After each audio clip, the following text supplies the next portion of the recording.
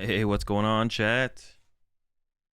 It's been a little bit. I meant to stream yesterday, but had some stuff come up, and I was still productive yesterday. I got some stuff done, but it didn't end up streaming yesterday, even though I meant to. But we're here. We're live. Today we're gonna be VOD reviewing Portland regionals. I thought maybe I'd start the stream by just like kind of talking about my tournament run a little bit. And I might take a look at my deck list that I played, and then make some adjustments, or like what would I adjust, what would I test next, what would I try out next, where would I go from what I did play at the tournament. Probably a good way to tackle it. So we can start there, I guess.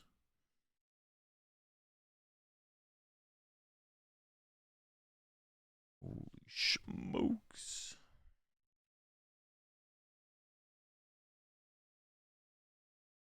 Let's see, what else I got coming up? We got Hartford Regionals, not this weekend, but next. I also want to kind of VOD review. You appreciate the 44 months there kicking. I also kind of want to VOD review, or just kind of like watch, react to whatever. VOD review the tournament in Japan that happened. See what's cooking over there in the new format, because that'll be our format pretty soon.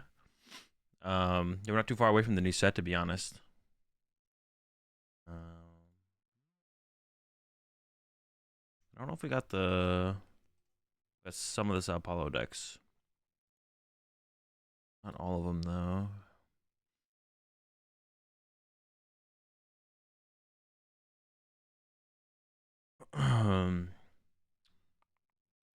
Surprise in the works for Laura that I may need your help with. Is Discord a good place to reach you? Yeah, hit me up on Discord, Rez. Yeah, Discord. Yeah, Discord works best. Twitter's okay as well. How do I see? Let me see if I can find what I'm looking for real fast. Maybe I can't. No, there's got to be a way to see this. Hold up. Oh, there's 2 regionals coming up too. There's also Malmo regionals. I didn't realize that. I didn't realize that was coming up. Oh, okay, I found it. New camera? No, just a new lens. I got a new lens. Upgraded the lens. Same camera though.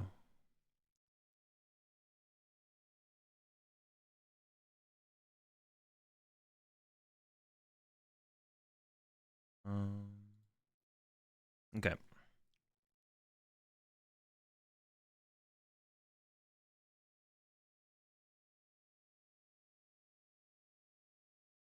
We can like start by talking about. I'll talk about like my tournament run. Then we'll take a look at my list that I played, or we could take a look at the list first, actually. And then we're gonna do some VOD review. 2 schmucks on the bench. What? Wait, did I say that? Because someone said that in like the comment section of the cast the other day. 2 schmucks on the bench. Do you think Champs is worth investing into for Guardi for the new set coming out? I have no clue. I mean, in Japan they didn't play them, so it seems like probably no. But I mean, you don't really know for sure. Yeah, in Japan they're not playing them, so I would say probably not worth investing in. But the question would be like, are they going to get cheaper or more expensive moving forward? If they're going to get cheaper, then I'd wait. If they're going to get more expensive, then I would just buy them now. Because at the very least, you could always just sell them back. So that's kind of the question: do they get cheap? I think they get cheaper from here on out, though. I don't think they get more expensive. Yeah, I think they definitely get cheaper from here on out. So I would say don't buy now. But I don't know. How many people pile shuffled in Portland? There's a couple pile shufflers.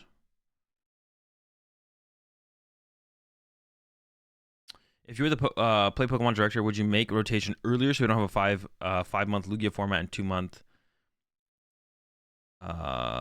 Scarlet Violet base format, even though it would be a non-Japanese format? No, I think we should just follow exactly what Japan does. But one of the reasons for that as well, to lock, wasn't one of our sets It wasn't Scarlet and Violet like heavily. We had some like set delays, right? Isn't that what kind of led to that funky 5-month period? Or no, is that just going to be consistent throughout future rotations if we just follow Japan's rotation format? Yeah, what is the?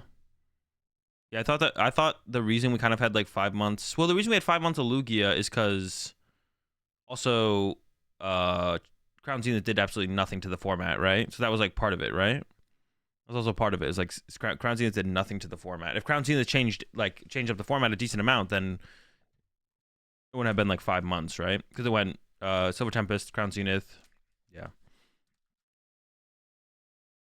They usually base it as February 1st, and Scarlet and Violet came out March 31st. Yeah, so right, like Scarlet and Violet was delayed. It seems like, yeah, I think Scarlet and Violet was delayed. So between Scarlet and Violet's delay and Crown Zenith doing nothing, I think that's what was. So hopefully it doesn't like it's not the same, right? Hopefully future set releases like line up a little bit better, and then hopefully sets like Crown Zenith have a little bit more impact on the format. So yeah, I don't think they really need to change anything as far as they theoretically don't need to change anything as far as like when our rotation happens. It seems like we could just try and follow along with Japan's rotation. When Japan rotates, we rotate, whatever. Not exactly on the same time, but like stay in the same formats as Japan, I think is best, because that's what the game's built for. The game's built for Japan's format, or made for, whatever you want to say. So I think we should follow it as closely as we possibly can. And it seems like we're getting closer to following it. Hopefully we don't move further away from it again. But we'll have to see. What I think a good indication of what they plan to do will be what happens with next rotation, like when it happens. If it stays in like the same formats as Japan has, that'll be a good indication of what they plan to do moving forward, for sure. So I'll just kind of wait and see what the next one looks like.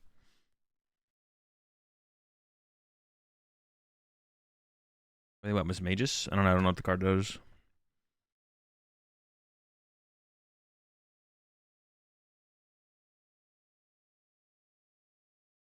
It was delayed to Lost Origin, but Scarlet wasn't delayed. Interesting. Is that what happened? Please share my Portland list. I just posted on Twitter. It's also on like Limitless or PokeStats Live or everywhere. Almost everywhere.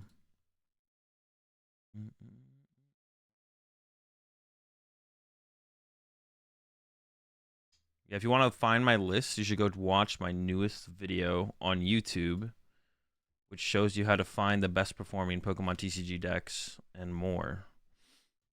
So yeah, if you want to find my deck list, just go watch my newest YouTube video. It'll take you like 3 minutes. The first 3 minutes of the video show you how to do exactly what you want to find out. So been playing Maraudon, but it's a scam. It's definitely a scam if your plan is to win games.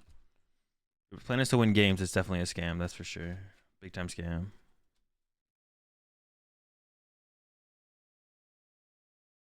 Yeah, I've been a little bit slow at like tweeting out my deck list post tournament. I need to get a little bit better at that, but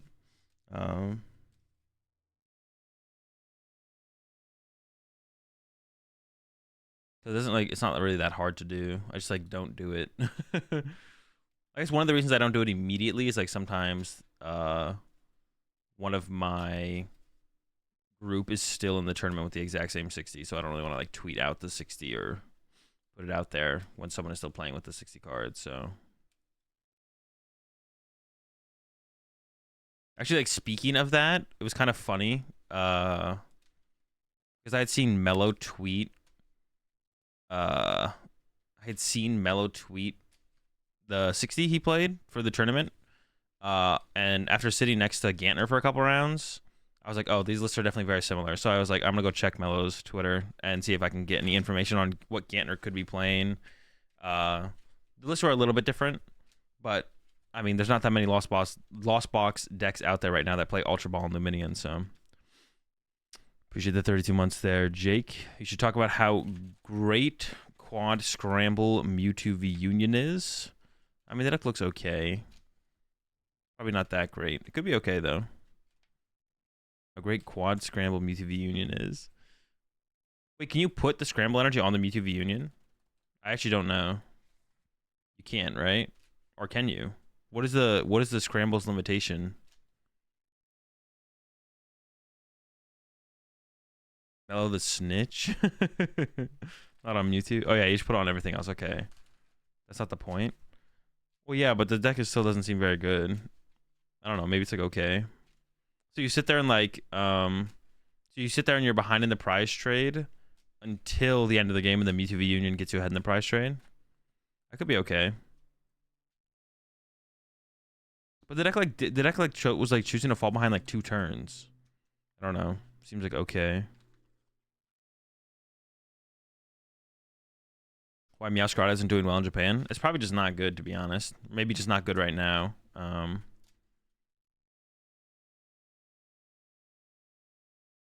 energy, 1 prize of the whole game. I mean, it could be okay. Meowscarada might just be bad, to be honest. As someone new to coaching, what are some things you appreciate in students coming prepared with? I'm talking having no clue what to ask. I mean, just any questions you have, having an idea of what you want to like work on, or what you think you want to work on at least, like start with. Any questions? Yeah, any questions you have about literally anything. You don't have to have anything. The coach should have like some idea of what to do in a situation, like where to move, like where they want to move forward with, what they want to talk about or do in a session, even if the student doesn't have any like specific things they would want to go over, like certain matchups or a certain deck or a deck list, or just how to approach playing a deck, or like just general tournament questions as well. So a coach should have an idea where to go from there, even with a lack of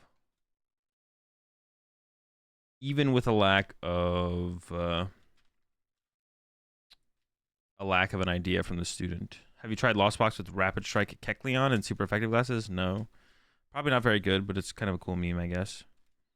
So super effective glasses triples the weakness. So like theoretically, are you 1-hit KO? But you're not 1-hit KOing anything, right? You think Guardy's playable with Lost Box matchup being so bad? Only if you like tech it out, and then I'm not sure if it's worth it. So that's like what I would be stuck on.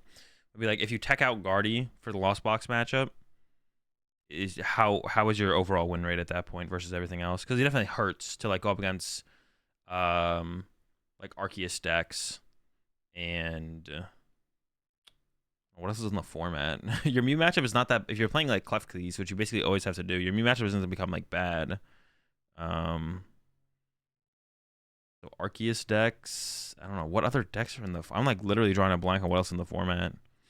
Gudra, like you're probably not helping your Gudra matchup by playing Klefkes. Like even though it is a Lost Box deck, like if people are playing the Melodies and stuff, like they're still kind of getting there. I feel like. Yeah, so you're not helping a lot. You're not helping a lot of your. You're hurting a lot of your matchups by playing stuff like Klefki and Mewtwo V Union. You can get to 270. Okay, 270, and then Sableye cleans up. It's probably just bad, but it's a cool meme. Probably better when Super Rod comes out, so that way you have like a better, more versatile energy recovery card than just like playing a bunch of like Claras and Recyclers are just kind of bad. So when Super Rod comes out, the deck probably gets a lot better, to be honest. Klefki and View Union doesn't really work. I mean, tell that to Rune and just hope they break. Klefki V Union. I think you're definitely favored against Lost Box. If you're not gonna tech for Lost Box, you just shouldn't play Guardy. Like, I think the only way to play Guardy right now is to figure out what is the best tech for the Lost Box matchup. The best way to tech for the Lost Box matchup. And then be like, okay, with all these tech cards in the deck, you know, maybe you get close to 50-50 against Lost Box, maybe favored. Like, Klefki's and V Union's a lot to not be favored against Lost Box. So say you get favored against Lost Box. It's like, okay, but is it worth the trade-off? What is my win percentages looking like against everything else with all these tech cards in here for the Lost Box matchup? And if you come to the conclusion, now you're losing to literally everything else. Oh, like Lugia would be another matchup. If you're just getting bodied by Lugia and every Arceus deck now, it's like, well, it's probably not worth it then. Like, no tech Guardy to a cup this weekend and go 4-2, make top 16, and get my invite. Let's get it, Jake. I think it's reasonable to play Lugia without Dur or Ursh and just take the L to Dur. Not right now, no. I think you definitely play Ursh. You play Ursh right now for sure. I think Arc Dur, Arc decks in general, Well, do you need it against Arc decks? It's pretty nice against Arc decks, to be honest. Yeah, I would say you keep the Ursh. Because Dur, like, yeah, I think Arc Dur isn't going anywhere. I think got like a little bit revitalized with the fact that it actually did decent at Portland.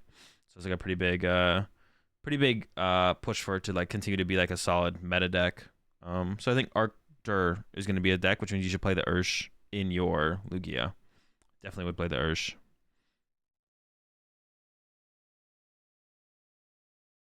I don't think Guardia is a very good deck, even with the text, is the point. It's just fun. I don't think Guardia is a very good deck. Oh, wait, you weren't even responding to what I was saying. I think Mewtwo version is good into Arc because since it does 300. Yeah, but your Guardies and Zacians also do 300 damage. I don't think that really changes anything. Here's a clunkier deck, which is like, I think probably hurts you more than it helps against Arc decks. You just sleeved and all your cards are in order. You'll shuffle 21 times according to your video. Yeah. And it'll be random. It'll be sufficiently random, and I'm not going to draw worse or better if I pile shuffled. Second better than second bad, second vac better than a switch card? Probably not. I don't know, Vaughn. The vacs are really good for mirror match. I think the vacs even out your mirror match, like help your mirror match a lot, because like getting to 10 first, getting the threat of like Greninja sooner, like all that stuff like is a pretty big deal. And maybe like, so I'll talk about my list a little bit later and talk about what I cut, but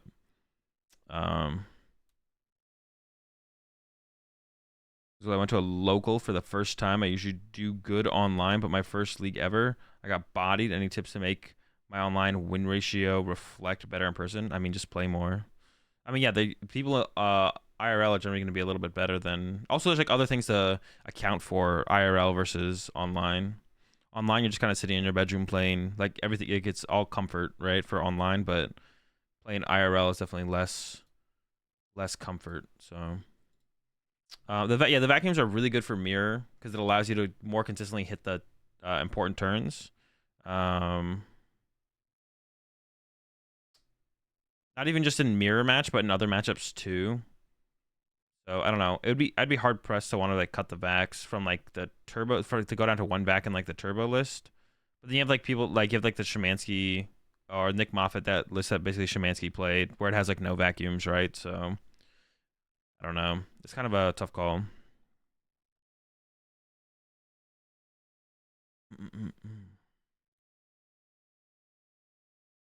So yeah, it depends on the build, I think, a little bit. Like Sable's Art, I'd play 2 vacuum, I think, pretty much for sure.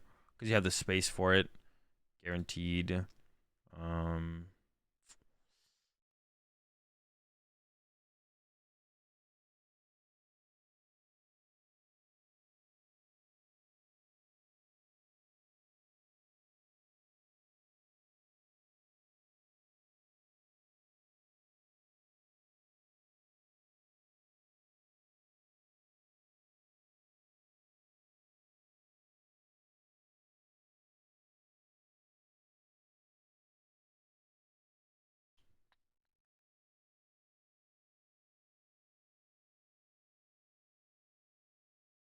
I have no clue how the Kyogre Molt deck beats Mirror ever. Yeah, me either, Vaughn. I'm not gonna lie. I think you're definitely unfavored in Mirror. I think you're unfavored against probably every Lost Box build. Maybe, yeah, like I think even Sable's Ard's favored against you because you just have no Vax. Like Vax is like so important to like more consistently get to 10 first. So I don't know. But the mirror match, the Lost Box mirror matches right now are so fluky anyways. Maybe it just doesn't matter, to be honest. Like maybe your expected win percentage with like +2 Vax is only like by like 5%. And for that percentage to actually like be super relevant in like a tournament run, it's like not super high, right? So yeah. Roxanne and Prey. Oh, they do play the Roxanne actually. No, that's true. They do have text. They have Roxanne and Halucha. So it's probably not terrible. Like you're just not getting to Sableye first as often, but then you have ways to throw them off Sableye. They don't even play VIPs. There's a little bit less relevant in Mirror, I feel like. I feel like those are almost more relevant. Actually, they're probably more relevant in Mirror, less relevant in other matchups. Yeah, because like in other matchups, the big thing is that you can get to Kyogre more cleanly because you can thin those cards out of your deck where they would normally be Battle VIP passes that you can't thin out of your deck. They're playable cards, which means you thin them out of your deck as you see them. And then when you get Judge or Roxanne or as you're digging through your deck, you don't see any more Battle VIP passes. Dude, the amount of times I got judged into like double battle VIP pass was like so high, it was insane. So annoying. Alex and Nick didn't play Roxanne. Yeah, I'd have to like play with the deck. I mean, they have Echoing Horn and Halucha, so those are like they still have techs for the mirror. That can make a difference. Yeah, like the Lost Mirror is such a crapshoot that like, play some Ultra Balls. Yeah, the mirror match is such a crapshoot that like if you have something, it's probably enough. I don't know. That might just be like how like they have Echoing Horn and Halucha. Most lists play Echoing Horn though, except for like Straight Turbo doesn't play Echoing Horn usually. But something like what Gantner played doesn't play Echoing Horn. I don't think Gantner played Echoing Horn. But then you have like the build that I played, and it's like double vacuum plus a horn. You look at Sablezard, it's got usually Roxanne plus horn plus vacuums and Halucha. But Sablezard doesn't have Greninja, so you're drawing just seeing less cards, which leads to like potentially less explosive turns. So I don't know. Sablezard is maybe the most favored in mirror. I'd have to like test that more, but when I've played it, it doesn't seem like it. It still just seems like it's a crapshoot, and it's just like, okay, you know, if you go first, did the person who goes second get the turn one cram cleanly? And if you went first, like usually if you go first, you're not getting turn two Sableye, so then the person who went second, did they get turn two Sableye? Although that's what Gantner was trying to do. Gantner was choosing to go first and trying to get turn two Sableye. That was so funny sitting next to Gantner versus Hunter, and they were like talking about the matchup, and then going into game 3, Gantner was like, all right, I'll go second. And then Hunter said something like, oh, you're really trying to get that turn 2 Sableye, huh? And he's like, yeah, go second, get turn 2 Sableye. I don't know if he did ever, because he attacked with, I looked over a couple times, and he was definitely attacking with Luminion multiple times in the series, I'm pretty sure. But yeah, apparently Gantner's strategy was go first, and then get turn 2 Sableye. Whereas most people, and Gantner only played 7 switch cards, so I don't think with that list that makes sense. Like, play the 8th, if you had 8 or 9 switch cards, and going second, or going first and trying to play for that would be a little bit more reasonable, but Gantner, I mean, Gantner also played like Roxanne as well. Like any of them can play Roxanne. Sablezard just is the one that usually almost always has it. I don't know, it's just weird.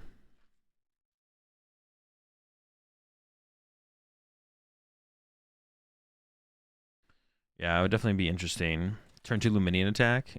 Yeah, not turn 2 Sableye attack. Turn 2 Luminion attack. Here it comes. Yeah, so I don't actually know what's like. It's once again like it doesn't feel like there's one that's like overly favored. Although like last format, I was pretty confident that. I mean, Sablezard just was unfavored in the mirror, and then like Sablezard wasn't good. No, Sablezard was like also bad because it was like also unfavored against Lugia. So Sablezard had a lot of problems, but.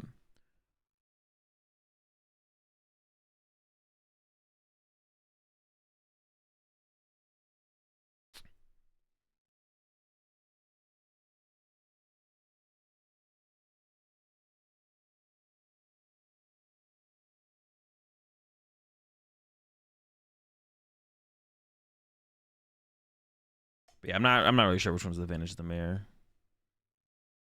Maybe I'll figure it out one day. As of right now, no clue. One of them's. I mean, it's yeah, like I said, it's just such a crapshoot. Like it's so like nothing feels like consistently powerful for the mirror match in Lost Box. Like Halucha's like okay. Vacuums feel like the most consistently powerful thing in the mirror match, but even then, like more switch cards would also be really good for the mirror match. Roxanne feels like okay. The problem with Roxanne though is like stuff like Roxanne or Halucha. Like there's so many situations where you're just like, I have to loss on this because it sucks, and like I don't know. That's why I feel like Sablezard can abuse those cards the best because Sablezard needs so much less turn to turn to function. Yeah, Sablezard needs so much less turn to turn to function that you're not as concerned with trying to conserve these cards. Like it's easier for you. You don't have to conserve as many things throughout a game. You can just like kind of like there's very little you need as Sablezard throughout a game. So it's easier for you to like conserve your Roxanne, conserve your Halucha, and set up bigger plays more consistently with them. But with the Mirage Gate build, definitely doesn't have as big of a luxury of that because there's so many more cards that are like important. It feels like. So it's every flower selection, every call, there's a lot more strain on like picking the right cards, making sure you like pick the right cards consistently, and then you usually have to give up more better resources throughout it, which is like it's not bad, but all right, let's talk about my run though for a little bit, and then we'll get into some Portland VOD review. So this is the list that I played at the tournament, and at the end of it talking about it, we'll go over what I would maybe change from it as well. But Turbo, Lost Box. I also talk a little bit, I guess, right now about like what else we were thinking about playing. So Turbo, Lost Box with Kyogre. That's basically it. That's the whole thing. A couple things that we were thinking about adding to the deck beforehand. We were a little bit unsure about the switch card count versus vacuum count. That was like the only thing that we were really discussing at the end. And also Pokestop versus Beach Court. But I actually really like the 1-1 split of Pokestop and Beach Court. Like Pokestop you really don't want to use. But when you do want to use it, you really want to use it. So yeah, this kind of worked out really well, the Beach Court Pokestop split. Yeah, Kyogre was good. I feel like Kyogre is like your only real way to beat Lugia consistently, to like have a consistent out against Lugia. I feel like if you're just playing the Turbo build, like your Lugia matchup is really tough. It's really easy for them to get ahead. And it's also just really easy for them to just be like winning the prize trade, and it's like really hard for you to make a comeback at that point. But Kyogre like makes them have to play differently, a little bit more conservatively, because they have to potentially play around the Kyogre, and then also the Kyogre just like can all of a sudden like let you win the game. And yeah, I use like Kyogre in almost every Lugia matchup I went up against, I think, except for the except for one of the matches against Lugia in day 2. I use Kyogre to win like every game against Lugia. Is 4S necessary? I mean, it's pretty good. Finding your Pokemon turn 1 is pretty important. And that was like the biggest thing that happened to me in the tournament was I couldn't find basic Pokemon turn 1 sometimes. So I wouldn't cut an S-Ball. I don't know. It's consistency. Seems pretty good. Yeah, I don't think I would cut an S-Ball. We were thinking about playing second Cram, but after the tournament's over, to be honest, like I think 1 Cram was plenty. You have just like so many other aggressive options to take throughout a game. I don't think you ever need the second Cram in a build like this. Something like a Sablezard, or something like what Shemansky played, the Moltres Moffat build, whatever you want to call it. 2 Cram in there, I think, makes sense, because you have so many less options turn to turn, because you're just not as explosive. So you don't get access to your gates as soon, or your Sableye as soon. So in those kind of builds, I like second Cram because I think it fills a lot more gaps. You're also a 1 prize build, so you have like doing 110 for your turn is sometimes a little bit more reasonable because you're not giving up your prize cards as fast, so you have like more time to work with. So in this build, the 1 Cram felt fine overall, to be honest. I don't think I would add a second Cram because you're getting to your Sableye and your gates so much sooner. It would be nice to play a Snorlax in here, but finding the space for like a Snorlax would be tough as well. I mean, the other decks like we were considering playing something similar to what Shemansky played, but it was just with Snorlax, no Moltres, which I think is like a little bit better, actually. I don't know. Whenever I tried out the Moffat Moltres build a little bit, and the Moltres is just... yeah, I don't know how you ever set it up consistently and like utilize... like, it's just like so awkward. I'd rather just play like double Snorlax. And then just like swing hard. Like the Moltres is like, you don't need it to beat Mew because you have Kyogre to beat Mew, and the Guardy matchup is so good. Like I think Snorlax is ridiculously strong into Guardy because you like basically do a ton of damage with it to set up for Sableye in the future on stuff like Zacians or Guardy EXs, and then they don't get 2 prize cards when they KO it back. So I think Snorlax is super good against Guardy, so you don't really need the Moltres. The only thing that Moltres can help with is like an endgame Roxanne plus attack with Guardy EX, which can be a little bit annoying at the end of the game.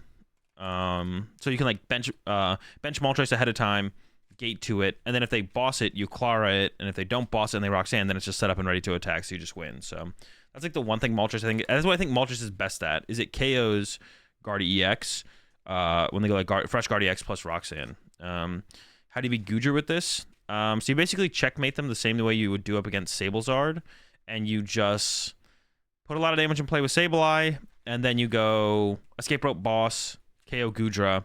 If they have 2 Goodras in play, you Kyogre KO double Goodra, because they don't play Hand Disruption. So they literally aren't disrupting your hand this whole time. So all you do is you draw 2 prize cards with Sableye, Echoing Horn, a 4th 1 prizer in play if they have 1 Goodra in play. If they put 2 Goodras in play, you just Sableye a bunch of stuff, KO 2 things, Horn something into play if you have to, and then you go Boss Kyogre, win the game at the end of the game. So the way that Goodra can kind of play around that is they can play around that against this deck and Sablezard is you can play a Judge. So I think if Goodra wants to compete moving forward, they're gonna have to add a Judge, because like the turn before you like initiate the checkmate as Kyogre or Sablezard, that's when you can Judge as Goodra. Otherwise, you just sit there and you get checkmated as Goodra, and you can't really do anything because you don't play Hand Disruption. So they just sit there and they'll eventually just beat you. So you kind of have to play. It, I think. With Arceus Rising, Zabuza's turn to shine. No, I still feel like Snorlax is just better. Just being able to hit more consistently with Snorlax, I think is just better. Zamazenta is such a like a high. They do play Roxanne though. Yeah, but you don't ever give them. You don't ever go down to 3 prize cards. So your game plan is you never go down to 3 prize cards and you draw 4 prize cards in one turn, or you go down to 2 prize cards, but you KO their only Goodra in play, and then you just follow up with Sableye to clean up all the damage you have in play, just kind of sitting there. So you just don't ever just go. You never go into Roxanne range, and then you just win the game. Yeah, Zamazenta is not really good because it's just so cost inefficient. Like Snorlax, I think is just always better. I don't think the plus 40 damage that Zamazenta gives you is like worth the trade off. But I have to like test more with it to see if it ever matters. But yeah, you just sit there and you checkmate Goodra. So Goodra, I think it needs to start playing if you want to play Goodra moving forward, I would play a Judge, because otherwise Lost Box decks can just checkmate you. Pretty easily to be honest, like pretty reasonably. Like even like Shemansky's, like the deck that Shemansky played, because Shemansky added a boss, can do the same thing against Goodra. You sit there, take a couple knockouts, go down to 4 prize cards, Sableye some damage onto a Goodra, and then 2 other prize Pokemon in play. And if they only have one prize Pokemon in play, you horn another one back into play. And then the Goodra player goes down to 1 prize card, and then you go Baby Moltres, Escape Rope, Boss, Hawlucha, KO 2 Pokemon off the bench, Baby Moltres, KO the Goodra, and the game's over. So, yeah, if Goodra wants to compete moving forward, I think with Lost Box decks, you have to play a Judge. At least one, but you probably only need one because you're going to see a ton of cards by the time they'll actually get their checkmate set up. So if you add a Judge, I think it makes the matchup pretty reasonable. I'd have to actually like, see how it plays out. So even at 1 Judge might not be enough depending on the build that they're playing, but I think it would probably be enough to just like play a Judge in Goodra. It'd probably give you the advantage against Lost Box decks again. Yes, this is the list we played. Like I said, those are the changes we were thinking about. And then I don't think there was anything else. Yeah, we were thinking about playing the Snorlax build, which I thought was pretty good. Just Kyogre plus Snorlax.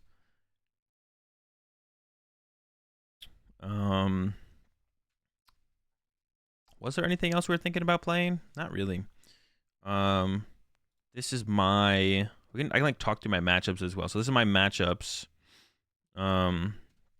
Here I started off 7-0 in day 1, so there's always a difference like playing a deck on like PTCG Live here on stream versus in tournaments to get like a better idea of how like a matchup actually breaks down and stuff like that. So round 1 I hit a Lugia. That was game 1 wasn't very close, game 2 was like kind of close, and then from there yeah, I beat the Lugia, and all the Lugia's players I played against except in day 2 I think against Eric, but this was Lugia. Torres was also Lugia. None of them thought I was playing Kyogre until I played it down. So there's like a big advantage for me up against my first 2 Lugia opponents here, Eric and Richard, where neither of them expected me to have Kyogre, and then I did it, and then they just like, and it's like fine for them to have assumed I didn't play Kyogre, to be honest. Like up against Richard, one of the games, it was like if Richard just if they just sent up their Tyranitar, that I think I had Echoing Horn into play. I forget. If they send up the Tyranitar, I can't win. But they're like, well, I don't want to send up a 2 prize Pokemon here. I'm going to send up an Archeops. And then I went Kyogre for 4 prize cards. Like, I thought there was no way I was winning that game. But as it was playing out, I was like, well, with this last Escape Rope, if I play it and then they send up Archeops, I actually win. So I played it out to that point. Played the Escape Rope. They sent up Archeops, and then I won the game. And then the second game was was a little bit more in my control, I felt like, overall. And wasn't quite as close. And I beat them with Kyogre in that one as well. Same thing against Eric. They just didn't expect the Kyogre at all, because like they just kind of assumed I was playing like Turbo Lost Box, but there was a Kyogre in there as well, and it was like basically a mix. But yeah, Lugia round 1, and then I hit, and like I said, I played against Richard in round 5. Lugia. That's how the Lugia matchups went, and then I played against 4 Guardies besides that. So like I said, when you sit down and you play in a tournament, the matchups, it's definitely different than playing like here on stream on PTCG Live. You appreciate that Prime sub there, Thunderfield. Welcome to the Rat Pack. We're all out of windows. We got plenty of paint. Click the button, the add button to make it Lugia. Oh, can I just do that myself? Submit. I understand I cannot resubmit. Oh, so does this make it Lugia for me? Like, how does that even work? Why would it say it like that? That feels weird. Okay. Yeah, the 4 Guardies here in the first 6 rounds. I didn't really know how good this matchup was until I played it, and it felt insanely good. Jordan didn't have any trouble against Gordon. Against Scotty, I did have to use Kyogre to make a little bit of a comeback in game 2 against Scotty, but I also had game 3 to potentially work with. So I think I was going to beat Scotty. I probably would have been able to maybe beat Scotty no matter what going into game 3. But yeah, game 2, my start was a little bit slow, but then I made a comeback with the Kyogre. Because like, yeah, Scotty had like an insane, like, Scotty went first, and then I went over to me. I opened the Raikou, whiffed turn 1 attack with Cram somehow. Still had my 4 Seal Stone available on my Raikou. I put it in play. I was like, well, if I get judged, I guess I get the 4 Seal Stone. Yeah, somehow whiffed turn 1 attack with Cram, and then they went 5 energy in the discard pile, Rare Candy, Guardy, Boss KO my Raikou off the bench. Just like absurd turn 2. It was like insane. I also prized my Dragonite that game, so I didn't have like a quick response and KO the Zation back. So yeah, absurd turn 2 from Scotty. Definitely got cheesed a little bit on that game too, but I still made the comeback with the Kyogre in the end. Yeah, that was just insane. But yeah, I still made the comeback. I won that 1-2-0. Also beat Avi 2-0 as well. Game 2 didn't finish, but I was probably going to win anyways. I had like +2 turns to play the game to find Echoing Horn or just like another attack with Sableye. So they could have Roxanne me on the last turn. We didn't play out past that point. But the chance that I lost that was like pretty low anyways. Like I was pretty much always beating Avi pretty much no matter what I felt like. Yeah. So Guardy felt good. Played against Chris. Chris actually was the first Guardy that drew poorly against me. Like Scotty and Avi were actually playing the exact same 60 cards. They only played 1 Rare Candy. And they got like turn 2 Candy Guardy against me an absurd amount of times. Like it was insane. Actually all the Guardies except for Chris. These 3 Guardies here, like I think almost every game they got turn 2 Candy Guardy. Like it was like, just give me one game where you whiff, bro. Like one game. And Scotty and Avi only played 1 Rare Candy. They did play the 4 Seal Stone, so they had a couple more outs, and they also played Arvin. But still, like, give me one game. But then I played against Chris with the Guardy, and Chris drew terribly. I don't think Chris set up a Guardy in either of our games. So that's where the Guardies start to fall apart here, was against when I played against Chris. Up against Sam, it was a close one with the Sablezard. That's what I feel like. I like...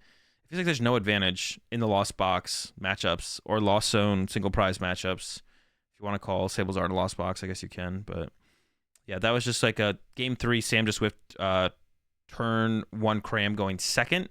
And I think with another follow-up attack. So I was just like super far ahead against Sam in game 3. Game 1, I think I won. I drew fine. Game 2, I drew pretty poorly. Sam drew fine. I lost. And then game 3, Sam drew pretty poorly. Like prized Heavy Ball and Cram game 3. So whiffed the turn 1 attack, and then I think even whiffed a follow-up attack later in the game as well. It was either back-to-back whiffs on Cram attacks because the Cram was prized, or there was like a Sableye whiff at some point. So yeah, game 3 wasn't very close at all. Up against Lee, I was feeling pretty good in the first game initially because Lee opened Drapion, and I opened Greninja, so it was like pretty good, but I just drew nothing. Like I like Greninja passed, and the next turn Clared for an energy, used Greninja, pass. Like it was pretty abysmal. Game 1. And then game 2, I definitely made a mistake, but I don't think it would have changed anything. I like retreated an energy off my Greninja at some point to try and get more energy in the discard pile to set up for Kyogre. But then I whiffed the card I needed off my prize cards to play, to make the play happen with the Kyogre. So then I wasn't able to Kyogre at all. So I maybe misplayed against Lee with that. I don't know if I actually had another win condition if I did keep the energy on the Greninja, but then I would have been able to use Greninja to KO Duraludon and something off the bench, or hit something off the bench for 90. So yeah, this one against Lee, I could have played better. I don't know if it would have changed anything. Up against Nick, this was actually a weird one. We had a close game 1, I think, and then I drew pretty bad game 2. We go into game 3. I open up fine. Nick opens up really poorly, like attached. Nick goes first, I believe, or I went first. I get down Greninja, double Comfy, Dragonite on the bench with the Seal Stone to like play around Judge. Nick gets turn 1 Judge, and off the Judge, I'm not be able to put together the Dragonite KO on the lone Arceus. And then the next turn, Nick judges again and only has attached to Arceus V attack, and that's it. Also, Nick put a Path to the Peak in play on the Judge, so then doesn't have access to Starbirth even if they found the V-Star. But they didn't find the V-Star for another turn. But I whiffed turn 3 attack with Dragonite again, and then from there it just kind of spirals out of control. That was like a little bit of a frustrating game that I like had a decent setup, got going a little bit, but then I just couldn't attack with anything throughout the rest of the game. Like every Judge that hit, I was drawing like double battle VIP pass. I still had like 3 Colress left in my deck, I feel like, at the end of the game. And like every time I would go dig through my deck on my turn, I just never found a Colress or anything like that. So the game 3 was pretty frustrating in this one against Nick, I'm not going to lie. Yeah, that was a pretty frustrating one for sure. It was definitely frustrating because I felt like I opened decent and my deck just literally couldn't function. Like nothing, like it was one of those games where it's like everything is still in the deck. I just can't see anything. So it was a little bit frustrating of a loss. Up against Cameron, first round of day 2. Cameron no-showed, but it was a Guardy, so it was probably worth it for them just to no show, to be honest. The dub was going to be had no matter what. Against Nathan with the Arc Dur Umbreon thing, I thought this matchup was going to be terrible. Yo, appreciate the raid there, Mahone. Get a good stream, bud.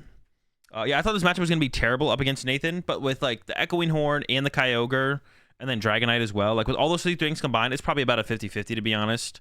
Danny actually beat Makani in day 1, and Makani was playing the exact same 60, so I actually think that matchup is like kind of close. That matchup was probably like a 50-50. And actually, I think I would have won game 3 if we had more time. If I would have won game 3 if we had more time, so it ended up being in a tie. But like I whiffed turn 2 Dragonite. Yeah, I don't know, it just kind of went downhill early. But then as the game progressed, it was like, oh well, I kind of win here with the Kyogre play, but we didn't have. I need like one more turn, I think, and I would have won. But it could have been different though as well, because like Nathan chose to not attack on a turn and like retreat to a Pokemon that I would want to snipe with Kyogre off the bench. So Nathan would have played differently as well if we had more time. So it was pretty close at the end. But yeah, the matchup was definitely not as bad as I thought it was going to be. Same thing with up against Lee. Like I thought it would be a little bit worse, but after like playing through the matchup, like it's not that bad. Definitely annoying. I would say they're probably slightly favored, to be honest, overall. But if you have the Dragonite, you got the Kyogre, you got the Echoing Horn, like if you have those pieces, you can definitely win. Up against Eric, game 1 went really in my favor. It was pretty easy. Game 2 was interesting because Eric only got out 1 Archeops, which is actually in the Lost Box matchup. Solo Chops is like not that big of a deal. And it wasn't that big of a deal in this one for Eric either, because I wasn't able to chase the Chops ever. I was never able to chase Eric's Archeops. And I think I did misplay in this one, though. There was a play I could have made on like turn 2 or 3 where I could have Sableye KO'd the T-Tar off the bench, and then Eric pushed up Lugia off my escape rope. And then I only had a double turbo. So that means next turn from Eric would have to Archeops to the Lugia to attack. And in my hand, I had Boss. So theoretically, I could have KO'd the T-Tar off the bench with Sableye because I got an early hit with Cram. I could have gone Sableye, knock out the T-Tar, and then go next turn, Boss plus Dragonite, KO Archeops, and then the Lugia that was set up wouldn't be able to KO my Dragonite back. And then from there, I think I would maybe would have just been able to more cleanly win the game. My fear was, though, it's like, okay, I could do that, but what if Eric just has a Judge next turn? And then it's like, then I get judged, and then me having the Boss, like, then I went for the Sableye play, don't have the Boss. But then even then, I'm just still staring down a Lugia, so it doesn't make it like terrible. So I think I should have gone with the Sableye play. Instead, I went, because Eric pushed up the Lugia, I went Raikou knockout, knowing next turn I could Sableye knockout probably the T-Tar, or if not use Sableye, I could use Dragonite. And when you go Dragonite KO a T-Tar, it's sometimes hard for the Lugia player to... The only thing that Lugia can knock out Dragonite with is T-Tar, like out of nowhere. But that can be hard to do, especially with only 1 Archeops. So that was like part of my game plan as well. It was like, okay, Raikou, knock out Lugia, I get the first 2 prize cards, or I get I'm up a prize card, then they go T-Tar respond. If they don't get Serena, I can Sableye KO it. If they do get Serena, then I can go Dragonite knockout, and I had Dragonite on my bench as well at that point, so I go Dragonite knockout, and then for them to get a response knockout on my Dragonite with a T-Tar seems like almost impossible. So that was kind of my plan there. But yeah, and I ended up winning in the end with a Kyogre play, though, at the end of it all. It got down to a point where I had 5 cards in deck, 1 Recycler left in the deck that I needed. I had 1 Recycler in hand, 1 in the deck. And I could have also won if I had hit a Water Energy off my prize cards, but I whiffed that off the last 2. So I had 2 prize cards left. I was going to KO Serena plus Archeops, or Archeops plus Stone Journer off the bench or something. I forget. And then I got milled by T-Tar. They whiffed the Recycler, so I just hit the Recycler, and then it was pretty easy from there. Against Jonathan Means with the Arctina. I actually completely forget this matchup, to be honest. I do not remember at all how this... Oh, yeah, I remember in game 1, they had to B-barrel for 1 to try and hit the Charon's Care, and that's what I did. So in those kind of situations where, like, I know what's going on, they know what's going on fully, then I call for a judge call. If my opponent doesn't fully know what's going on, or if I feel like they're missing a play, even though they have access to it, I'm not going to call for a judge shuffle, or not a judge call, I'm sorry, a judge shuffle. Because then I might, like, all of a sudden make them think about, oh, wait, why would they want a judge shuffle here? What do they think I'm looking for? It's like, oh, I'm looking for this. But they knew fully what was going on. They needed their Charon's Care. I knew they needed their Charon's Care. They're about to be barrel for 1. In those kind of situations, I always do a judge shuffle, because I don't want to pick cutting or shuffling or tapping my opponent's deck. I'd rather just put it in someone else's hands if possible. And you can do that. You can call for a judge shuffle. It's always funny when I do it sometimes, though, because the judges are like, I don't know, can you do that? Can you call for a judge shuffle? I was like, why else would we be able to call for a judge shuffle if it wasn't for for right now? Like, that's the reason of a judge shuffle. Is if I thought my opponent was cheating, I would also be like, listen, I think they're cheating. This is why. And then I also want a judge shuffle because I think they're cheating, even if you don't think they're cheating. Why don't you just shuffle yourself? Because then I shuffled their deck. And then what if they draw it? Well, then I could have cut. Kind of seems like an abuse of Judge's time. Maybe, but then what's the point of having it in the rules? I mean, it's in the rules. I'm going to use it if it's in the rules. If your shuffle is random and their shuffle is random, then it doesn't matter who's shuffling. Yeah, but it's like a mental thing. Like, if you cut their deck and you cut them into the one card, it's like, well, what if instead of cutting I had tapped? Or what if instead of tapping I had shuffled, right? It's like a mental thing. But if I ask the judge to shuffle, it never mentally wanes on me at all. Even though every time I've done a judge shuffle up to this point, it has always gone in my opponent's favor. This is the first judge shuffle. This is the first judge shuffle that has actually gone in my favor. The other ones were like Boss, Marnie, and there's like another one. But every time I've had a judge shuffle the deck, my opponent's always gotten the card. Yeah, my opponent's always gotten the card until this one. I don't know, man. Random is random. I don't know. It's like it's probably something I need to get over, but it definitely is a mental thing. I definitely need to get over. I should probably get over it, but it definitely is a mental thing.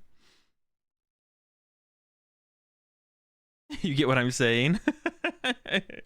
Superstition is what it is. Yeah, it definitely is my own mental block I need to get over. But yeah, I do judge shuffle in those situations. There's also like it completely eliminates the potential of my opponent cheating, right?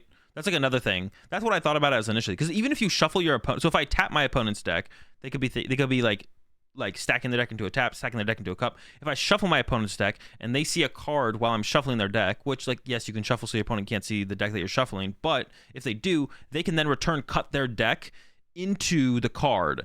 But a judge shuffle cannot be cut by your opponent. If a judge shuffles the deck, that's it. Your opponent can't cut it back. But if I shuffle my opponent's deck, they can cut it back. So there's a possibility that they cut themselves into the card maliciously, right? So I don't know. That's like the other thought process behind the judge shuffle. Must be playing against magicians? Yeah, maybe. There's so many times where a judge will call it one or two riffles and call it a shuffle. I mean, that's fine. That's effectively them cutting, but I'd rather have the judge cut than me cut or my opponent cut. You know what I'm saying? I don't know. I use it like once a tournament, maybe. I'll do it like once a tournament, maybe. You appreciate the 33-month resub there, Jay Stewart. I'll do it like once a tournament, maybe. That's usually about once a tournament, to be honest. Yeah, it's usually about once a tournament that I call for a judge shuffle. It doesn't happen very often, though. So that was my game against Jonathan. Then I played against Landon on stream, and I definitely misplayed in this game against Landon on stream. I don't know if I'll VOD review that game specifically because it's so short, but there was like a lot of things going on in the moment of it, and I just like missed a couple things, like definitely. One thing is I thought I had one less prize card than I did. I don't know why I thought that. I thought I was about to go down to 2 prize cards, but I actually was about to go down to 3 prize cards. So I decided to attack with Sableye over Greninja to have 2 attackers set up, because I thought I'd have 2 prize cards left, and either of them won me the game next turn. And then I went to draw my prize cards, and I was like, oh. And although I don't think this is like a problem of the stream setup, it's something that, like, I think I definitely just didn't notice, because the prize cards, like, when you're on stream, are like way off to your right, past your deck, and just like they weren't in my visual. Like, it was just like a bad misplay, to be honest. If my prizes had been where they normally are, here on my left, I think I would have noticed how many prize cards I have left. But at the end of the day, it's definitely just my mistake. I mean, I know why it happened, so something I'm going to be trying to be a little bit more aware of when I play on stream in the future. Is like, don't forget how many prize cards you have left. Yeah, for some reason I thought I had just 1 prize card left, and I actually did. So I could have won that one against Landon, game 1, and then if I had been able to squeak out game 2 or game 3, then I would have won that, would have been in top cut. Instead, Landon won game 1 because I misplayed, and then they offered me the ID initially at the beginning of the round, and I said no because it makes sense for me to play it. But then after they won game 1, I offered them the ID, and they took it because they were confident an ID would lead to them making top cut, and they did make top cut and won the whole thing. But they did have to play out their next round, to be honest. So actually, they were in a situation where they probably should not have accepted the ID. I had no idea what the outcome was. I had no idea if this would get them into top cut or not. But they wanted to ID, and if I'm down a game in a set and an ID doesn't take me out of cut yet, then I'm definitely going to take that ID, because my line to top cut would have been beat Landon and then ID the next round. But if I'm down 0-1 in a set and my opponent wants to ID with me, I'm definitely going to try and get the ID here and then win the next set where I'm a 0-0 going into the set. And then last round, I play against Austin with the Mew, and I was super excited because this is the first Mew I had hit the whole tournament, and the matchup's really, really good. And then I just drew really, really bad. So that was unfortunate. Yeah, I was really excited for that. I was like, okay, whatever happened against Landon happened. I misplayed. We got the tie there. going to this last round. I got a great matchup up against Austin with Mew. Game 1, it's terrible. I drew super bad to begin with, but then as the game progressed, there was actually a situation where I could have actually made a comeback against Austin. And I was like, at some point, like every judge that Austin hit me with, like I ended the game with like 2 Chorus. It was 2 Chorus in my deck at the end of the game, and there was a couple other cards too. But every judge Austin hit me with, it was like drawing double battle VIP pass like every single time. I was like, bro, just give me like playable cards. And at the end of the game, on my final dig to try and go for the Kyogre play, I had Beach Court, double Chorus in the deck, and if I hit any of those, then I just win the game. If I hit Beach Court or one of the 2 Chorus, I just win the game. At the end of the game, after I go Comfy, the bottom 5 cards in my deck are Mirage Gate, Chorus, Beach Court. That was a pretty annoying loss in the first game. Game 2, I win really cleanly. Just what's Austin's deck? It's just Mew. They play a Penny. But it's nothing super special beside that. Game 2, I win super cleanly. Sableye, Greninja, Sableye, draw KO 1 Genesect, Kyogre, draw 4 prize cards, game over. And then game 3, I once again just draw terribly. I open double Recycler, Clara. I do open Greninja, which is good. I use Greninja, get into a Comfy, retreat to the Comfy, or I open Comfy, get Greninja. So I see 4 cards, see no more basic Pokemon. And then I get judged into, I don't know if it was that turn or the next judge. I think it was the next judge. They judged me on their first turn. They whiffed the turn to attack, I think. They went first. They whiffed the turn to attack, back over to me. They had a really slow start in this one as well. The other 2 games, they had like fine starts. So this game, they had a really slow start. They had like 1 Genesect, 1 Mew. So it was like, if I had just drawn anything, I'd probably just win. 1 Genesect, 1 Mew. They hit me with their second judge. So that was the first judge, I don't think was too bad. I could have another Comfy setup. They go Escape Rope, KO my Greninja, because I had just a Greninja and Comfy in play. So I just have a Comfy now. They judge me into another Comfy. I use a couple Comfys, don't hit Chorus, and pass. And then they judge me again. Oh, I think I get Dragonite down on that turn, because I'm like, I'm going to get Dragonite down here. So if they judge me again next turn, 4 Seal Stones are out. And then they judge me again, and I get double 4 Seal Stone, double Battle VIP pass off that judge. And that's where I was just like, bro, just give me like a playable card. I mean, the 4 Seal Stones are obviously playable. And then I made like a really weird play that turn where I dug a little bit. I think I used a Chorus finally that turn on turn 3 or 4. I forget. Turn 3, yeah. I finally get a Chorus off on turn 3. And then I end up 4 Seal Stoning to get because they still only had 1 Mew and 1 Genesect in play. And then I 4 Seal Stone to get Cram. I put the Dragonite in play. I put the 4 Seal Stone in play. I use the 4 Seal Stone to get a Cram. I send up Cram. And I go Cram Punch. Because then if I get attack off with Dragonite next turn, then they just have no Muse in play and I could just win. They KO my Cram. I have to follow up Dragonite attack. And then it kind of all spirals away from there. The only other play I could have made there would be to just hold the 4 Seal Stone on the Dragonite. And then just pass. And then next turn use 4 Seal Stone for Chorus. But even then I'm still so far behind because I didn't hit with the Cram that turn to set up the damage on the Mew VMAX. So I was like, it feels better to hit with Cram this turn than hope to get into a Chorus next turn. So I finally get off that attack, that knockout with the Dragonite like 2 turns later, because I whiffed it on the following turn. But then they got the return knockout on my Dragonite, and then I just conceded from there because there was like no way for me to win. So yeah, it was a little bit of a frustrating loss in the end for sure. But I did misplay, like I said, I think I definitely misplayed a couple times throughout the tournament against Lee. I misplayed against Landon. So I can't be too mad at the poor draws at the end of it all, even if it was up against a good matchup, because like I didn't play as well as I could have through the rest of the tournament and could have been in a position where I don't even need to beat Austin to like get to top cut, right? So I can't be too mad at that overall, although it would have been nice to like beat the 1 Mew I got to play against, but it's unfortunate for sure. Do you go for 3-3 against Mew typically, or play for the Kyogre? You always play for Kyogre. If you let them get access to Roxanne, you usually lose, so you just like don't want to give them access to Roxanne unless it like is like fine. Sounds like I might consider dropping a pass. No, playing 3 Battle VIP pass is like the most cringe thing you could possibly do. Yeah, we're never cutting a Battle VIP pass. You either cut them all, or in some decks you can play like 1 or maybe 2 if you have like search outs for them, something like Irida. But yeah, we're never going down to 3 Battle VIP pass in a deck that has no search outs for Battle VIP pass. That's an L take. Wait, what's an L take? Going down to 3 Battle VIP pass? 3 VIP is fine? No. Only in decks that have like maybe search outs for it. If you have search outs for it. Alpha version with no Battle VIPs has been pretty solid. I mean, that's different though. That's not 2 or 3. That's 0. I'd say, like I said, 2 or 3 is cringe, or 3 is cringe. 0 is different than 3 or 2. 2 and 1 is fine if you're playing a deck that has like search outs for it, like Iridas or something like that. Like that's fine.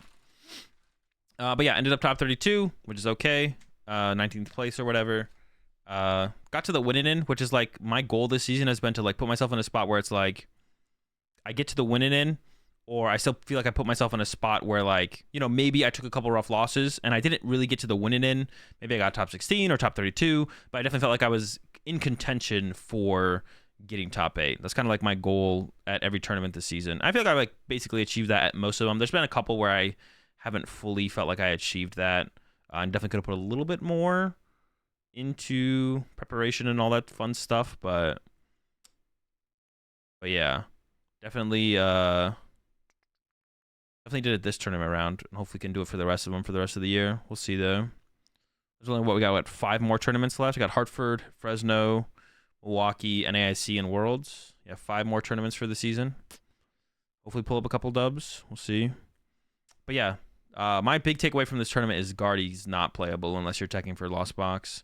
And if you're Guardy's not playable unless you testing for Lost Box, teching for Lost Box, and even at that point, even if you get your Lost Box deck manageable, Lost Box matchup manageable, keeps like, well, if you don't have 4 spots for VIP passes, but you have 3 spots for them, then it's fine to play 3.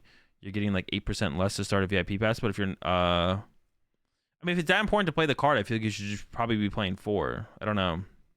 I mean, I could just be wrong on that, right? Like maybe you should maybe Arctina should play 2 Battle VIP pass. I don't know. I think the constant functionality of a card is like pretty important for decks. And then there's decks that need to set up super hard, and there's decks that don't need to set up that hard. I don't know.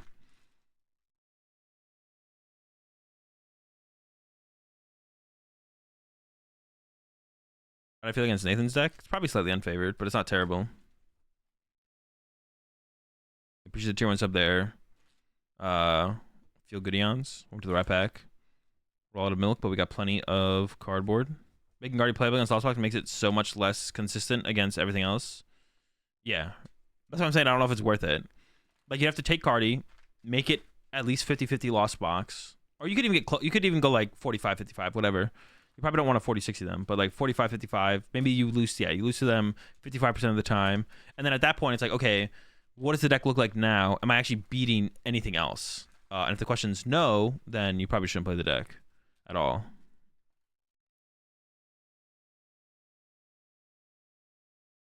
So it'd be like, once you get the deck, can you get the deck to at least beat Lost Box 45% of the time? Okay, yes. Okay, now what do the rest of your matchup percentages looks like? Because if your Lugia and Arceus matchup fell off heavily, then like you probably shouldn't play the deck. If you don't want to get guys turn 1 with Arctina, you still have Ultra Ball. All that matters is the total win percent increase each card gives you. So if you, yeah, but there's just no way that 4 Battle VIP Pass doesn't give you more 1% than like so many of your other cards.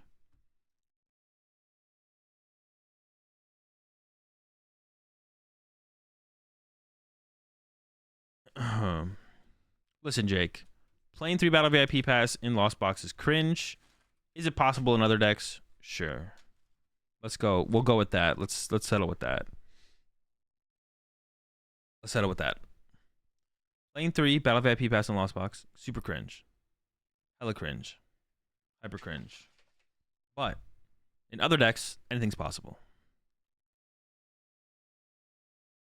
How'd I win match 13? I mean, the matchup's like fine. The matchup's not like bad. You just attack.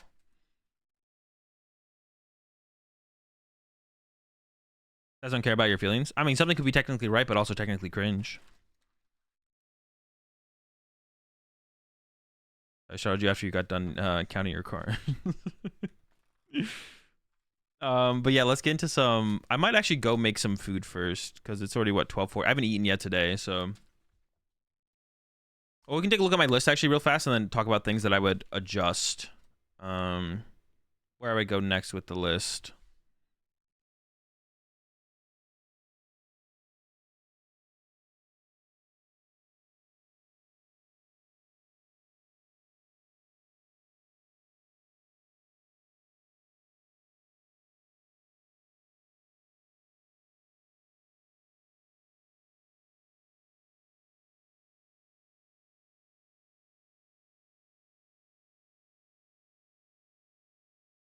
Let's see.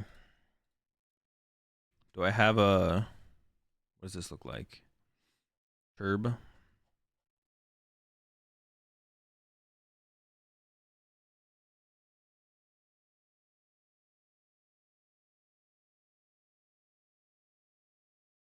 Guardia vs Artina? I have no clue, to be honest, but it seems like it's pretty close to 50-50. Yeah, probably pretty close to 50-50. What do you think about the Dathan deck? It's cool. I definitely want to give it a tryout sometime this week. Yeah, super cool deck for sure. All right, let's adjust this list then. So the only things that I think I would change, I wouldn't change very much, to be honest. I think I would try no boss. 2 vacuum I still kind of want to keep because, like I said, it feels pretty big in the mirror match, but we could go like 1 back. And then 4th rope for sure. I got 1 spot left. I don't even know what I'd do with this last spot, to be honest.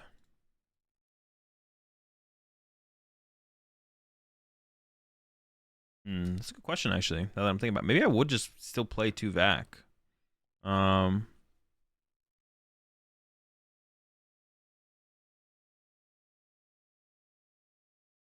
Roxanne would be interesting. Actually, that's probably what I would try next. It'd be like Roxanne. Like, we cut a vac, so let's add like another tech card for mirror. Slash Roxanne is just kind of good, like, re-up draw card as well. So, yeah, I'm gonna go with Roxanne. I think it's like reasonable to consider. So, yeah, something like this is what I would try. Moving forward, Roxanne is I don't know if it's like necessary or not. I could put something else in there, but yeah, I would try like this moving forward. Not too much to be changed, really. Ryan can be nice. I mean, technically anything can be nice, though. But what is correct? Ryan's actually like not that good, to be honest. Actually, you know what? In this kind of build, I would say Raihan is just bad. In something like a Snorlax build, Raihan's way better.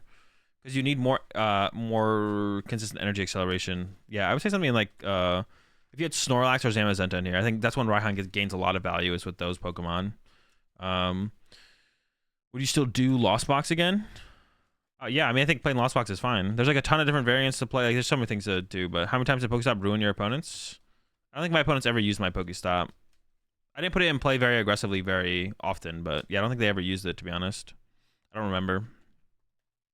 If you had to change anything in Nathan's deck, would it be? I don't know, I haven't played the deck. Kyogre's situational, but good. Kyogre's not that situational. It's just not good in mirror match. You're gonna play double lax build. Would you run a split of water and psychic? Yeah, just be water psychic, double lax. You could probably just like to go find Ryan Simon's list in one of the recent tournament online tournament wins he's had and just go copy that to start with. That's what we kind of started with just copying Simon's. Yeah, I think Raihan's way better if you have Snorlax or Zamazenta or something in the deck. Like this kind of build, Raihan is like pretty mid because there's like not a, like the games go faster if you're using your V Pokemon, so there's not time to use Raihan. And using Raihan on Kyogre at the end of the game is usually not what's happening almost ever. And then maybe you get like a mid-game Raihan on a Greninja. But I'd rather just like play a Colress for turn than a Raihan so I can dig through my deck more aggressively so I can actually use my Kyogre. But yeah, Lost Box I would definitely like. Lost Box is definitely a high consideration for sure for all the future tournaments. Like it's just, I think Lost Box is kind of unfortunately like the new Lugia. Like you don't really have any bad matchups. Can kind of beat everything. Yeah, whereas like that's kind of unfortunate for that to exist in the meta because like when we looked at something like Guardy, like Guardy was like not that popular at EUIC, super popular at this term. It was the most popular deck in day 1 was Gardevoir, which is like crazy, I feel like. And then now Guardy is gonna, I think Guardy's play rate is gonna go down to like 10%, maybe less. I could be wrong on that, but I mean people are stubborn for sure. I mean literally like Miraidon was literally on the day 1 chart, which is like something. Yeah, like Miraidon was literally on the day 1 meta graphic on the stream. It was literally at 6% or something for some reason, you know. But people are stubborn. So Guardian might not drop as low as I think it will be. It's definitely not going to be the most popular deck next tournament, though. It got literally absolutely obliterated this tournament. I just didn't know the Lost Box matchup was that bad for Guardy. I didn't think it was that bad. It's bad. It's like really bad. If you play like vanilla Guardy, like it's terrible. We've got Tex in there, changes obviously. But yeah, I think Lost Box is still the best overall deck in the format because it doesn't really have a weakness. Like all the other decks kind of have weaknesses. So, So I would say, yeah, Lost Box. And all the builds are good. Like all the Lost Box builds are pretty solid. Like you got the Sablezards, you got this, you got a more straight turbo build, you got the Moffat Moltres build. Like they're all good because all the mirror matches are pretty reasonable against each other. Like every deck has like their own like slight advantage in the mirror, I guess, or something. Or some have more room to tech for the mirror, where you got like the Sablezards with the Roxannes and the stuff like that. You could even like play double Roxanne in Sablezard, to be honest, and that could be like pretty good possibly. I don't know, at some point you have to recover Sableye, so maybe not. But if you did play like Rescue Carrier Quad Psychic, you could play like double Roxanne. So maybe that's a move. Sablezard with double Roxanne. Nobody leaked that. So yeah, I mean, Lost Box in general just super good. All the builds are good. It's hard to figure out which one is like actually the best. Depends on what else are going to be the more popular. I think Lugia might go up and play a little bit next tournament. So that would be like one of my predictions. Would be like Lugia probably moves up a little bit. We'll probably see. So Guardy will go down a lot. Lost Box will maintain. Maybe it'll increase a little bit as well because like all the Guardy players have to play something. Lugia will probably go up a little bit. Mew will stay at its same 10 to 12% as it always does probably. I could see Mew dropping off a little bit as well. I don't know. People are stubborn though. People are just stubborn. Isn't the Grand Shen Guardy Mewtwo build not great for you? No, that's good for Guardy. Like, it's good for Guardy, Uncle. But like you get like bodied by everything else because your deck's so inconsistent. Do you think Lost Box Gate keeps or is it fine? Wait, what do you mean? I have no idea what you said, Tartarus. You got to rephrase that. Do you think Lost Box Gate keeps or is it fine? I don't think you meant to say keeps, unless I'm trolling. Give Kecleon a chance? I mean, Kecleon's just like a meme build. There's no way it's actually good. It could be, though. Arc builds? Yeah, I think Arc decks will increase. Yeah, that's a good call. Arc decks will. Gate keeps other decks. Oh. I even literally said it. Like, Gate keeps? Gate keeps or is it fine? It definitely Gate keeps. Yeah, Lost Box, like, having dex matchups or tech cards that were stronger against it, I think would be like a good thing, but we don't really have any of those. Like you have a Klefki, you have Empoleon, but neither of those cards are very good. So like neither of those cards are very good.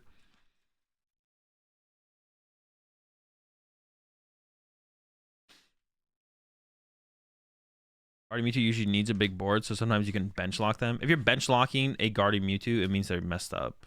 You didn't actually bench lock them. Any recommendation for Lost Box to respond to Arctur? I mean, the Arctur matchup's like not that bad. If you have, like I said, Kyogre, Horn, Dragonite, like you're usually chilling. If you have like Snorlaxes and Baby Moltres, that also gives you like a chance as well. But yeah, if you have Kyogre, Echo and Horn, you're usually fine. Which is like another thing that like this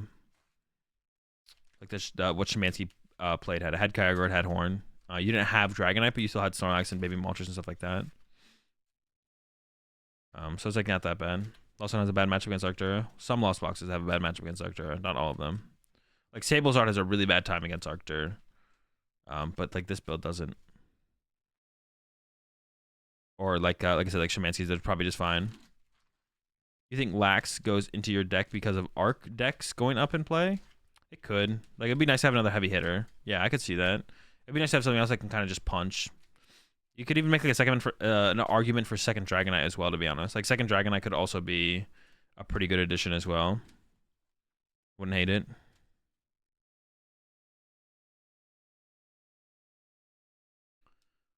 Was there less Lost Box in Portland? Is that what let the Arceus through? Wait, what? Wait, do you mean was there more Lost Box in Portland or less Lost Box in Portland? Because are you saying Lost Box is favored against Arceus and because there was less Lost Box, Arceus got through? Or are you saying that Arceus is favored against Lost Box and because there was, I think Lost Box obliterates Arceus? No, it doesn't. It's close. It's tough. It's close. Yeah, it definitely does not obliterate Arceus. Lost Box was the second most popular deck day one by like 0.5%. Guardian Lost Box were 20% of the meta day one. And day two, Lost Box was 28% of the meta, and Guardy like got obliterated from day one to day two. So there was a lot of Lost Box. But the Arceus is definitely fine against Lost Box. Definitely not bad. It's close though. If you have like the cards, then it's like fine. Does Galarian Zapdos V pop up again at all for Arc? It could. I could see like some Lost Box builds going back to the Zapdos V. Maybe Sky Sealstone builds become a little bit better as well, because those were always seemed like they were a little bit better against like decks like Arceus. So you could do like Zapdos V plus that or something. I don't know.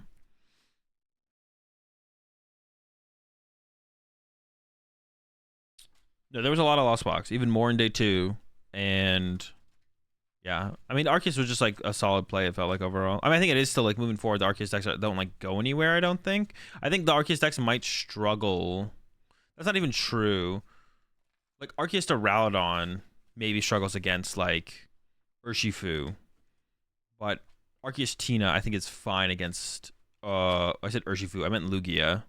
I think like Arctina is fine against Lugia because he's like Judge Path, and then am I gonna VOD review Portland? Yeah, I'm gonna make some food first though. I think Iona will play Judge, or both can be playable. I don't know. It seems like they both could be played depending on the deck, but I'm not from the future. We did see a list in Japan playing. There was a list in Japan that chose to play. It was an Arctina list that chose to play 3 Judge and 1 Iono, but also had a research in there, which is probably just bad. And you should probably just play a second Iono over the research. That's bad, but what does Guard even do against Lost besides Klefki? Roxanne and Mewtwo V Union is also like a option, but I mean it's tough. It's a tough matchup for a reason. It's tough, chat. All right, I'll be right back.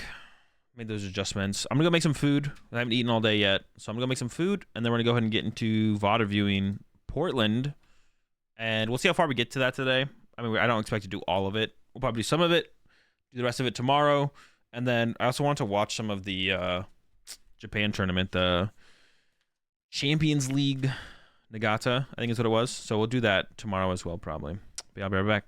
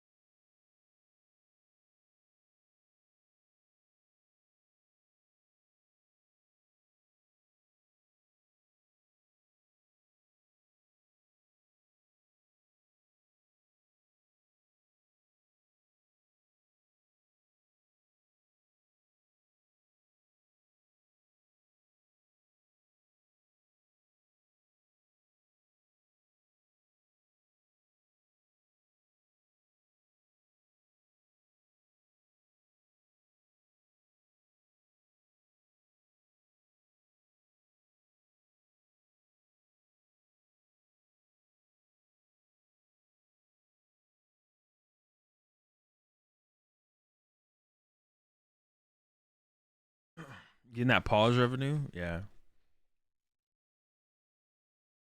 Pause revenue.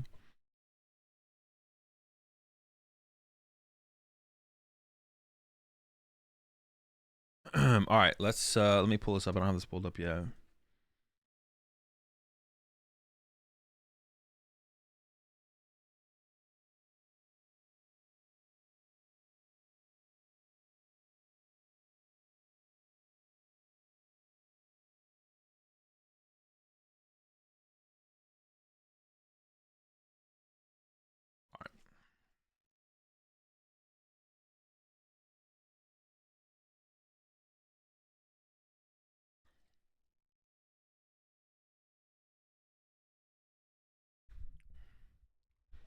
The research is so you can starbirth for it. Wait, the research on what? Am I missing something? Oh, in the Arceus deck. I see what you're saying. That makes sense, actually. I feel like that's actually reasonable.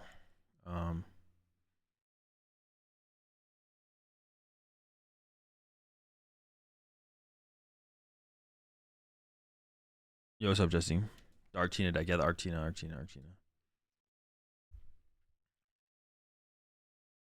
Oh my gosh. The mighty new Pokemon. Lechonk. LeBonk.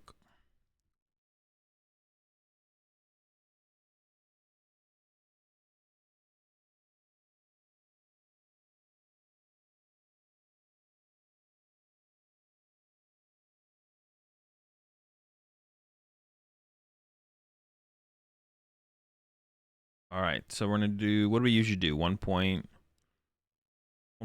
right? I think we usually do 1.5. I'm gonna probably start up this first round and just like eat while we watch the first round. To be honest, I'm not gonna be saying much. Let me see. I'll turn the music down a little bit, and let's get to the.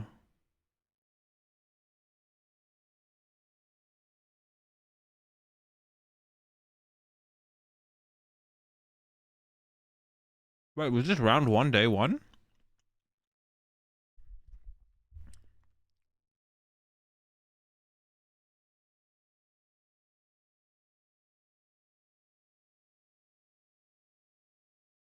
Round three? Oh, okay. Yo, is it just me, or does Simon's name not have an E at the end? Am I trolling?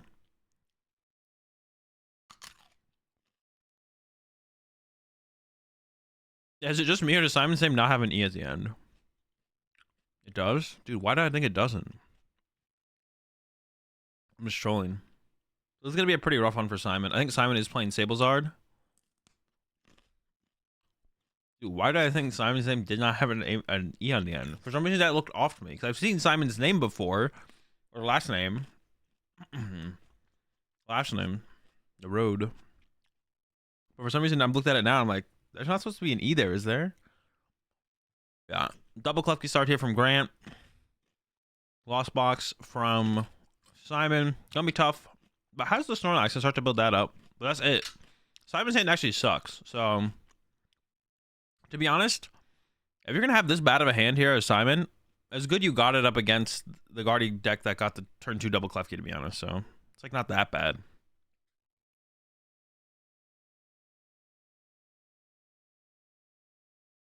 I see Simon pretty quickly going to game 2. We'll see. Why are we watching this game? Well, I don't know. I don't know what happens in the game. I haven't seen any of these games, and I'm eating. So if it's a bad game, we can enjoy a bad game together while I eat. I have no idea what happens in any of these games. I only know what happens in the game that I was streamed on.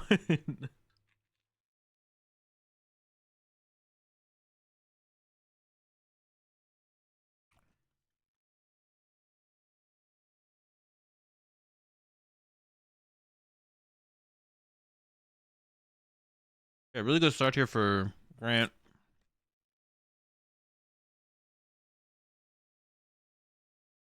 We're close to the guard. He's getting set up.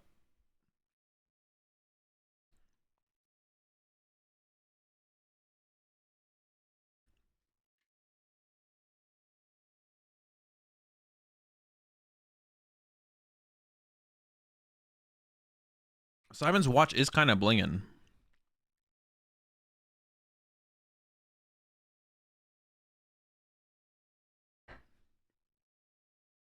Simon does have the attack next turn. Simon should have actually bench Greninja last turn just in case of escape rope. Probably not played, but Judge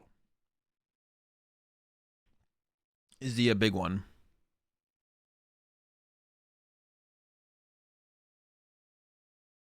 I think Grant was thinking about... Oh no, Grant is attacking this turn. I don't know if I like that from Grant. You could wait one more turn.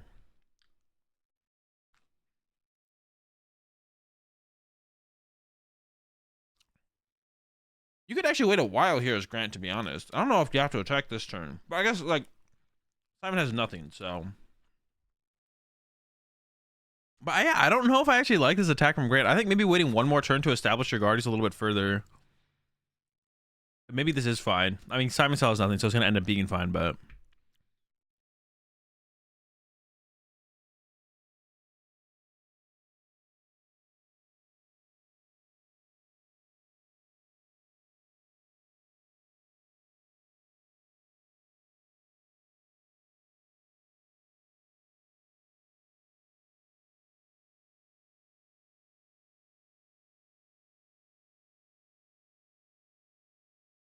NAC is going to be such a good event because the new set with Iono, etc. will be legal. Hopefully it's a good event just because it's ran well. I'm a hope for that. But yeah, new sets are always cool. Should our kids play Squawkabilly X? I don't know. You try it out, get back to us. Your mission, should you choose to accept it. Test Squawkabilly in Arceus stacks. Report back to the squad. Let us know what the move is. Triple level ball going back to the prize cards for Grant. Yo, the whole squad's in there. Let's go. Little like Xbox achievement unlock thing pops up on the screen. 4 level ball in your prize cards.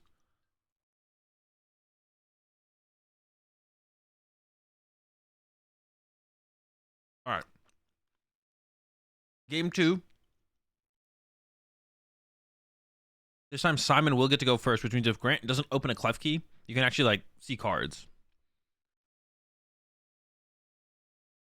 What are little odds? Oh, he just Peonia'd 3 of them into the prize cards. So not terrible odds. Yeah, Grant used Peonia and put 3 level ball into the prize cards. And the other one was already in there.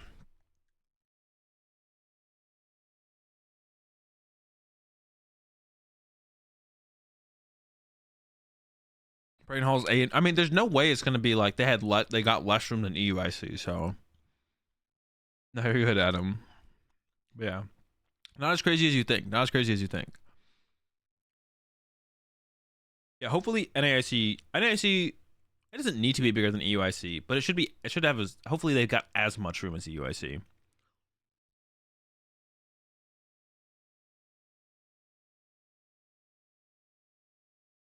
I'm not gonna lie, I'm a little bit nervous for EUIC because I don't have a stipend for, or I'm a little bit nervous for NAIC because I don't have a stipend for NAIC, so I don't get a guaranteed registration spot.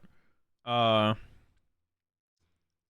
would kind of suck if I just whiff on the thing. I mean, it sucks for anyone, but yeah, I haven't really been in this position before. Often I usually make it. Well, no, I've been in it once, but then I didn't even go to that EUIC. They I hope they announce registration soon. They probably will. So we'll see.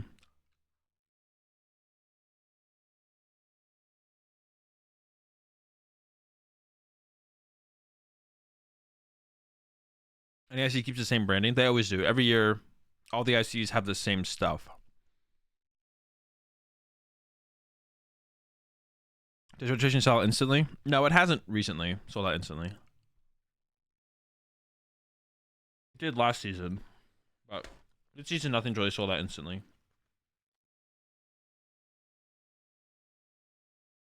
And hopefully it continues that way.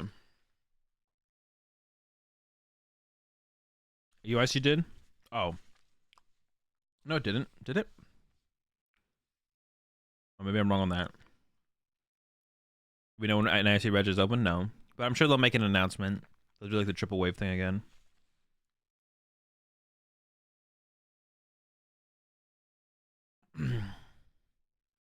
Oh, it did sell instantly? Sheesh. All right.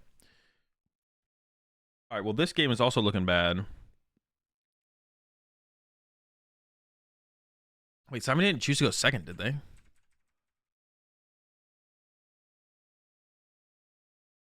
Oh, but there was a Klefki star, so Simon just went attach pass.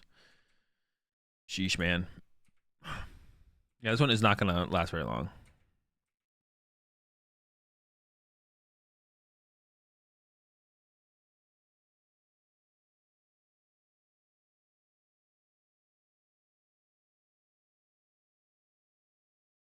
I went to UC if registration was open more than 10 minutes. Yeah. That does suck. Hopefully NAIC does not have the same problem. Maybe they'll like surprise us and they'll get like more hall space if possible or something. I don't even know if there's any other available, but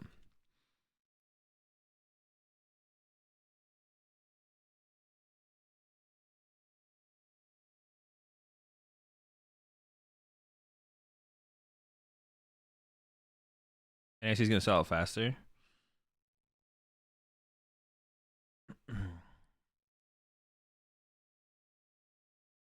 Isn't the hall already bigger than last year? Yeah, it's bigger than last year, but I don't think it's much bigger than what EUIC had. So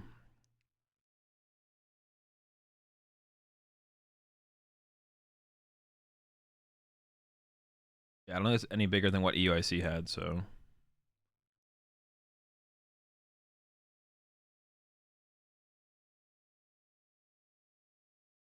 imagine if registration was in person. That'd be so bad. Wait, what, did registrations for tournaments used to be in person? I don't even remember.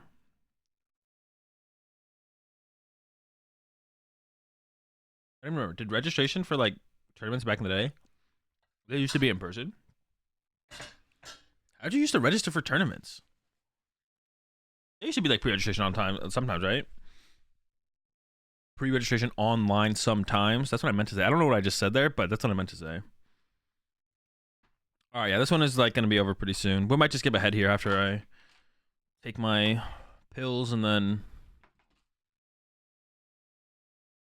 move on to round 4.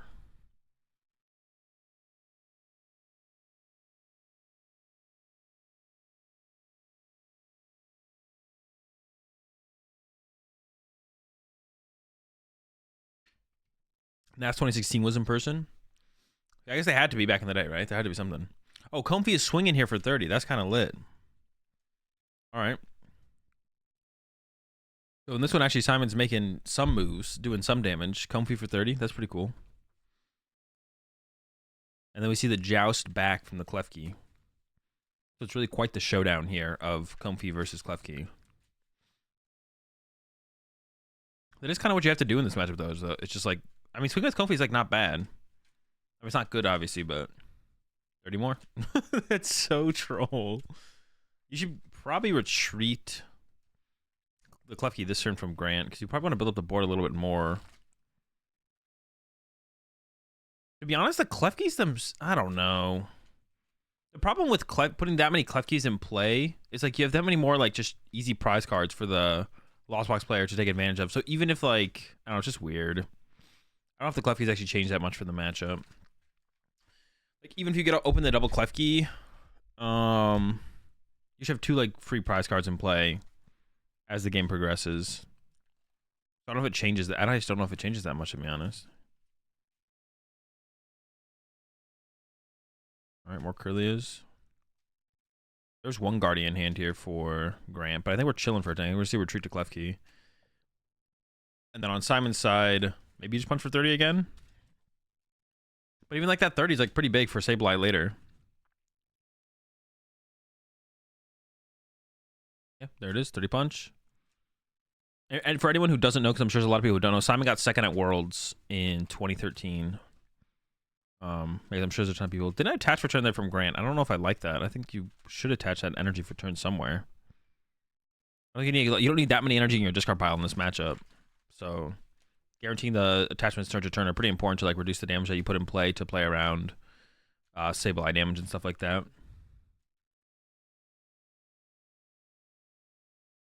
Like you don't need more than like 3 energy in your discard pile. So I think attaching for turn there before researching is probably correct.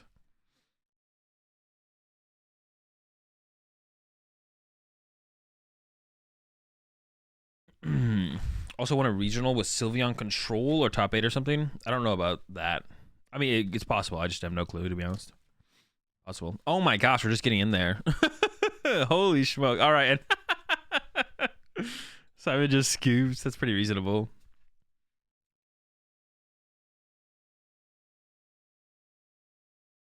That's reasonable for sure. Yeah, I don't know about winning a regional or not from Simon, but yeah, did get second at Worlds.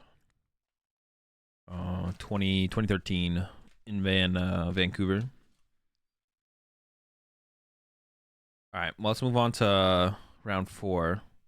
That was a nice, a nice round right there to prime us for. Oh, this, of course. What are we doing here? Should we watch? I kind of wanted to watch this. I saw them playing this on. Why do they have Jeremy's glasses? I was gonna say, why do they have them wearing the Play Pokemon shirts? Don't they have like suits? Dude, that's gotta be so hot. They're like wearing a suit, like a shirt and a jacket, and then they put a. Why did they put a Play Pokemon shirt on over that? Aren't the suits like fine? I feel like it looks kind of. It looks like the Play Pokemon shirts already in general look meh on stream. Like, but the like having them in the suits there would be kind of funny. I don't know. I like that. I like the suits. They should put the suits on. Looks tacky over a suit. Yeah, I just don't get like what the reasoning is to put the Play Pokemon shirt on over the suit. Dude, watching this right here makes me want to play some old format. I haven't played old format decks in a long time. Like, but watching them like setting up these decks right here, this makes me want to play old format. Yeah, I want to play old format now. I haven't played old format games in so long. That's because Chip never brings his old format decks to tournaments anymore. But even like this format wasn't great, but like I would like going back and playing this would be pretty fun. Well, you could play old formats on TCG Live.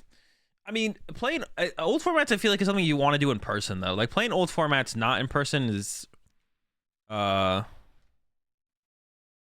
to be honest. I don't know.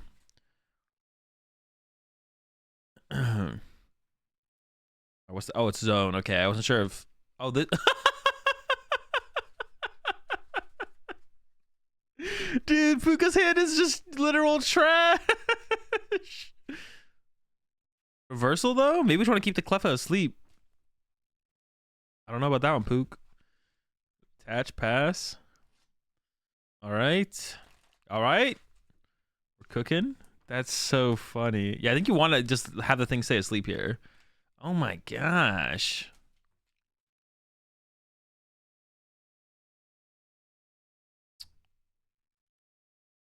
Just in case. Okay. Collector? Okay. I don't even know if that. Oh, we got the Candy Magnezone in hand though. Can you? I actually just completely forget. Can you just like candy instantly? You can, right? I believe you can. You can candy instantly, right? Is reversal Pokemon Catcher? Yeah, reversal is just Pokemon Catcher. There was reversal, and then they printed Pokemon Catcher with no flip, and then they errataed Pokemon Catcher with no flip to give it a flip because it was just so ridiculous. Or did they errata it, or did they just print a new one that said it was a flip? It's basically, but yeah, the old ones got errata to be. So they kind of fixed their mess up there by printing Pokemon Catcher. Pokemon Catcher probably should have never been printed as a no flip. It was kind of gross. It's pretty ridiculous. Oh, you can't candy? Couldn't you candy instantly? Am I trolling? Did it have to be in play for a turn? I thought you could just go bench candy. Maybe you did need to wait a turn. Okay, actually, Puka's got a shot here now. Attach. Wait, does Clef have free retreat? What the heck? The babies were broken. Oh my gosh. You needed a turn in this format? Okay. Yeah, I forget. Okay, we're cooking now. Draw 4. Oh, on stream, like now that I see that, dude, I hate using the coins. They asked me to use the coins on stream for like showing when something used an ability. I didn't like it. I didn't want to do it. I don't want to do them. When's the last time someone purposely attempted to cheat versus you in an IRL tournament? None that I can think of. Like there wasn't a time that I think anyone ever tried to purposely cheat. Not that I know. Yeah, not that I can. Collector there would have been sick for Pook, but let's set it with a judge. I would hate using the coins. Yeah. I think they told me to use them. I think I used them for 1 turn, and I didn't purposely not use them after that, but I stopped using them after that just like instinctively, and they didn't tell me to use them again. They said, can you use the coins for the abilities? I was like, do I have to? And they were like, the stream would like you to. And I was like, all right. I did it one turn, and then I took them off it at the end of my turn, obviously, because to show that the abilities were done. And then they didn't tell me to do them again. So I don't know. I don't think I did. Round 8 of Portland. Yeah, round 8. Someone did. You can skip over your stream match when you get there. Nah, we're peeping it. Just turn them sideways. So much easier. Yeah. I wish tapping was like an official or unofficial official like thing in Pokemon where it's like if you tap, okay, that basically shows that's, you know, it indicates the ability's been used or whatever. Yeah, like unofficially official or. So when did this yeah, we're gonna skip ahead to the, well, actually I kind of want to watch it. I actually like this. I'm gonna watch these. The real question is, do either of them pile shuffle?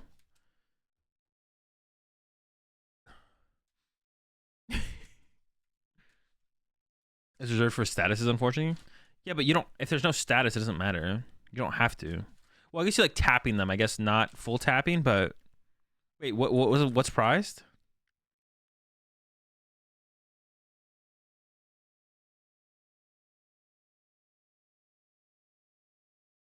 Oh, wait. No, wait. What is prized?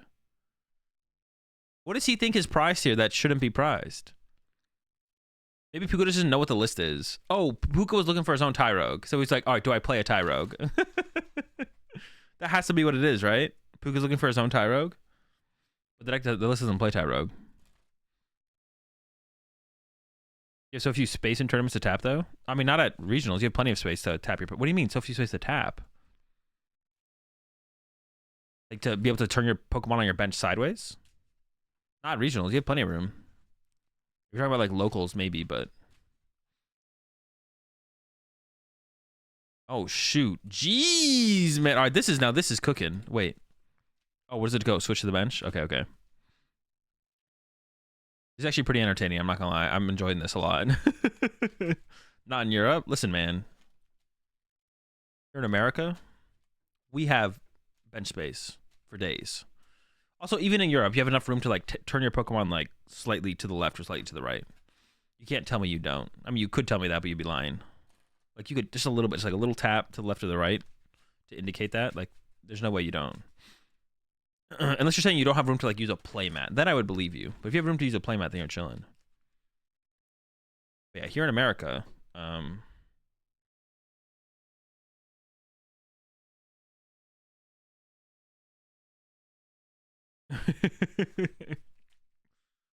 wait, that kills?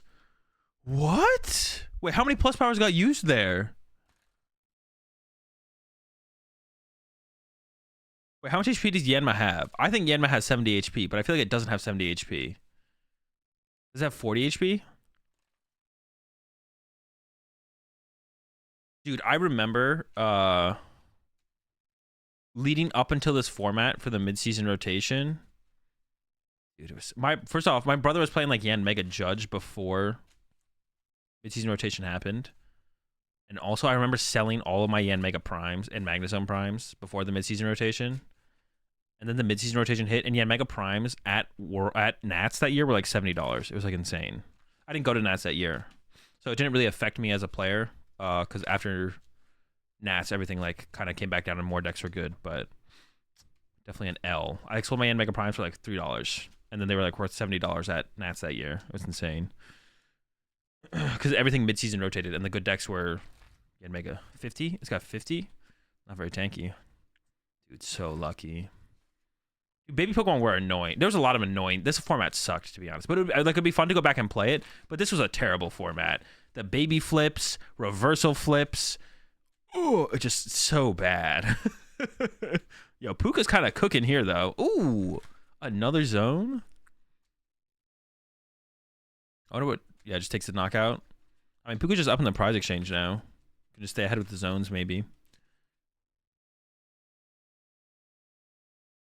Bro, it was so bad. It was so bad, bro. It was so bad. There's like a little bit of innovation, but there was some really consistent placements from players.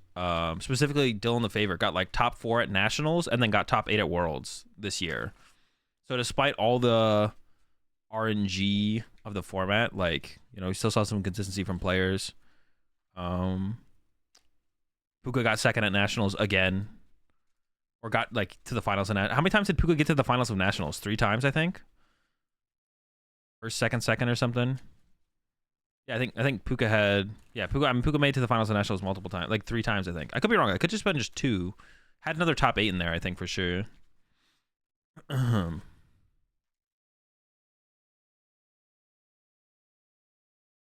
this is a thick King Line. Usually I thought it was like a 101.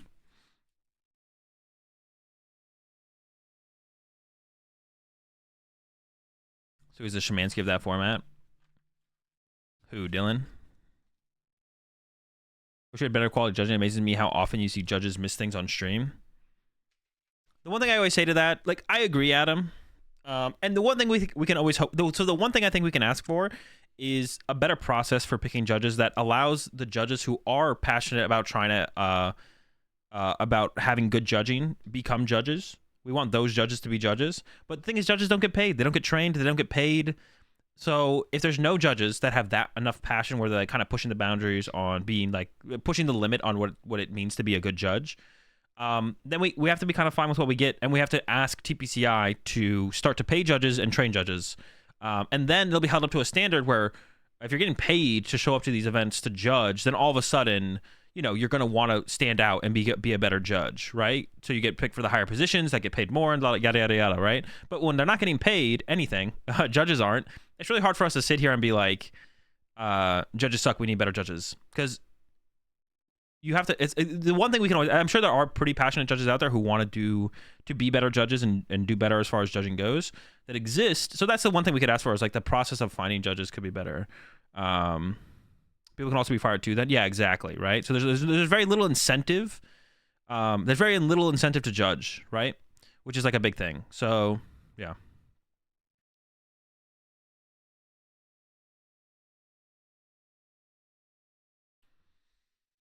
Does better judging make organized play a better marketing tool? I don't think for what organized play is as far as a marketing tool goes is too impacted by, is very impacted by the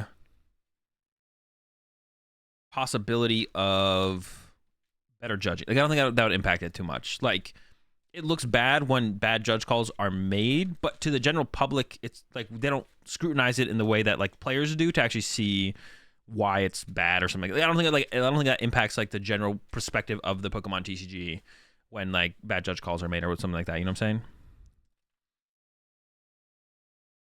They will pay the higher level judges, and those judges mentor the volunteers. Maybe TPI could adopt that. Yeah, just like anything like that, Adam, would be good. Because right now it's just kind of like a process. The longer you judge, the more likely you're to get higher positions and be chosen to like judge for ICs and stuff like that. But it doesn't actually, I feel like, change too much in terms of, it doesn't really, like, yeah, there's not really like, there's like no incentive to become a better judge. Right? So we just need, if that existed, and I'm not saying not that no judges try. I think there's a lot of judges that do try, but there is no incentive to be a better judge. But if there was incentives to be a better judge, then we'd see better judges. And I'm sure, and I think the one thing we could ask for right now would be a better process to find judges who do want to be better judges, because I think they exist out there. We just need to see, we should need to see a better process of picking judges then at that point with that. I think that TV doesn't have a monetary incentive to pay judges because they're good enough to run an entertaining show. Oh, okay, I see what you're saying. Yeah, basically then, yeah. Because, yeah, TV doesn't have a monetary incentive to pay judges because they're good enough with what's happening right now. Yeah, I think that seems reasonable. I agree with that. It's good enough right now. Yo, the double Kingdra. Puka's kind of cooking now. But how much HP did the active have? Shouldn't we have put some... I feel like we should have put the damage on the active there. Because couldn't we have KO'd this Quilava with like double ping plus 1 energy knockout? And then gone after the Cleffa later? Although I don't know how many prize cards Puka has left, so maybe we can go knockout here to just win. Knockout Cleffa plus knockout something. I forget how much damage Magnezone does as well. I think it's 50 times the amount of energy you lost zone, if I remember correctly. Some people used to play a Pachirisu in the list so then you could accelerate more energy into play quickly. Yeah, I think Jeremy is kind of cooked here. I actually think I got a little bit of hate the last time I said this. I actually think Reshifusion was actually just a bad deck. The deck that Jeremy's playing, I think Reshifusion was literally just a bad deck back then. It was like the... What is like a good comparison for like a current deck that Reshifusion is like equal to? It's like Miraidon. But it was definitely played by more good players than Miraidon is. But it was like Miraidon. You appreciate 30 months there, Luna. Yeah, Reshifusion was like Miraidon, basically. I'm gonna give it the Miraidon treatment here. Deck was not good. Let's go. Reversal for the dub. I kind of want to watch this game 3, to be honest. So we're gonna skip ahead here. This really makes me want to go back and play old format decks. Reshifusion is an S tier deck name. The deck name is good. The deck name is good. Reshifusion is a good deck name. The deck itself, not so much.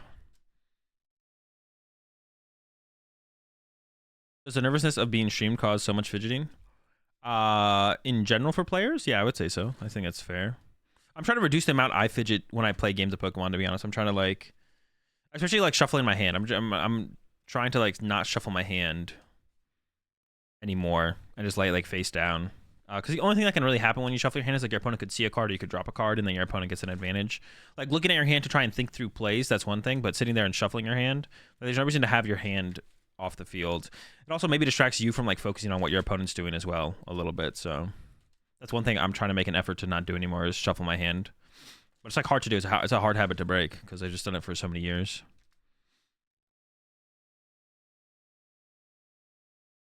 Oh yeah, this looks way more fidgety. We're at double the speed here, so 2 times. Wait, why is there a Jirachi on the bench? Oh, we're afraid of getting donked?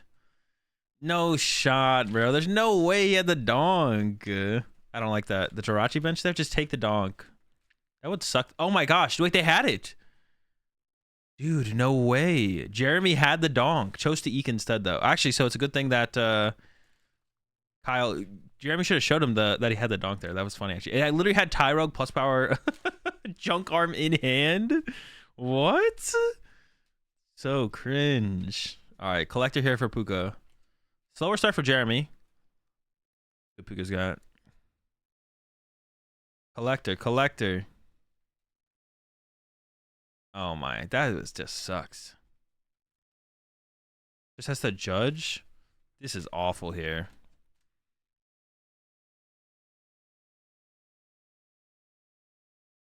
Fidgeting made me misplay so much. Yeah, reducing fidgeting, just focus on the game, I think is like optimal.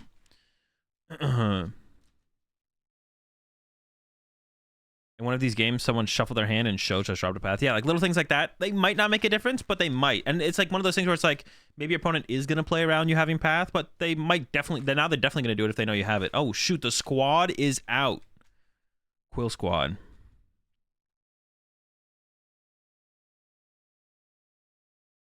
Sure, there are plenty of examples of incidents on stream, but the latest example I saw was day 1 at Portland at 8:35:39 in the match between John Muniz and Cameron Kowalski. I'm 99% sure that John draws for turn before promoting and no one catches it. I haven't seen anyone mention it, but it's a great learning moment, especially for new players. We'll definitely talk about it if that is true and that happens. When will they put hand shuffling into PTCG Live? They might do that before they actually fix the game. Appreciate the 41-month resub there, Omar. They've also done like a bunch of other stuff that doesn't have anything to do with the gameplay of the Pokemon TCG before they actually fix the game. So I wouldn't be surprised if hand shuffling makes its way into the game. Dude, this is so cringe. Puka's getting literally bodied. These Pokegear whiffs are insane. That's so unlucky.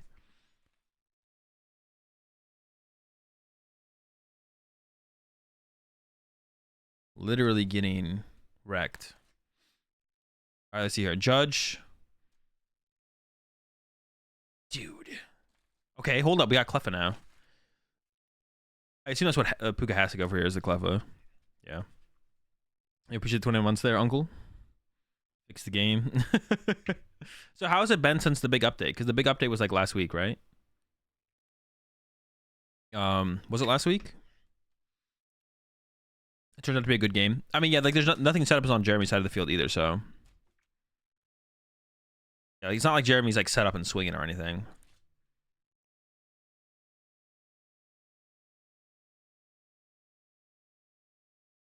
Dude, still. Oh no, we got a Magnemite finally. Let's cook. It feels the same, but I think tournaments have problems. Well, you couldn't like challenge friends yesterday or something, right? Because like for some reason people weren't able to challenge friends at all. Dude, Jeremy just had nothing, and then oh, I guess Jeremy did get judged. That's true. Jeremy did get judged. All right, Puka's kind of cooking here. I think you want double Magnemite off that comm probably. I mean, this one's coming down for sure. Then maybe attach a Psychic to the... Because it's on the Magnemite. Yeah, makes sense. Oh, there's not a Pokecom in the hand, actually. Another 6. Here we go.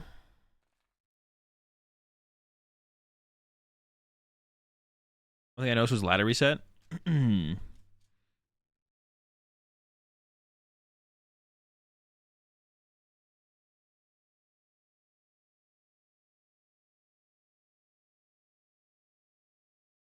99% fried yesterday afternoon. Yeah, I don't know. It's like that stuff's like so annoying.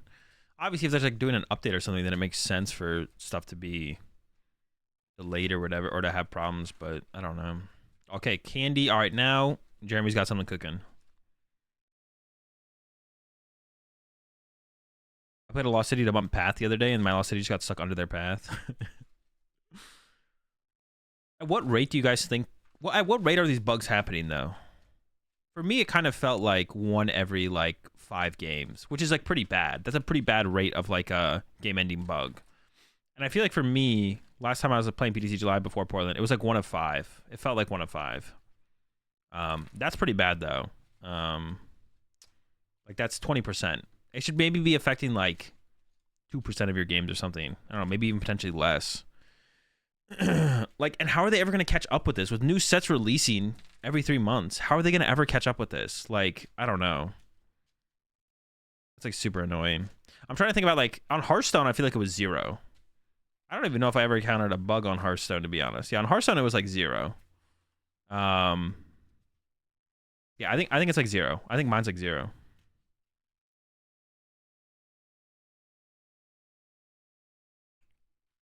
I can't remember if I ever actually ran. I know the bugs existed on Hearthstone, but I don't think I ever personally ran into a bug on Hearthstone. Not that I can remember, anyways. I probably did. Yeah, not that I can remember. I don't think I ever ran into a bug on Hearthstone, and I played in the beta, so kind of sus. So what is the baby? The babies can't be attacked if they're asleep, right? Dude, baby Pokemon were so stupid. Still in beta copy? It's not. They only have. How much longer can they say it's in beta for? They have like 25 days, and then they can no longer say it's in beta. They don't even have a month left to call it a beta, right? It fully releases on June 5th, right? Or June 8th, maybe? So they have about a month. They can only call it a beta for like another month. And then that's it. Then we really get to cook them. Then we can really cook them. I'm excited. I'm excited for this. It'll be a good time. All right, let's see if Puka actually attacks here. I assume, actually, like attacking here with what, though? The worst thing right now is that if you try to Flower Sack with 1 card left in your deck, you aren't allowed. So dumb, man. Totally unrealistic. Babies are much easier to attack when they're asleep. This is true. June 8th full release, bro. Let's go, bro. June 8th will be an epic day. Oh, the Typhlosions are going back to the hand. That's pretty good. Bodied. That's clean. That's clean. Oh, but the Cleffa woke up. That's cringe. Oh my, and they're coming back, bro. And there's a junk arm in the hand. A junk arm for second candy, right? And then you candy out the second Typhlosion? Because you have a research in hand, I think. Oh no, you have a you have a reversal. Maybe you want to try and hold the reversal. Okay, KO. Doesn't go for the second candy. Interesting there from Jeremy. Not to go to like second candy Juniper, but maybe you're trying to hold that reversal to chase. You do want to chase Magnezones. The thing is, Reshiram doesn't want to KO a Magnezone. You actually need a plus power as well. Interesting choice from Jeremy not to play the Juniper there, to be honest, because you also need, in this situation from Jeremy, you need another attacker, but did get a Reshiram off the prize cards. Did they even say anything about the game? Like this game right here? I don't know. Yeah, Hickster's talking.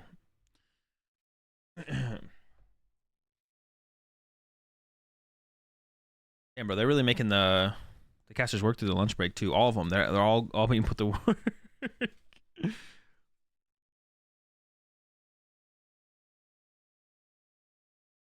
Drachi is so good. Yeah, the Drachi is pretty cool. It's like a cool, although I know a lot of people don't like this word. It's like a cool tempo play where you could like all of a sudden reset your opponent's board. Like you don't attack for your turn, but like from there you can gain tempo, like resource tempo, and take over the game. Is it just going to be a Cleffa use here from Puka? That's kind of unfortunate. That's pretty slow. The zone's ready to go, though. Oh, we're not done yet. Ooh, okay, I think it is just going to be a Cleffa play here. Because this hand is not it. Oh, we can get the prize card on the Cleffa off the bench here, actually.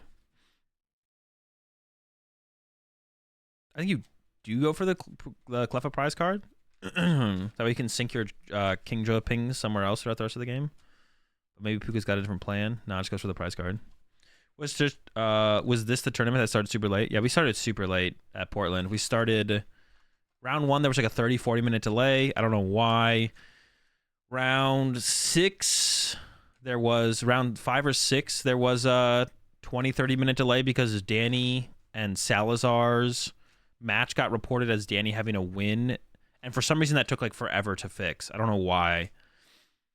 But there was a repair because of that. And then a table got lost or something. I don't know. It was weird. Yeah, that was something for sure. That was definitely something. It was, yeah, it was a long day. I forget if there was any like major delays after that. But those were the main two. Was round 1, 20-30 minute delay, or 30-40 minute delay. Round 5 or 6, I forget which one exactly. I think it was 6. Round 6, we had a 20-30 minute delay. I don't know. It was like, I think there was maybe a table got lost. Literally a table, yeah, a table, like table 8, instead of being on Arcanine, instead of going like 6, 7, 8, it was like 6, 7, 9, and then table 8 was down by table 16. It was like weird. Yeah, they also, all right, I mean, Team Northwest, they stay taking L's, bro. Even Stefan was like, yo, Stefan's tweet was funny. All right, let me find Stefan's tweet. What did Stefan tweet? It was good. It was good. It was good.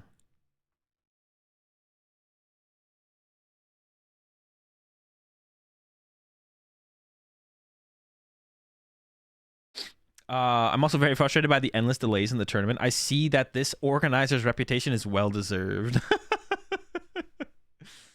Yeah, so for late or not being able to turn in your deck list, only being able to turn your deck list in up until 8 p.m. on Friday, massive L. That actually affected my group a little bit because we weren't able to use the import feature. Like we at like 7 or up until it was 9 this time. Up until at like 8:50, we tried to use the import feature to import our deck lists on Arcanine. We all already had a deck list submitted, but then we were changing decks. So then we tried to use the import feature at 8:50, and it didn't let us. So we had to like manually input our decks, which is L. And then, what else was I gonna say? What time did day 1 end? It was like 10. I want to say 10. 30? Yeah, 10:30. I think that's probably correct. Why not use the copy button from the old list and add the 2 cards? Of course, for some of us, the deck, well, for all of us, the deck was just almost a completely different deck. It was the Kyogre double Snorlax build versus the other one. We could have done that, though. We could have done that. But I forgot about it. And then I think some of the other guys just didn't know about it. We could have done that, though. We could have done that. That is true. But the import function should also just work. So, that's like a 50-50. 50% our fault, 50% their fault. So round started late. Yeah, decklist submission, cringe that it ends at 9 p.m. on Friday. Hella round started late. There was something else I was gonna say too. What did someone say that like sparked my? What did someone say in chat? Oh yeah, check-in on Friday. Now this could be like a venue thing, but I feel like all their check-ins have been like this, and we'll see how the future ones go. The line in the morning, Saturday morning, was so long. It was so long to check in Saturday morning because the night before, Friday, they ended check-in at 4 p.m., which but everyone else does it until like what, 7? Like they end like check-in at 4 p.m. on Fridays, which is just stupid. If they can do it longer, like that, it's just like a time shift. Like having everyone in the morning. That's why like round 1 started so late. Was because that's why round 1 started so late, because they had to get people in through the line. They had to get people in through the line. That's why round 1 started so late. It's because the line to freaking check in was huge. It was so big. So that's why round 1 started so late, because yeah, they need to like leave Friday registration open longer. Like it was ridiculous that it was cut off so short at 4 p.m. I would have been able to go. I should have gone in Friday. I didn't know it ended at 4 p.m. though, because all the other ones don't end at 4 p.m. They end at like 7. So we were planning to go when Caleb got there, but Caleb got there at 4, and then Caleb showed up, and then we checked, and we're like, oh, we can't even go check in anymore because it ended at 4 p.m. So I guess we'll just have to do it tomorrow morning. So some of us could have checked in. Some of my group could have checked in, but none of us ended up checking in the night before. So if I had known the time, I would have done it. I'm definitely gonna try and do that this time around, because yeah, getting the check-in line in the morning was so ridiculously long. It was insane. Yeah, it was ridiculous. Yeah, they should try and have the check-in line open longer, because it's just like shifting around the time, but it makes the tournament flow so much better to spend, instead of spending an extra hour or two with the check-in line on Saturday, spending an extra hour or two with the check-in line on Friday is going to be like such a big shift in like flow of the tournament, to have it as many people checked in as possible Friday morning, like for sure. So that was like, you definitely felt it compared to going to the other tournaments for sure. Definitely something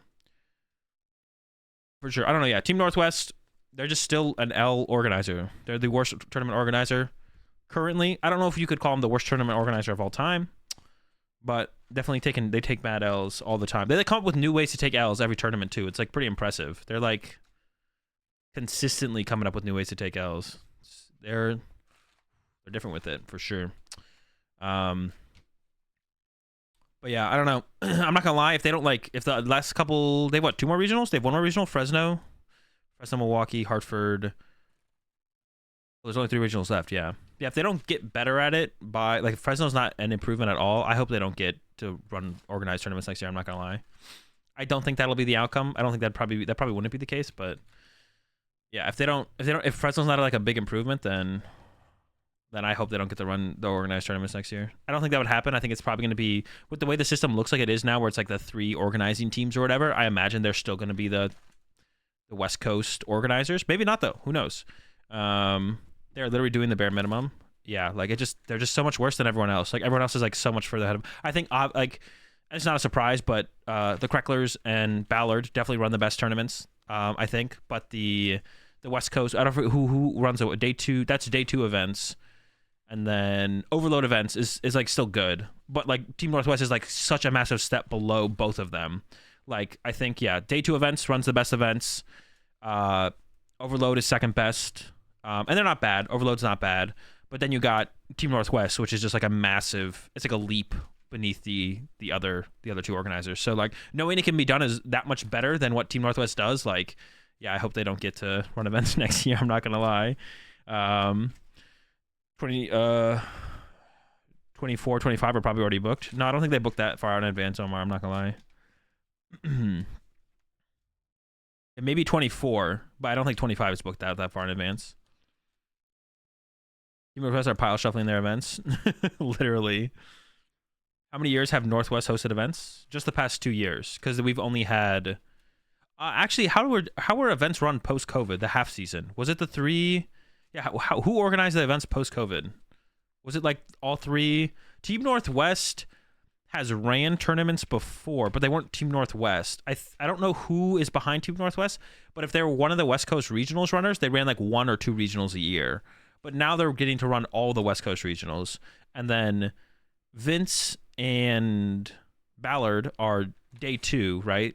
Vince Ballard and is AJ part of that as well? I don't know. It's Vince and Ballard. I know that they're day 2. They run the Midwest stuff, and then the East Coast. I don't actually know who runs the East Coast events, but appreciate the 24-month resub there, Pokedubs. To be honest, day 2 or Overload events is like fine. If they just let is Jimmy Ballard the right person? Yeah, Jimmy Ballard, right? If they just let day 2 events run all the events, I think that would be fine. I think that would be best. Like, that'd be pretty good. I think everyone would be okay with that. Is Jeremy gonna win this? I think Jeremy is gonna win this. I don't know if Puka's got a line here. Puka can KO. Yeah, I don't know. No, Puka can have the Cleffa stay asleep while you ping stuff with the Kingdras. That's it, though. How far ahead do you think Pokemon plan in meta development? In meta development, like, probably a couple years. Probably like 2 years out, probably, or something like that. AJ is with day 2. Okay, that's what I thought. Like, probably in trying to keep things cohesive and not broken, they probably at least plan like 2 years out. But I'm pretty sure there's some times where they just got to be like, we got this idea for this deck, we're just gonna run it. It's possible it could be broken with this combination, but like we gotta like make some stuff, right? So I think sometimes they're probably just like YOLO and hope something's not truly broken with the other cards that are in the format around it.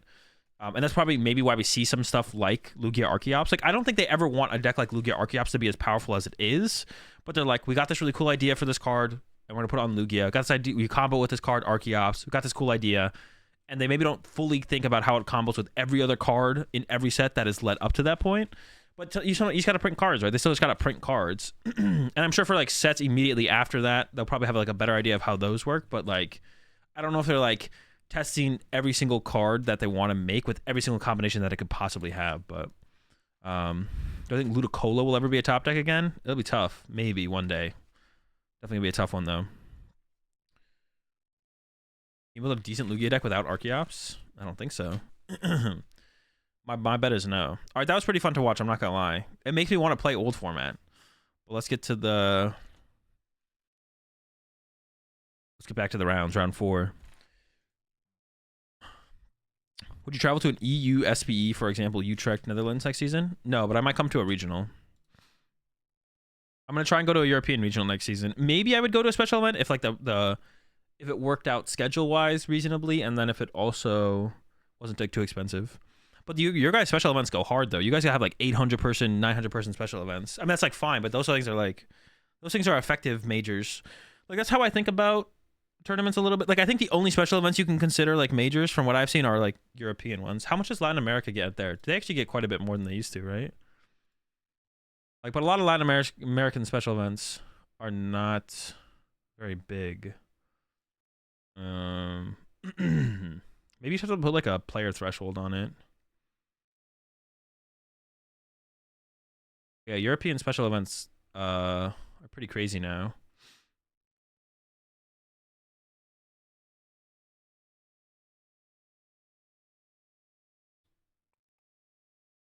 Wait, I'm so confused. Has Latin America had any special events so far? What was the last Latin American special event? But there's been like no special events this whole year so far. Oh, what the heck? Next weekend is the first one in 4 years. Oh, I thought Latin America already had a special event this season. I guess I'm just trolling. They will have 5 SPEs in this month. Yeah, I guess we'll see how big the Latin America special events actually get then. So we just don't know right now, actually. Yeah, I'll be curious to see how big they get. What are some Latin America special events to other countries? I'd maybe be down to go to Latin America regional. I don't know if I'd ever go for a special event. It just depends on like timing and cost, but also like I just want the like for me the only thing that matters anymore in Pokemon is literally just winning like major tournaments. Like that's the only thing I care about. I don't like so I only want to travel to tournaments where I could like win it and be like, okay, I won another major tournament, right? That's like so. Otherwise, I don't think it's worth traveling for me. So that's why I didn't want to go to like winning cups, like going to cups and challenges just feels like it just doesn't matter to me anymore. I don't know. Like, yeah, the only thing I care about is winning major tournaments.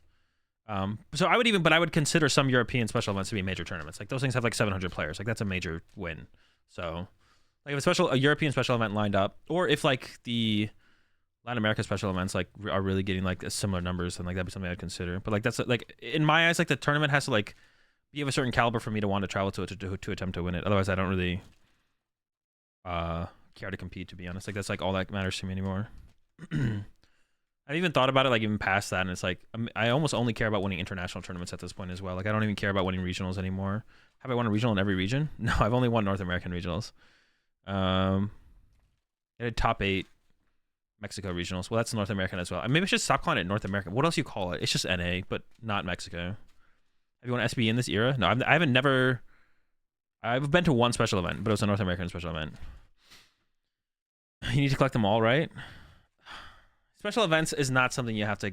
A special event is just regional junior. Well, now they're getting enough players where I guess they're there, but it's not like its own classification of event. It's not like trying to win one of everything. I never won at nationals, but like those have turned into ICs, so it's like, yeah, I'm not gonna try and like. I feel like collecting a special event win is. That's not. Although now that you said it, it makes me think about it. To be honest, Benji. Now that you said it, I'm like maybe I do need to try and add that to like. Maybe I do need to try and I got a Players Cup win. Now I have to get a special event win and then try and get the Worlds win. Is that where I'm at right now? Win regional in each state. That'd be tough. What are special events? They're effectively regionals without the prize support, the cash prize support. That's basically what they are. Team challenge, bro. Team challenge is such an. I did kind of think about that as well, Benji, when the team challenges haven't going on. I'm like, there's such a time investment though, and it's like tricky to line them up around like all the other traveling I do to make sure I can compete on them, but. It was something that is also another thing I thought about was the team challenge. We're trying to like get a team challenge win as well. It's just hard. It's just hard to like make all that work. I'm too busy with everything else. Like I can only do so much. And right now it's travel to major tournaments and then stream and create content and stuff like that. Which country that you traveled you like the most? UK is pretty cool. I like London, but I don't like the food in the UK, so maybe I'm gonna say not that. Australia is pretty cool. I like Brazil. Like I like Brazil. Like I like Sao Paulo. I don't really dislike anywhere I go, I guess. Everywhere's kind of cool for their own reasons. Which country I like the most? I mean, it's probably, I don't know. It's probably Australia, to be honest. I feel like this, is that just because like, no, it's probably Australia. It's probably Australia. So you don't even play with friends locally? No, not really. I just don't have time to.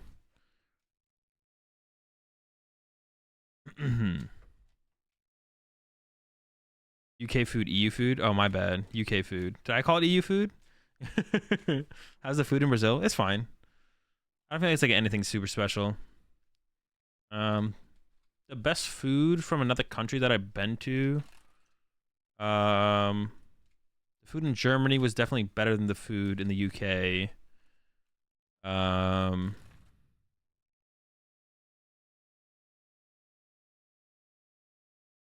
going to UKIC. Yeah, the food in you can make me meatballs. I'll have some of your meatballs, Soda. Yeah, the food in Mexico was pretty good when I went to Mexico.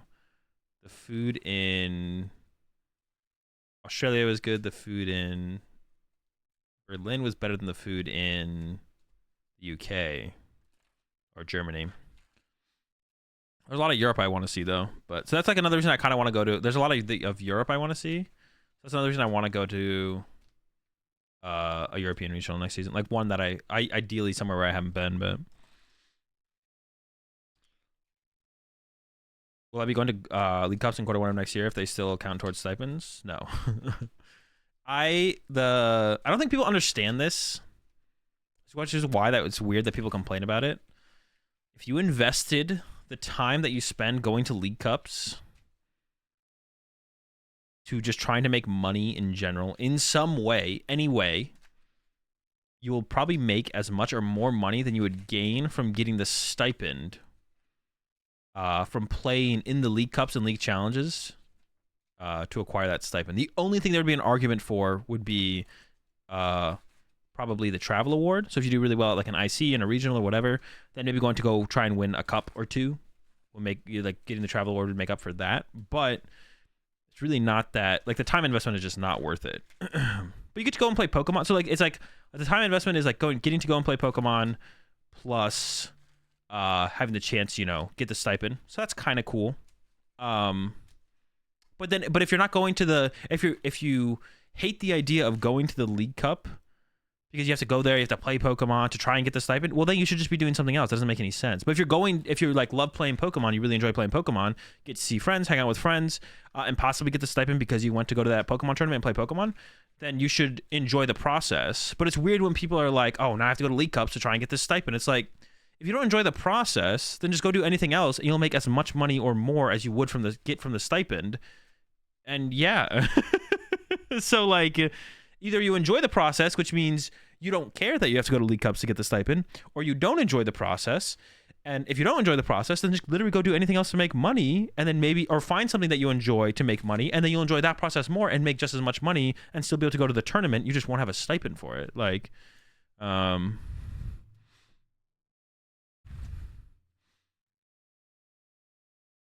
you're playing Pokemon to make money, you're misguided. Exactly. That's what I'm that's what I'm saying. Like, this doesn't make any sense. Have I been to Berlin? Yeah, I went there for when EOIC was in Berlin. And Pokemon for money is not smart? Yeah.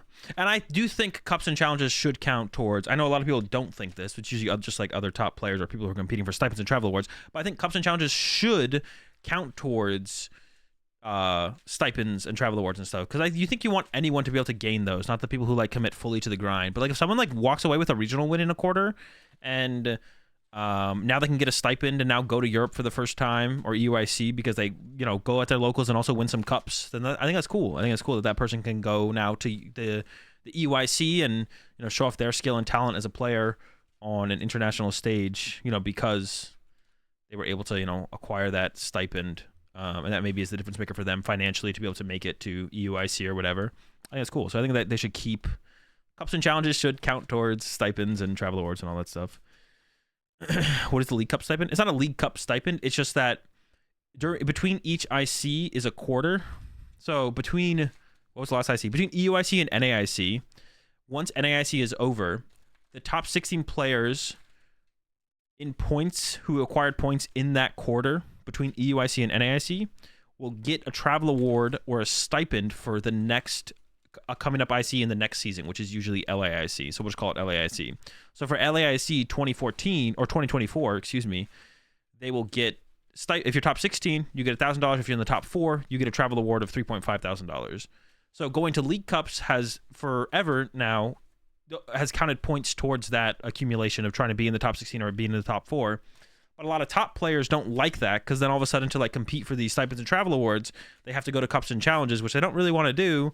But you have to do it if you want to be able to get the stipend or the travel award. But then it's just like, why are you complaining about it? It doesn't make any sense. It doesn't make any sense. That was beautiful. Go random player that won a regional, get that stipend. Yeah. And if you enjoy the process of constantly competing at Pokemon and playing for the stipends and travel awards, then you shouldn't mind going to the cups, and if you enjoy playing the game. But if you don't like that process and you don't like the idea of having to go to cups and challenges to get a stipend or get a travel award, then just go do anything else. If you want, if it's money focused, go do something to make money, or go do something else you enjoy that's you think is more worth your time, and then you're chilling.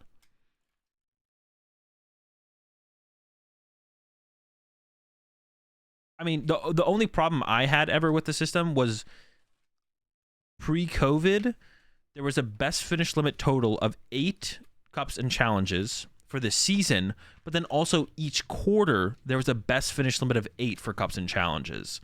So theoretically, each quarter for each stipend for each IC, you could win 8 cups and 8 challenges. That was ridiculous. That's too much. But best finish limit of 2 each quarter, total best finish limit of 8 for the season on cups and challenges, I think that's fine. So yeah, I think if it follows the current system that it is, if it's 2 cups and challenges each quarter, that's good. The 8, I will admit, is a little bit ridiculous. And if you ever put like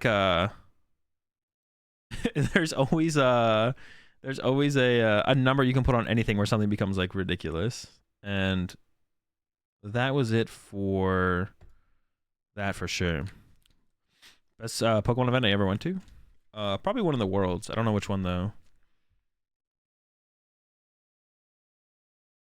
Probably Vancouver Worlds. Yeah, Vancouver Worlds. I'll say Vancouver Worlds. One of my favorite events. There's never a bad product, just a bad price. Yeah, yeah. I mean, if something's free, someone's going to want it. That's a good way to say it. Never a bad product, just a bad price. All right, let's get into this round 4. We got Kevin Clemente going up against Reagan Retzloff. Turbo Lost Box on Kevin's side versus the Lugia Archeops of Reagan. So I do think this matchup is favored for Reagan. The price card's going to look too bad for either player. I think this matchup is favored for Reagan by a little bit at least. Because there's no Kyogre in the list for Kevin. The Kyogre I think is a really big deal for this matchup.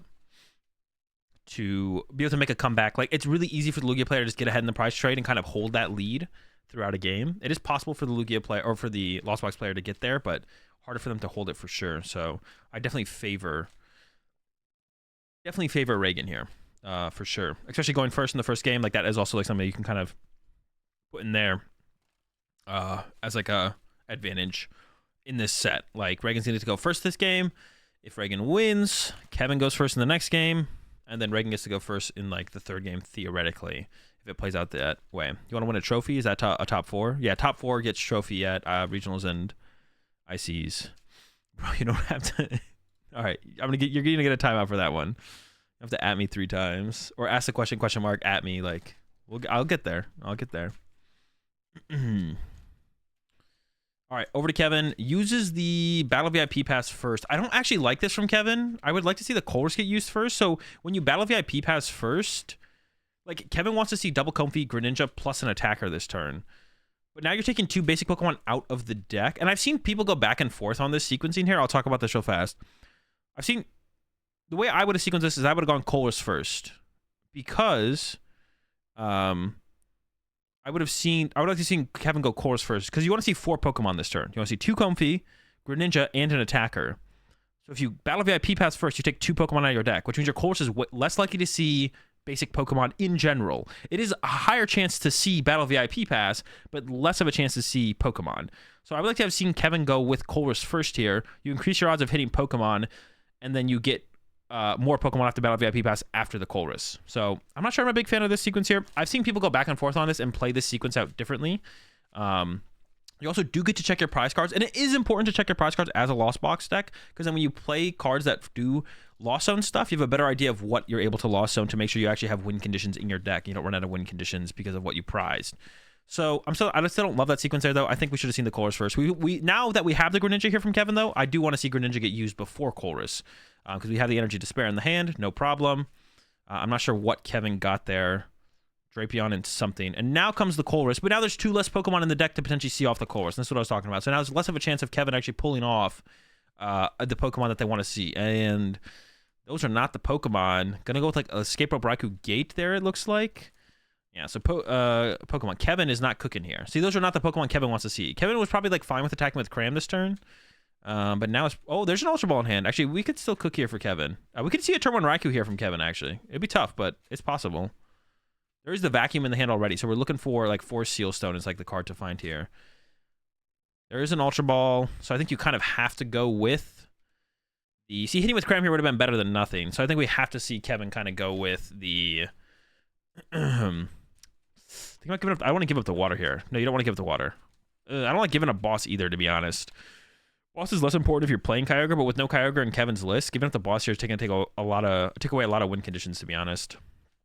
I also don't like the Escape Rope use first there from Kevin. I think Kevin should have played the Switch Cart first, because you actually don't want to punch the Lugia with Cram.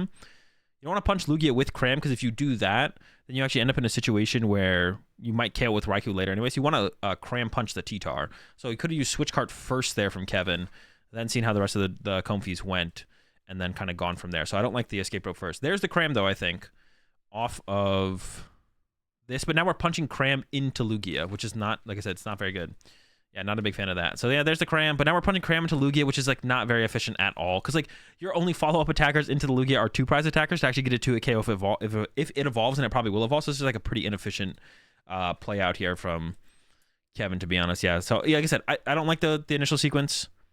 I would have liked to have seen Kevin play a little bit more. Once we saw what Kevin's hand was there, I think Kevin should have played a little bit more heavily for the Cram Punch into the T-Tar instead of the Raikou into the Lugia. I think it was just like a little bit greedier. He can go Crampo Snorlax. Kevin does not play Snorlax, so it's not possible. And even if Kevin did play Snorlax, it's possible Reagan finds the Serena, and then Serena would remove that as an option as well. There's Ultra Ball.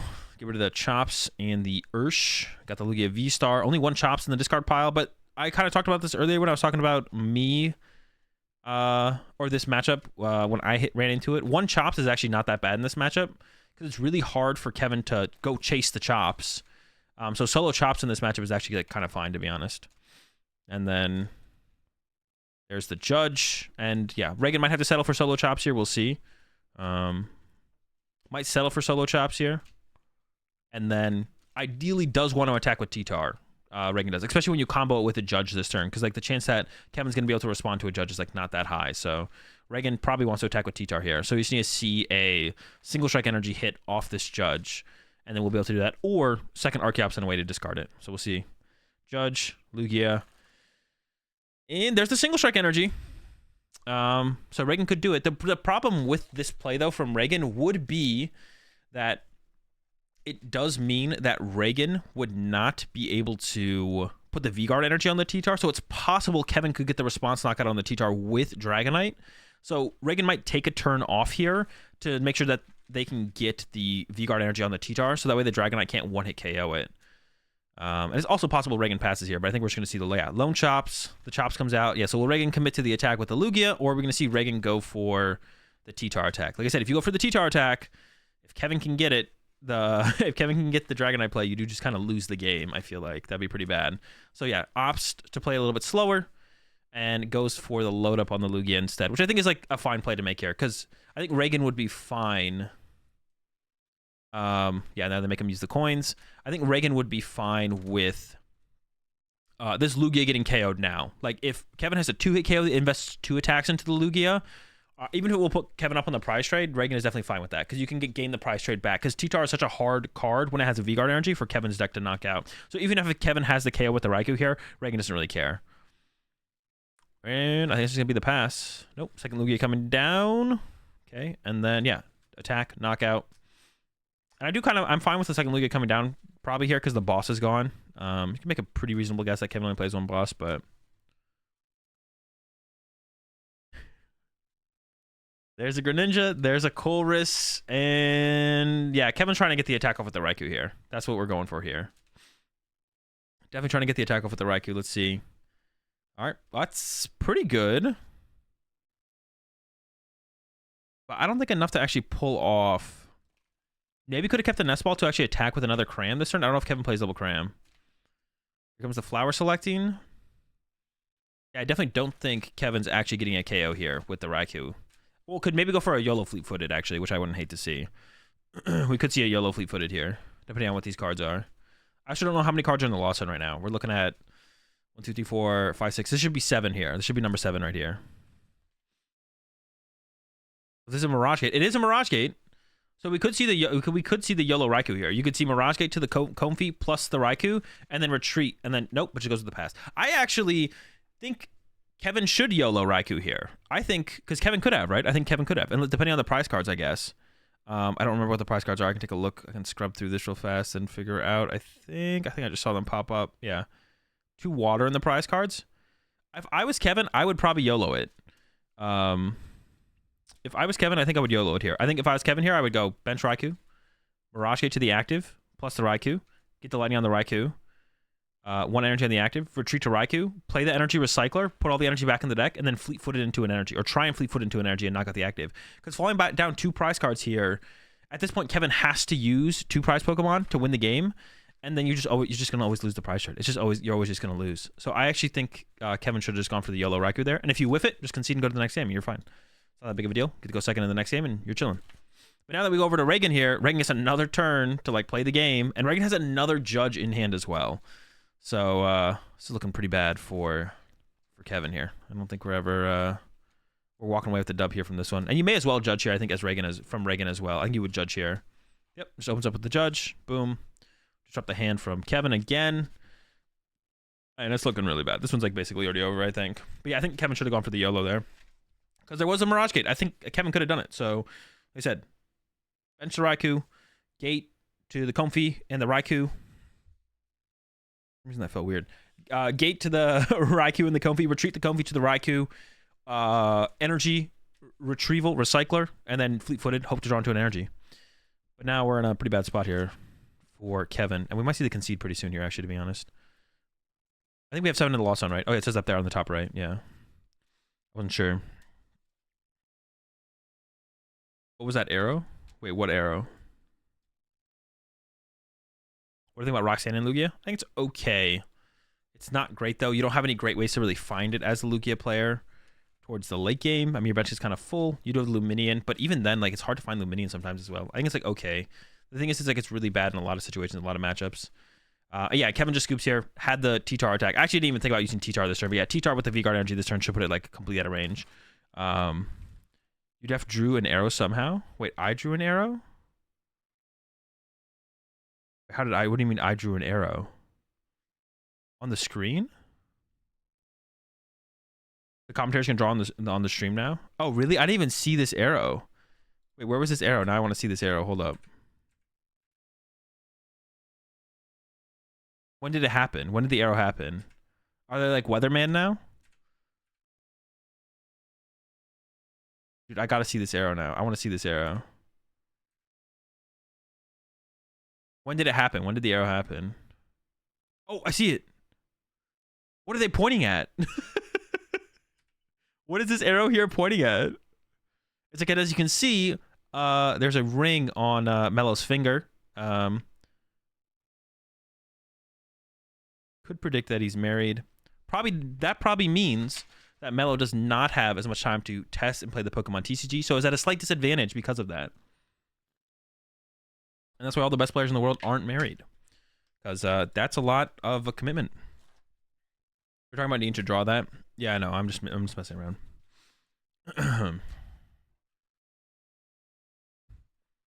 That was one of Reagan's advantages in this matchup, is Reagan's not married. So, all right, prize card peep, nothing important. I think really on the other side, one cold stream prize of course kind of sucks, but like, yeah, really nothing huge. Both players can play around these situations pretty reasonably.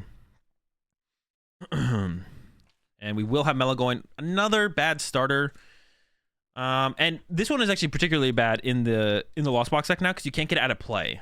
So it's like particularly bad now, the Manaphy is. Because you can't get it out of play anymore. It kind of sucks. We see the Ninja and the Comfey coming out. And there really is 5 good starters in the Lost Box deck. Obviously, the Comfey is optimal, but also opening Greninja is like not bad. Opening Greninja is actually pretty solid as well. So that's like another Pokemon that is like really reasonable to open in this game, in this matchup, or any matchup, is opening Greninja itself. Opening Greninja itself is like really, really strong as well. So, so yeah, another bad starter here from Mello. Worse than the last one.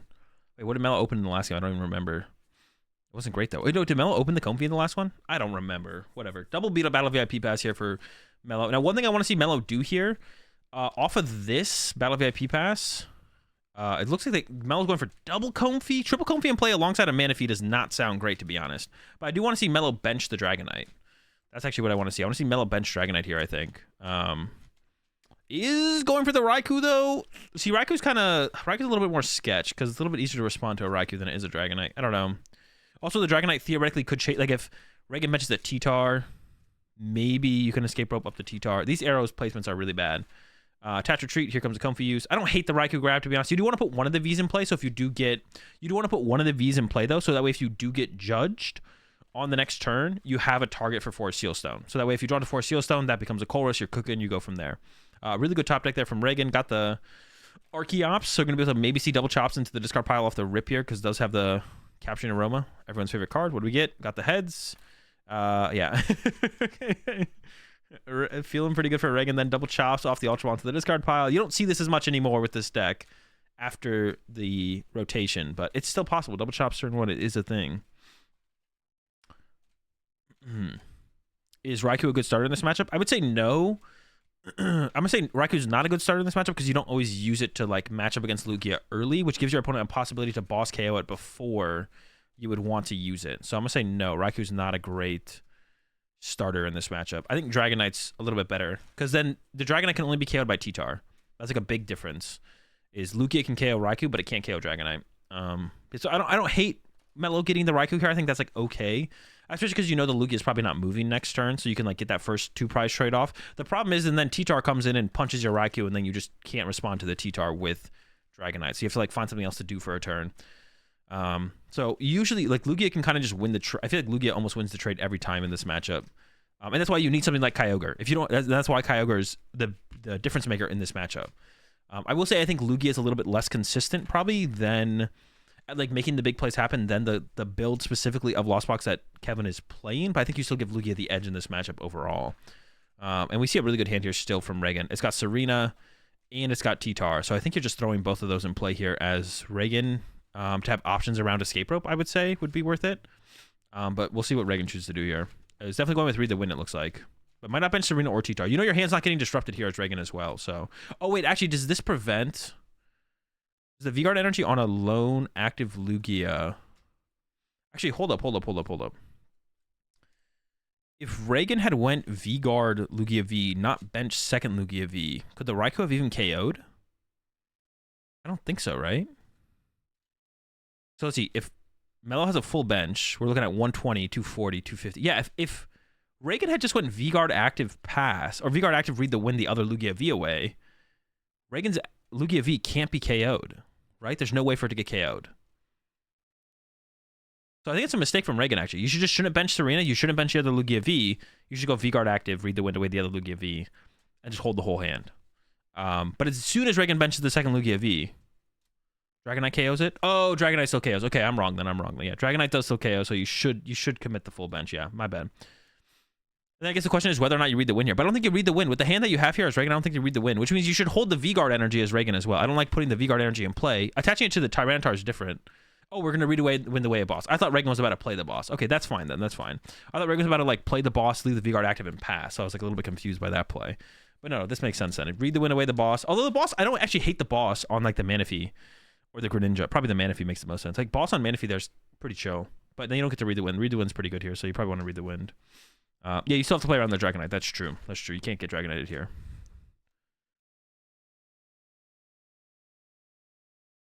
Yeah, definitely need to do that. So Mello's play here is knockout with Raikou, if they can get there. They do have the 4 Seal Stone, so it's looking pretty good so far. Yeah, get the KO, and then hope Reagan doesn't have that too good of a follow-up.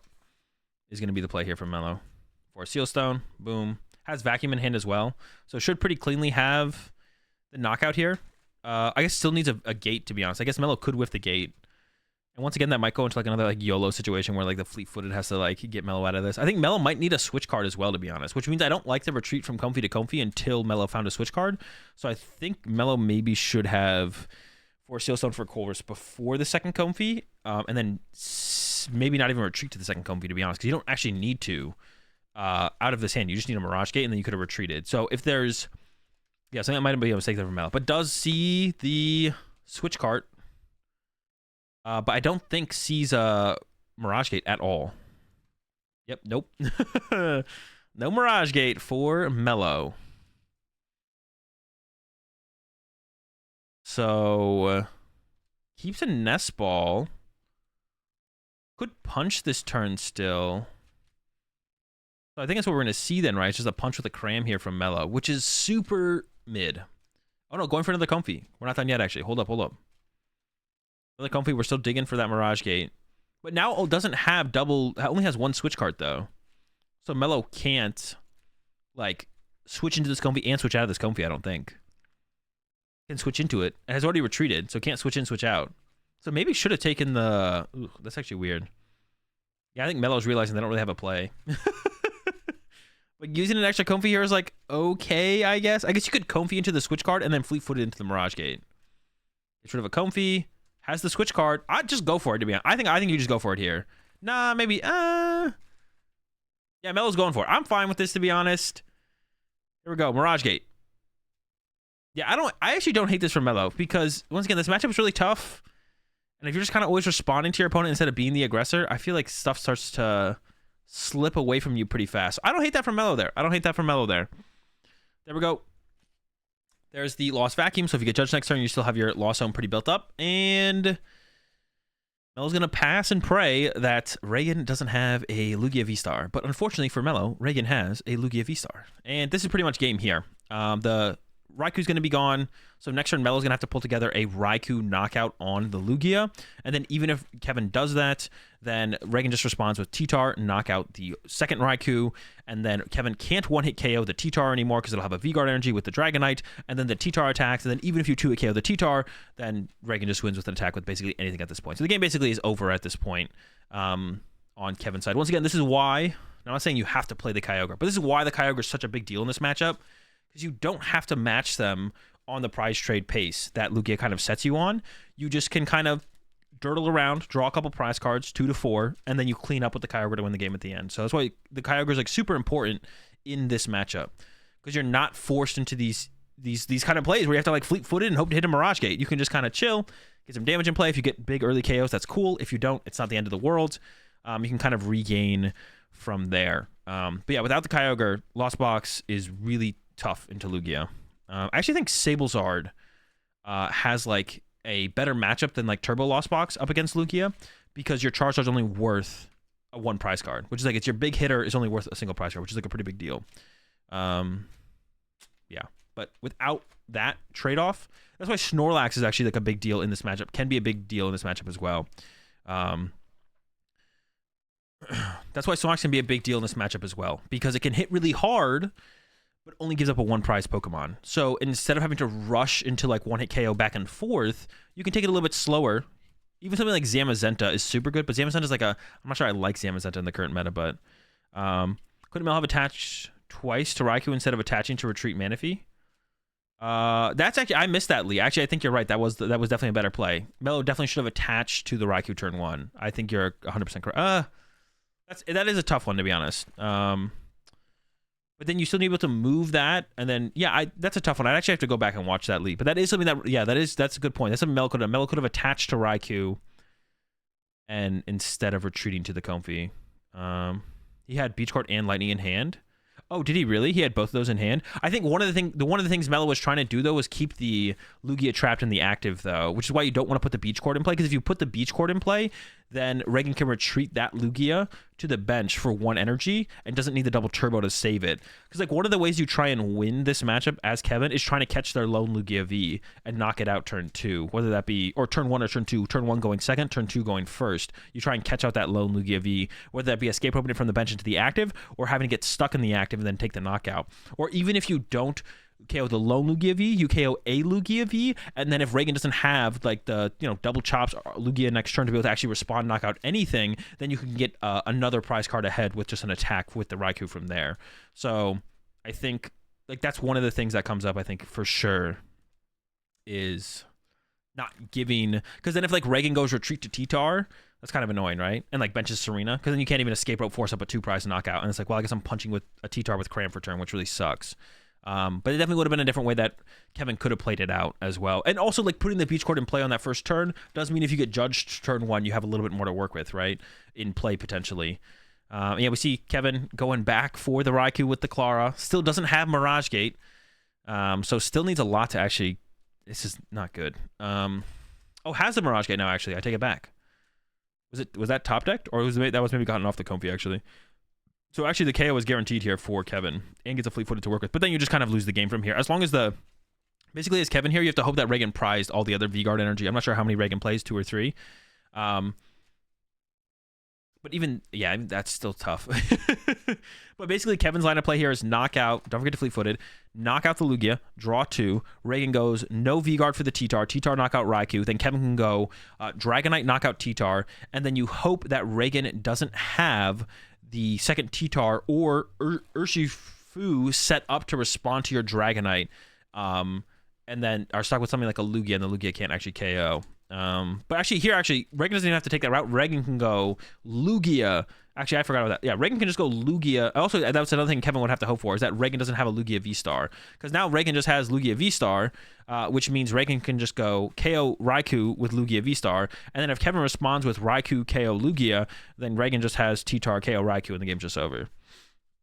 So what you're saying is Kevin Mello _ Magikarp is bad. I think there was definitely some mistakes here from Kevin. I'm not sure about the Beach Court play, to be honest, that Lee mentioned, but I think that's also possibly could have been played a little bit differently. Yeah, turn 1 attachment to Raikou turn 1 is like a big deal. Same thing with like Zeraora pre-rotation on like turn 1 attachment to Raikou or Zeraora against the Lugia matchup has always been like really, really strong, because then you don't need the gate to pull off the play, or you can like utilize the gate differently potentially. Yep, that's a knockout. Down to 2 for Reagan. And like I said, there's no real option here for Kevin. I think one play we could see Kevin do. So actually, the only play that I see Kevin doing. Okay, there was actually a play here for Kevin. Kevin could have played Escape Rope and then hopes Reagan misplays and sends up T-Tar. And then knock out T-Tar with Dragonite, and it's possible Reagan wouldn't have a response to that. Now, if Reagan just plays correctly and still has a non-single strike energy left in deck, Reagan just pushes a Chops and then retreats the Chops and continues the prize trade from there. But that actually, Kevin did have Escape Rope and Dragonite in hand. So I would like to have seen Kevin at least attempt that route, because you never know. Lugia's hands are so bad so often as well now. Like sometimes the Lugia player has like an 8-card hand and it's just literally 8 nothing cards. Like actually, Reagan would never misplay around an Escape Rope. Also, there is past footage that can be reviewed proving that Reagan forgets how Escape Rope works. So, or does misplay around Escape Rope. So it was definitely a viable out there for Kevin that Kevin missed. Yeah, I definitely would have liked to have seen Kevin at least attempt that line, especially going up against Reagan. Maybe next time though.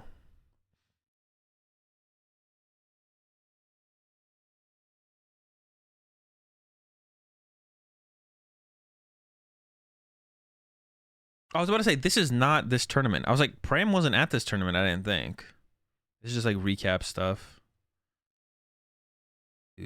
This recap stuff is like it's confusing because that's hard for me to find the. Okay, we found it. Is it always 3 single strike energy on T-Tar? No, only if you need a KO a Cram. If you need a KO a Cram with a T-Tar, then you need 3 single strike energy. That's basically the only reason.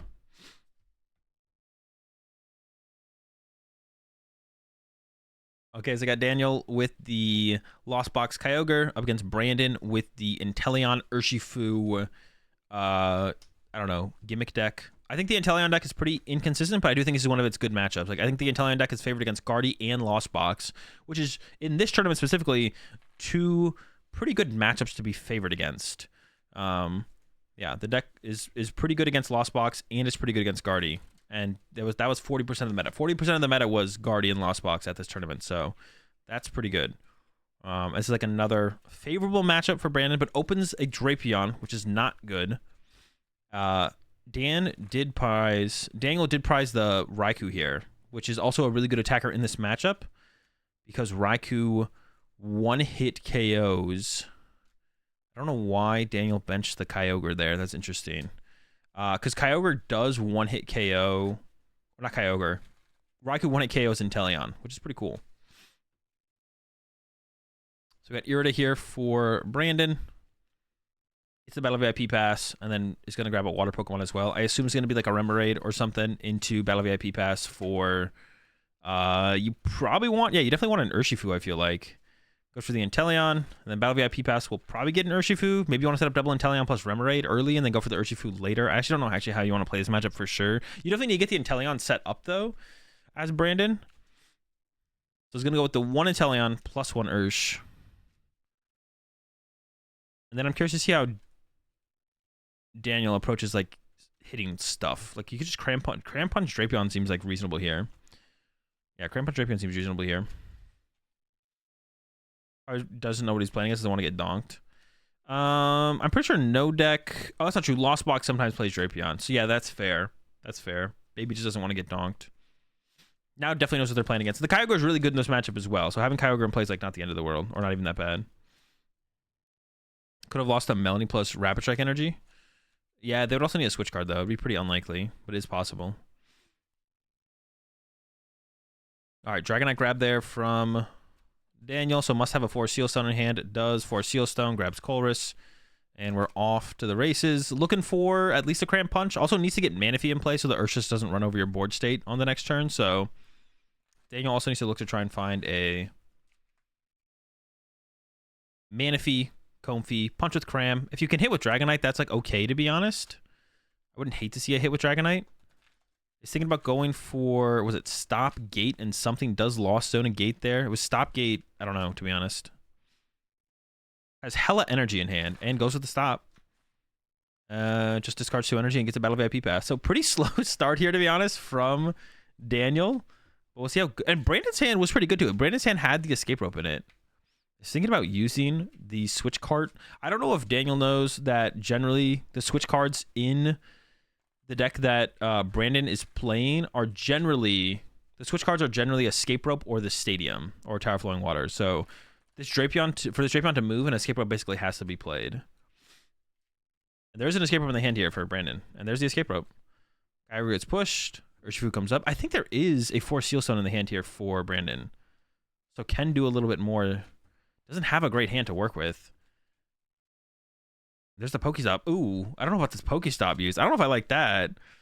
It could set up some interesting plays though, where if you like discard the water energy, then you can force Seal Stone for the Melanie. So maybe I do like it a little bit more than I thought. I don't know. It feels a little off, but it's probably fine. Another thing you can do in this matchup, for anyone who like runs into this matchup, if you're playing the Lost Box side of things, you really want to KO Remoraid as soon as you can with Sableye to like prevent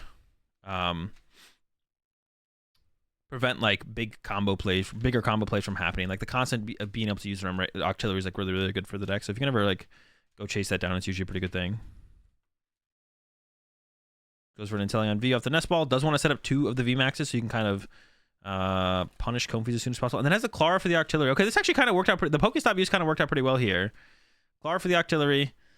You could get a second Rapid Strike energy here and go for the G-Max Rapid Flow, KO the Comfey off the bench, plus hit the Dragonite. And that is what Brandon's going to go for here. So we're going to go ahead and smack, probably take away the Comfey, and then smack the Dragonite, set up for the 2 KO. Actually, this play looks really good here for Brandon. Doesn't have too much else to work with in the hand, though. Yep, Comfey, smack, Dragonite. Could have been more damage efficient by putting the damage on the Kyogre, but then you leave the Comfey in play for Daniel, which is not great. So Daniel's just going to respond with probably Punch with, oh my gosh. Daniel's going to respond with Punch with Dragonite, I assume. We'll see. Picking what to keep here. Looks like a Switch Cart and a Beach Cart are getting Lost Zone. Kept the Sableye, Water, and something else. Should be pretty close to 7 right now. Looks like we're at 6. So with a Vacuum, we'll be able to get up to the 8 count mark there. 8 mark count. Has the Vacuum, has a dead card in hand. And benches the Sableye, I'm sure, because the gate that's going to come out here is probably going to put 1 on the Sableye and then 1 on the Dragonite. Gets rid of the 4 Seal Stone. Keeps the Pokestop in play, which is interesting. But I guess that makes sense. You're probably going to get more value out of it than your opponent. Probably just like risky for your opponent versus not. Might be a little bit... Oh, and only the 1 off the gate. Yeah, I was going to say, maybe it was a little bit aggressive with the gate there, or benching the Sableye. I don't know if like the Sableye didn't feel like it was guaranteed there to like have a target for it. Yo, appreciate the 26 months there, Danny. Switch cart and just kind of punch. That's a lot of damage. There we go. And then 20 to the benches as well, which is actually a pretty big deal. If Brandon can find Water Energy and Inteleon VMAXs, the damage on the bench can build up really fast here. So there's 20 to 2 bench Pokemon. Yeah, I don't know if Daniel knows that. I think Danny maybe thinks that it could hit the active. All right, Karina's focus off the Octillery. Another great thing about the Octillery as well is like it can get you out of dead hands because you have the draw supporter of the Karina's focus. So it's like another great use. Another great reason to take out the Octillery is what I should say here. The draw there from Brandon, though, not particularly good. This doesn't seem terrible. Like you can't knock out the active here, though, I don't think, as Brandon. The question would be, do you want to leave this Urshifu in the active? Has an Ultra Ball? Sheesh, this hand is tough. Could get rid of a water energy. Ooh, the Pokestop. We're doing it again. Ooh. Oh. Oh, okay. So it only has one double turbo, one double energy left, I think, then, from Brandon. And it's in the hand. So that means you can't commit it to the Urshifu. Like, you need to save it for Metacham, the double energy. Actually, that makes things really awkward here.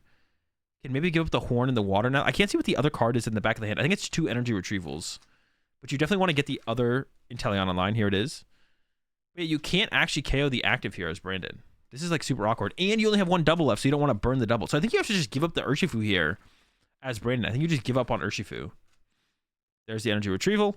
So you can ping. You could try and get a prize card here, though, actually. So you can ping 2 on the Sableye and the Kyogre, and then use the Alakazam to move 2 off the Dragonite to the Sableye. I think you want to go from the Dragonite, though, not the Kyogre. Because the Dragonite you're going to KO eventually anyways. So I don't like that. I think we could have definitely taken the damage off the Dragonite there, I'm pretty sure. Because the Dragonite has how much HP left? We got 110 left. You do 140 with it. So yeah, I think off the Inteleon makes more sense. Yeah. But yeah, I think you just have to give the Urshifu here as Brandon. You just have to feed it to him, which kind of sucks, but... Alright, then you're kind of in a scary spot, though, because then Daniel wins with just knockout Urshifu plus knockout an Inteleon with a Raikou. And I'm not sure how much hand disruption Brandon plays, to be honest. Also has Kyogre as an option as well. And Daniel did keep Pokestop in play and has been milling really aggressively with it. So, like, the Kyogre option is actually coming up pretty quickly here. You just have to hope you don't get... You have to just like, prevent yourself from getting Yoga Looped. You probably have to just grab Greninja here. Looking at the Cram, I guess it does conserve your Dragonite to the bench, so I don't hate this. And you have the switch cart in hand to be able to do this. Yeah, I don't hate this play from Daniel. Conserve the... I also wouldn't have hated Daniel to go with Greninja here and maybe attack with Greninja. Knock out the active and knock out something else. There's another Pokestop use. A lot of cards. Comes the Clara. It's just Comfy Sableye. I don't know about using Clara there. Switch card comes down, heals the 30. Maybe that's a reason to not Alakazam off the active because you heal the 30 there. Comfy use, trying to mill through the deck as much as possible. Needs to try and find Colress. What are we up to? 8 here? I guess if we could get to 10, maybe attacking with Sableye this turn would have been pretty reasonable. But yeah, I guess it makes sense to try and conserve your Dragonite here as Daniel. To try and get like another hit in with it. The Cram does get the KO, so actually it does seem fine. Putting the Comfy in play is a little bit sus because there is double Inteleon set up right now for Brandon. Brandon does push the Inteleon. You definitely want to replace the Stadium anyways here in play that Daniel has, so I don't hate pushing the Inteleon here. And then maybe like retreating to Octillery after you search out your own Stadium to retreat it. I don't think you want to leave the Inteleon in the active here, though. Because then Daniel could just win literally next turn with Raikou. So you definitely don't want to leave this Inteleon here, I don't think. So Double Gunner, Comfy, Kyogre, Energy Retrieval. Do it again. Move some damage from the... Probably the Kyogre, actually, to be honest. From the Kyogre to the Comfy. Then you definitely need to retreat this Inteleon. You definitely just can't leave this thing in the active. Dan's hand is huge. And definitely has a Raikou. That's pretty... Oh, but that's an Urshifu grab. You're not moving the active if you grab Urshifu here. Yeah, I don't like this. I don't like this play from Brandon. Like, you can't leave... Yeah, you can't leave it in the active here. I think Brandon understands that now, though.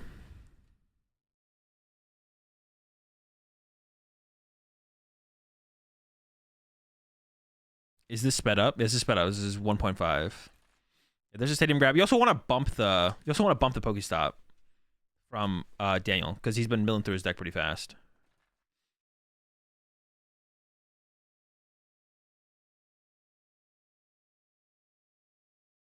All right, here we go. Has to retreat. What do you retreat to? Oh, it's going for the Metacham play right now, actually. I didn't expect that, but this also board locks Brandon out of Urshifu. Ugh, I don't know. This doesn't even seem that good, to be honest. Like, nothing seems great, though, for Brandon. Okay, and now we're going to see the Yoga Loop. Okay. Yoga Loop. Brandon takes another turn, down to 3 prize cards. What is the route? I don't even know what the route here for Brandon is, though. That's what I'm trying to like, figure out. What is the route here for Brandon to take? I don't know. So we got this. Now, you could KO the active Cram here with Metacham now. You could Alakazam a damage off the Kyogre to the Cram attached to the Metacham. Metacham KO Cram. That's something. You could Inteleon, the Kyogre, and the Dragonite, and then move 2 from the Dragonite over to the Kyogre as well. And then you could look eventually for... You want to attach to Inteleon ideally then. So we can attach 2 energy to Inteleon, find a boss. Kyogre gets KO'd by the double gunners, and then you KO the Dragonite with boss with this, and you kind of ignore the Cram. I actually don't hate that play as well. We could see the Medicham KO Cram. Yeah, but then it's really hard to ever get to an Inteleon plus boss to chase the Kyogre before you lose the game, to be honest. So I feel like the best play that I see here is I think Brandon wants to go double gunner, move damage from Dragonite to the Kyogre, leave the Cram in the active.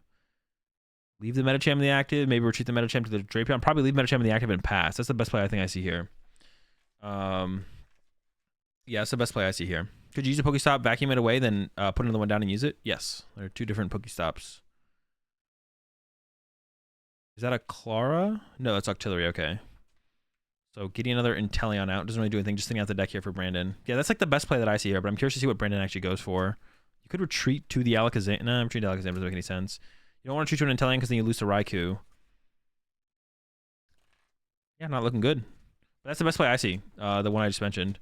No options in the hand here, though, for Brandon. Yeah, the best play I see is... It's just all bad, man. And we do see the double... But with the hand that Brandon has, I don't know if I like this, actually, because we do see the hand that Brandon does have. I almost like the KO Cram play from Brandon, and then put Daniel on kind of not having a good attacking option next turn.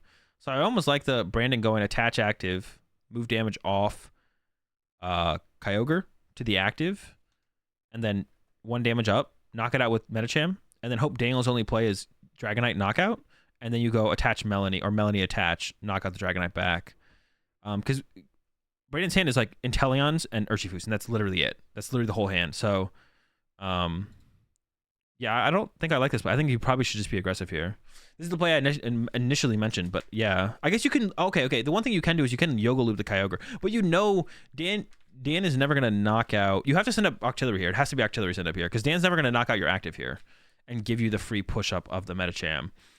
This does make this a little bit risky too, though, because Daniel could just bump your Stadium and keep you trapped. Like, it could go bump your Stadium plus just punch with Cram and not KO the Octillery. There's the damage move over to the Kyogre. Okay, over to Daniel. We could see Dan just win the game here. So here comes Nest Ball. Gonna grab Greninja. A couple different ways to win the game here. Could use Kyogre. Could use Boss plus Raikou. Raikou is prize, but we did see just Dan top deck the... Dan did just top deck Heavy Ball, so can get the Raikou off the prize cards now. So could win with Boss on KO on Inteleon. We'll see, though. We might see Dan initially go into using Greninja, and then you don't want to show the Raikou yet if you don't have to, maybe. Yeah, the boss is like the big thing for Dan to potentially hit here. Bumping the Stadium would be big as well to stop the Yoga Loop on the Kyogre. But even if the Yoga Loop on the Kyogre happens, like Brandon's hand is still pretty dead unless there's a top deck next turn.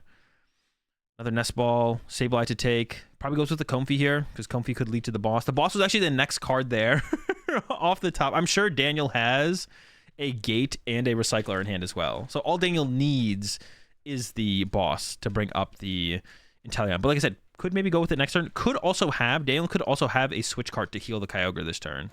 So there's the escape rope to start with. This makes things awkward once again for Brandon. Oh, you can't push Inteleon because then you lose to Raikou. If you push Drapion, you can only move it with an escape rope. But then all Daniel has to do is not KO your Drapion and leave you trapped for a while. And I'm curious to see, no push from the Kyogre from Daniel. Is going to go with the Comfey. I was looking for Boss here off the Comfey. Boss would win the game. I don't see a Boss. There's a Horn. There's a Colress. So this Colress should basically thin out the whole deck for the next turn. So I don't think Dan can win this turn. But the Drapion does seem like it's probably stuck here. I don't know what this hand movement is from Dan.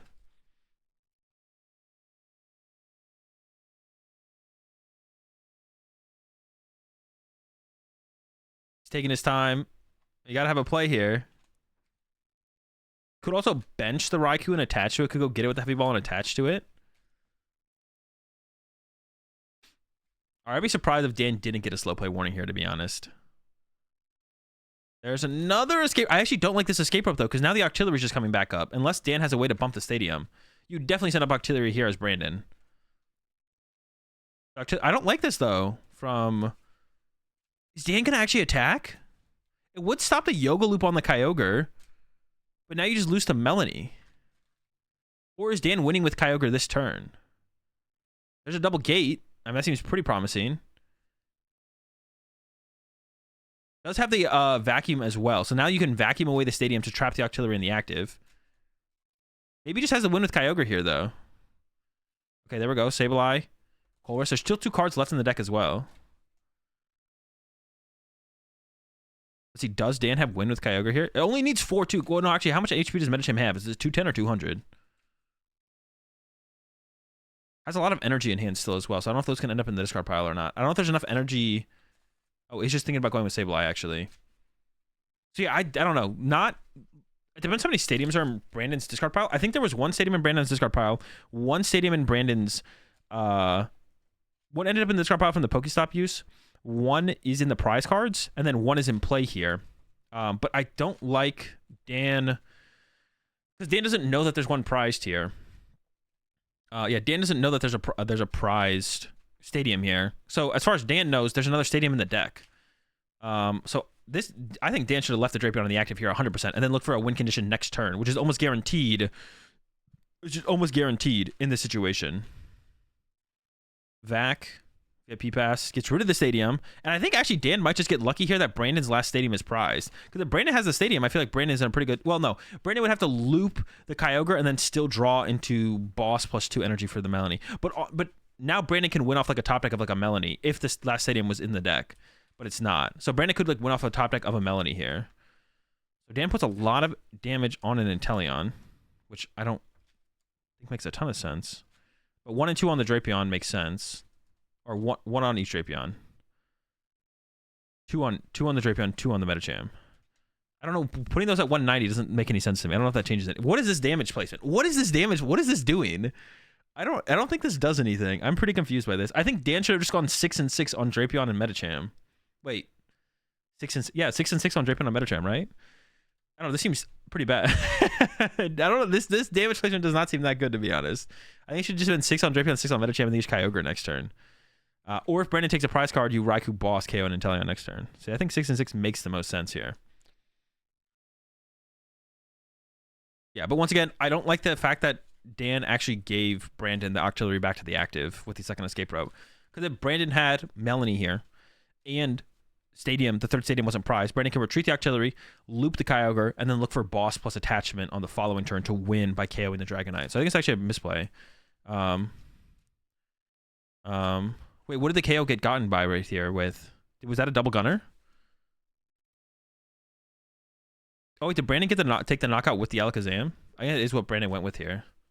Did get the stadium off the prize cards as well, I believe. I might be tripping on that, and all the stadiums might be gone anyways.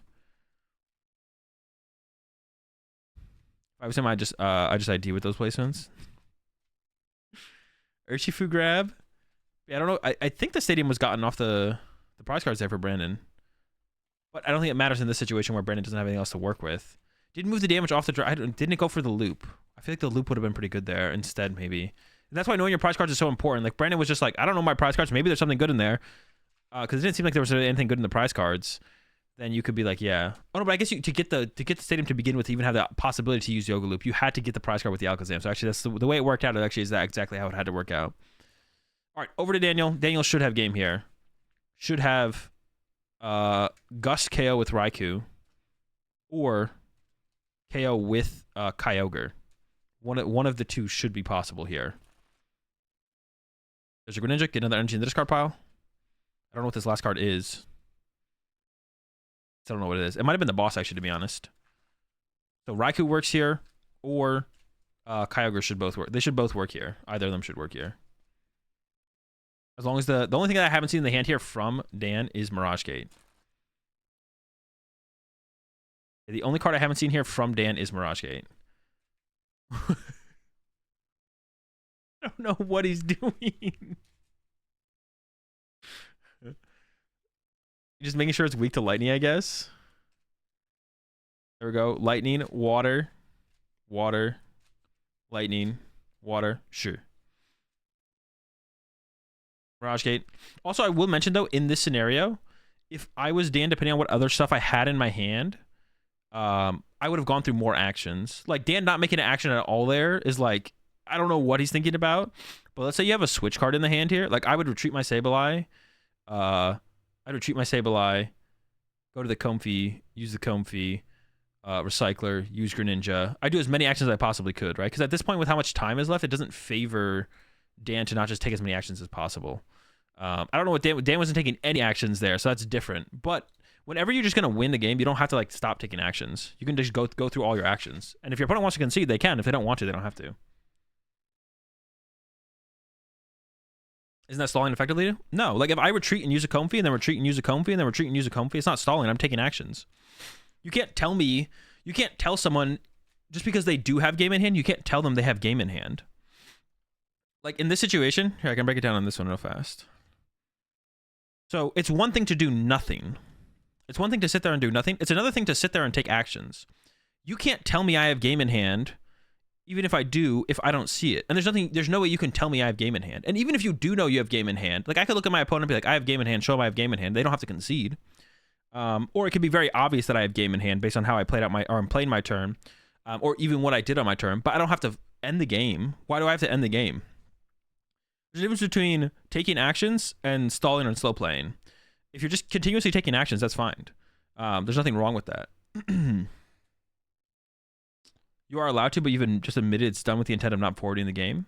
Yeah, but that's like fine. It's not. I'm not stalling or slow playing. Like, I'm not stalling or slow playing, but it doesn't mean I have to win the game when I can. Like, if I'm in a situation where I have game in hand, I can pass, and that's fine. I can just like say pass. All right, go ahead, because I want the game to last more turns. If I'm in a situation where I win the game no matter what, and my opponent can't win next turn, and I know they can't win. Maybe I know they can't win for like 3 turns, but I'm like, we're in game 1, and this has already been 30 minutes. It doesn't favor me to like make this game go faster. So I'm just going to go ahead and pass. Like, I have game in hand. I have Sableye with energy. They have a Pokemon on the bench with 10 HP. I don't have to knock that Pokemon out. I can just be like, okay, pass. And then they go, play out the turn. Then I go, play out my whole turn. Okay, pass. And they go, play out their whole turn. And then I go, play out my whole turn. And they go, okay, bench Sableye, attach, knock out, win the game. Because why would I want the game to go faster? I'm not saying you should stall or slow play. I'm not saying you should sit there and look at your hand for 30 seconds, ask to look at your opponent's discard pile, look at your discard pile, and then make an action. I'm saying you should just go through all your actions, not concede, or win the game, and then just pass your opponent. If they want to concede, then they can. You can't do moves that doesn't affect the game state by rules? What do you mean? What do you mean you can't do a move that... Oh, no, that's different. That's a different... I actually have an example of that, Charjo. There actually is that rule, Soda, but I am affecting the game state. If I have win on board, even if I have win on board, and I don't do it, well, first off, you can't tell someone that they misplayed, right? So you could never tell me. You could never look at if I had a Sableye on my board with an energy and I have 1 prize card left and they have a Pokemon on their bench with 60 HP, you can never tell me I have game, so now your opponent has to concede the match, or I have to win the match because you see board state. If you made the amount of times I've won games and when my opponent has game on board is not 0, right? My opponent's had game on board multiple times and just missed winning the game. I'm not going to tell my opponent they have game on board. They don't just have to know. Otherwise, what's the point of playing the game? There's no skill expression if you just have to tell you. If whenever you have game or the right action on board, it just happens, then what's the point of playing? The ruling you're looking at there, Charjo, and this actually has happened to me before. If I have game on board, but I haven't used my Comfy yet, the Comfy does affect the board state because I use the Comfy. I look at the top 2 cards, and one of them goes to the loss zone. You can't fail Mezagoza 4 turns in a row. Like, you can't fail Mezagoza 4 turns in a row. Wait, what do you mean to lock? An intentionally prolonged game, it's punishable? No.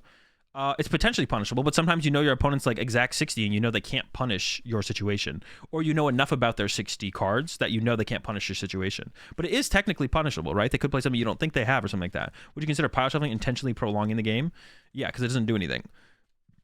But me using Comfy does something. I put a card in my hand and I put a card in the loss zone, and 2 cards leave my deck. You know what I mean? Punishes by rules of the game. If you have game and know about it and intentionally prolong the game, it's punishable? No, it's not punishable. You can't tell someone they have game, even if they have game. You can't force someone to win the game just because they have game on board. That's not how it works. Because what if you misplay and you say intentionally? Okay, so let's say intentionally, but you can't. how would you ever know that I know that I have game as well? That's why it's not a rule. If you could like look into someone's mind, if you could look into someone's mind and be like, oh, I know you have game because I know you're thinking about how you could win the game, but you're not doing it as a judge, and they'll be like, okay, you're DQ'd or you get a game loss or whatever. But you can't do that. So I can do that. And so that's why it doesn't matter if you intentionally know or not. This is not a good look, Azul. Bro, you guys can't be serious. This is a fine look. This is 100% legal and fine to do. This is not questionable. This is not questionable at all. You can't actually think this is actually questionable. This is 100% fine to do. Not a good look. It is not slow playing. It is not stalling. Those are illegal. If I want to use 4 Comfeys on my turn before I beat my opponent with my Sableye, I can do that. That is fine to do. This is not a question. It's illegal. It's legal and a strategic play that's 100% legal to do. This is not questionable. This is not even close to being like potentially a bannable offense. It's not. This is not a thing. This is not a thing. You're not saying anything here. It's not a thing. You can do that as much as you want. The thing you can't do is you can't not progress. Jay Lesage got banned for this, though? No, Jay Lesage got banned for saying you should pick up your opponent's discard pile and look at it for 30 seconds. Jay Lesage did not get banned for using 4 Comfeys before beating your opponent with Sableye. Jay Lesage got banned for saying you should stall and slow play. They are 2 completely different things. Jay Lesage said you should look at your hand for 45 seconds and then make an action and then look at your discard pile for 45 seconds. Or look at their discard pile for 40 seconds. Those are not the same thing at all. Jay Lesage did not say to use Comfey 4 times. How is it different? Because you can't tell someone they have game if they have game, so it's not a rule that even if it's known that you have game and you know you have game and you tell the judge and your opponent you have game, that you then have to execute game. I'm still progressing the board state. You can't tell me that I have game even if I tell you I have game. Like if I say I win here with Sableye and the judge is like, you win here with Sableye, and my opponent's like, you win here with Sableye, I'm going to be like, okay, I'm going to retreat and I'm going to use Comfey. Like that, you can't tell me I can't do that. I'm still progressing the board state. Even if I tell you I have game, even if I tell you I have game, and the judge agrees, and my opponent agrees, and everyone in the audience agrees, I don't have to do game. I don't have to do it. I can go, all right, retreat, use another Comfey. Retreat, use another Comfey. Okay, now I'm going to Sableye. I'm not saying you should slow play or stall. Those are two different things than just going through more actions on your turn. It's like, they want you to have a heart attack, Azul. The one thing you can't do, and this actually came up in a game of mine. This is the only time it's ever come. I was playing against Katron, and me and Katron actually didn't know this rule. Me and Katron actually didn't know the... Hey, and I'll take a look. We can watch this video here. I'm down. Hey, let me pause this for a second, though. So let me talk about... So I played against Katron in top 8 of Santa Clara Regionals. I played in top 8 of Santa Clara Regionals against Katron. And me and Katron didn't know the rule at the time. I wasn't mad at Katron. Katron wasn't trying to cheat. So Katron got down to 5 cards in his deck. 5 cards left, right? And he went Stellar Wish at 5.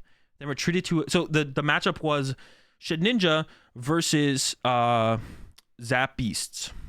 So Katron won game 1. So I basically lose the set, which is fine. I'm not mad at Katron. I got nothing against Katron. Katron's not trying to cheat. So all Katron did the whole of game 2 was retreat and Stellar Wish over and over and over and over and over and over and over and over, and just repeated Stellar Wish, retreat, Stellar Wish, retreat, Stellar Wish, retreat, Stellar Wish, over and over and over. That's all Katron did game 2. That's fine, because every Stellar Wish is different because you have now acquired a new card to your hand with your top deck. So every time you Stellar Wish, and theoretically, when you have more than 5 cards in deck, it's possible the 6th card is always the card you're looking for, and you can't find that card. So let's say it's possible that until you get to only 5 cards left in deck, every Stellar Wish you use is not the card you're trying to get off Stellar Wish, right? Is the card you're trying to get off Stellar Wish. But in this scenario, once Katron got down to 5 cards left in deck, Katron used Stellar Wish and saw 5. So that Stellar Wish is fine. But then Katron retreated and used another Stellar Wish and looked at the same 5. And the judge was like, all right, you can't do that anymore, Katron. I'll let you like, that's fine, but that's not progressing the board state to just sit there and Stellar Wish over and over. It's fine for him to retreat the Jirachi, because now there's a new Jirachi in the active, right? If they both Jirachis had escape boards, then retreating it wouldn't progress the board state either, which means you probably couldn't do that, but that would eat up your retreat for the turn, so it's probably fine. But because K-Tron was seeing the exact same 5 cards off the next Stellar Wish, there was no board state or possible potential of board state progression, so the judge was like, you can't just sit there and Stellar Wish once you only have 5 cards left in your deck. But if it was any number higher than 5, there was always a possibility that you would see a card you didn't see before off Stellar Wish, so you could consistently Stellar Wish 4 times every single turn if you had enough switch cards to get to each Jirachi. But as soon as there was 5 cards left in the deck, you had to stop using Stellar Wishes, right? And then it was like the same thing. The next turn, K-Tron wasn't allowed to use Stellar Wish.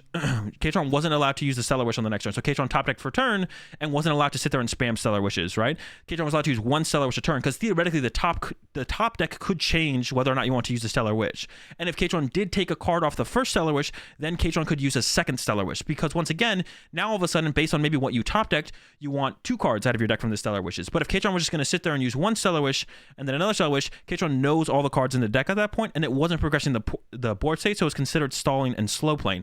That is illegal. It is also illegal to pick up your opponent's deck or pick up your discard pile, not your opponent's deck, your opponent's discard pile or your discard pile, or look too long at your hand. Now, it's not always intentional. Sometimes someone looks at their hand for like 30 seconds trying to come up with a legitimate play, right? They're not always being malicious about it, but the rules are there for a reason to try and keep games moving and giving a fair chance for both players to play enough Pokemon to have a chance to win the game. So even if you pick up your opponent's discard pile, not maliciously, and take too long looking at it to try and figure out a line of play or what they do have and what they don't have left, you can still get penalized for it, as you should be able to, because just eating up too much time in a game of Pokemon on your turn is just not legal, because it's not fair to not give your opponent any time to play the game. And then some people do that maliciously, where they look at their hand for way too long, look at their discard pile for way too long, look at your opponent's discard pile for way too long, and so on. But me using 4 Comfeys on my turn is not progressing the board state of the game. I am using 4 Comfeys. I'm going to use Micro Ninja. I'm going to use all my switch cards. I'm going to play my escape ropes and make you think about what Pokemon you're going to send up on your turn, and then I'm just going to beat you with Kyogre anyways. That is not illegal. It is eating up the clock, but it is not slow play or stalling. It is me just going through actions on my turn. My opponent can concede whenever they want. They don't know for sure that I have game or not. Pretty good guess if I'm just spamming cards, though, at that point. It is not slow playing. It is 100% fine in the rules. I'm gonna time you out just because you're stupid. Also, kissing your opponent during the match. I mean, if they're down with it, I think it's fine. I don't know. It might be a little bit too much at that point if you're going like too far than like kissing each other like multiple times during each match. Like if you can serve to like 1 time a match, it's all right. You can't just comfy for nothing. You got to take 1 card. You can't just comfy for nothing. Yeah.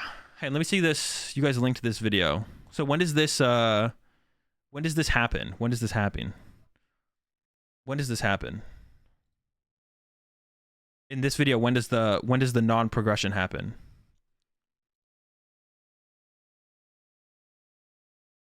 Whoever linked this one, check comments. It's about minute 47. All right, so let's see what happens here from John.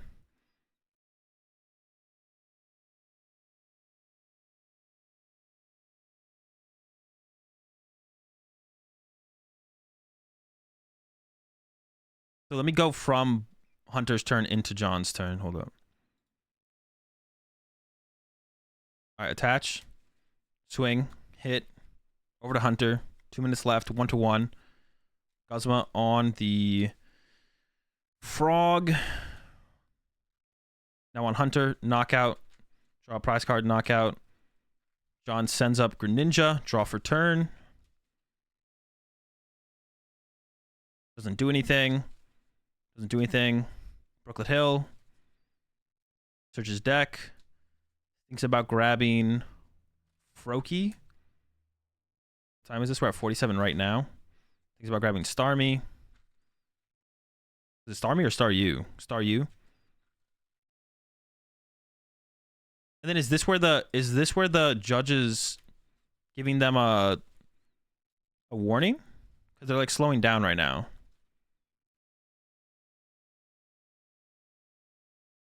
Is this where the warning is happening? Yeah, but it's fine for John to use Brooklet Hill there. What is so? I have to see more of the video here. I definitely need to see more of the video here. But like, what led up to that? There's no way that turn was everything that led up to. It had to be throughout the game, right?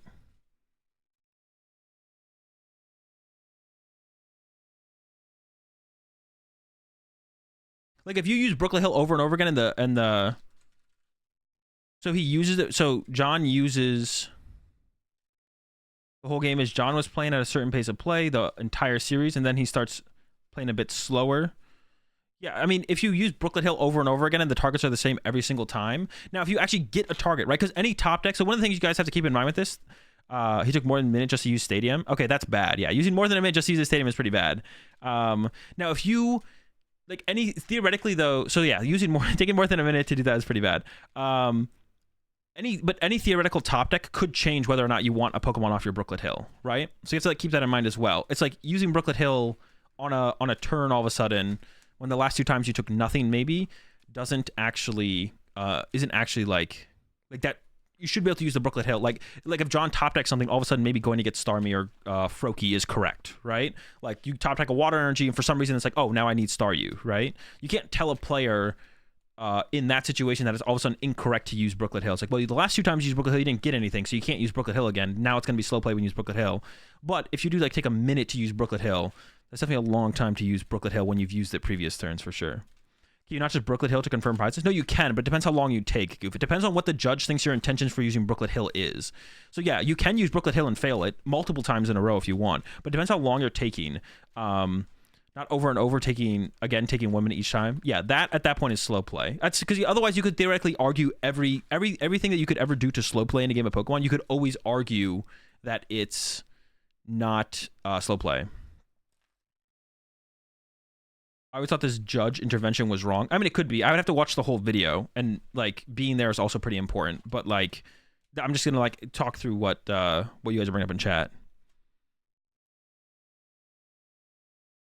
I used to play a search. You mean like use like if you can use Archeops and fail Archeops. You can't be called for slow play by using Archeops and failing Archeops. Like that's just not how it works.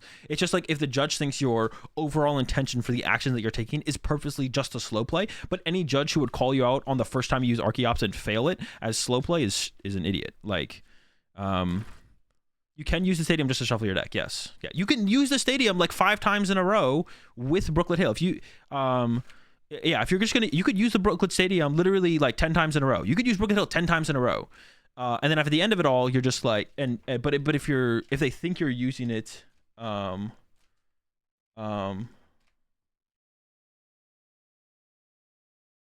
if you want to take, you can take. I don't know how much time you can take, but you can use Brooklet Hill 10 times in a row if you want. Search your deck, shuffle your deck. But it's just like if the judge thinks your intent is to literally just to slow play by doing it, then you can be issued warnings and penalties and so on. But you can use Archeops, look through your deck, take nothing, shuffle your deck, give it to your opponent, they cut, and you can do that like 10 turns in a row, theoretically, right? And if you're just like wanting to refresh what's in your deck, check your prize cards, whatever. I mean, 10 turns in a row is kind of a lot, but it's probably not 10 turns in the game. But you know what I'm saying? 2-3 turns in a row. If you do that, it's like not the end of the world. Is it illegal to use something to search your deck if you have nothing? No. You can't. Is it illegal to use your deck to search your deck? Wait, is it legal to use something to search your deck if you have nothing? Yes, it is. No, it is not. If you have no cards. Okay, if you have no cards in your deck, but Uncle doesn't mean if you have 0 cards in your deck. Uncle's saying if you have no Pokemon in your deck, is it illegal to play Ultra Ball? No, it is not illegal to play the Ultra Ball. Because no one can tell you what's in your deck. Just like no one can tell you if you have game or don't have game or can win or can't win. No one can tell you what's in your deck.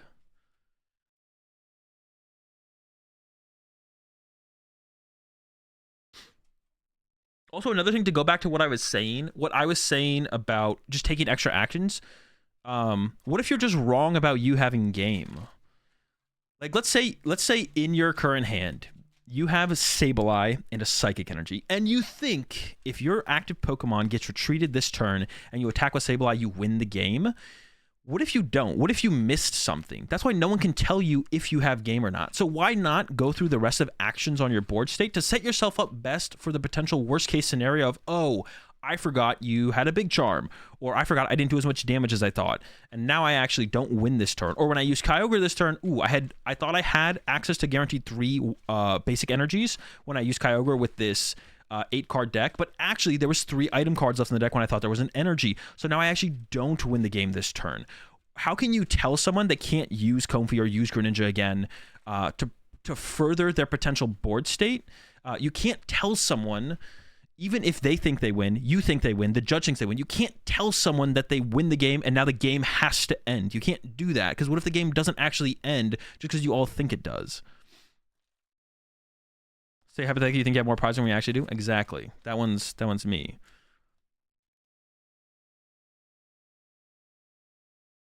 Do you think you have more prize cards left? Yeah. You can even Brooklet in GLC as a non-water fighting deck, which is funny. Yeah, because shuffling your deck is like a thing. Now, it might not always interact with your deck, and at some point, depending on how long you're taking on these Brooklet Hill shuffles or stuff like that, then yeah, then it is kind of sus. But what if you do literally just need to promote an attack? But what if the attack doesn't actually KO it and you just think it does? It doesn't matter. Like, yeah, like let's say my opponent knocks out my active Pokemon, and let's say if I send up Cram and attack, I should just win the game. Like, it's got 100 HP left. I do 110 damage, but it's like, what if I missed something? And what if I don't actually win the game here? Now, I could spend that extra time thinking about it, but what if I actually win? There's nothing stopping me from being like, okay, I'm just going to go use all my Comfeys first, use my Greninja first. Just in case I did miscount something, I'm going to go ahead and just make sure, right? People miss lethal all the time in Pokemon, or just card games in general. People miss when they have game all the time. You can't tell someone when they have game, even if they think they have game, even if everyone at the table agrees that they have game. You can't just be like, okay, now you have to execute game. That's just stupid. You have to be like, oh, we all agree you have game. You have to attempt to execute game here by sending up your Cram and attacking with your Cram. If I want to use all of my Comfeys and I do it in like a reasonable amount of time, I'm not slow playing, I'm not stalling, I'm just using my Comfeys, and then I use my Greninja, and then I play an escape rope to force my opponent to then think about what they want to send up before they send it up, and then at the end of it all, I just go bench table, I attach energy, switch cart, and then win. That's fine. There's nothing wrong with that. And this is something that I actually encourage that people take advantage of when they have the opportunity. Like, if there's 40 minutes gone in a game and you can sit there and use all your Comfeys and use your Greninja, you should do that, because you want less time in game 2. You don't want more time in game 2. You want as little time as possible in game 2. I'm not saying to slow play. I'm not saying to stall, but there's nothing wrong with going use Comfey, take a card, loss on a card, retreat to Comfey, take a card, loss on a card, use Greninja, draw 2 cards, switch to another Comfey, use Comfey, loss on a card, take a card. Retreat to Kyogre, send up Kyogre, attach to Kyogre. I think I retreated twice in that scenario, but you guys get what I'm saying. Recycler, Mirage Gate, use Kyogre. That's fine. If my opponent wants to concede in any of that sequence, they have the opportunity to concede in that sequence if they want to.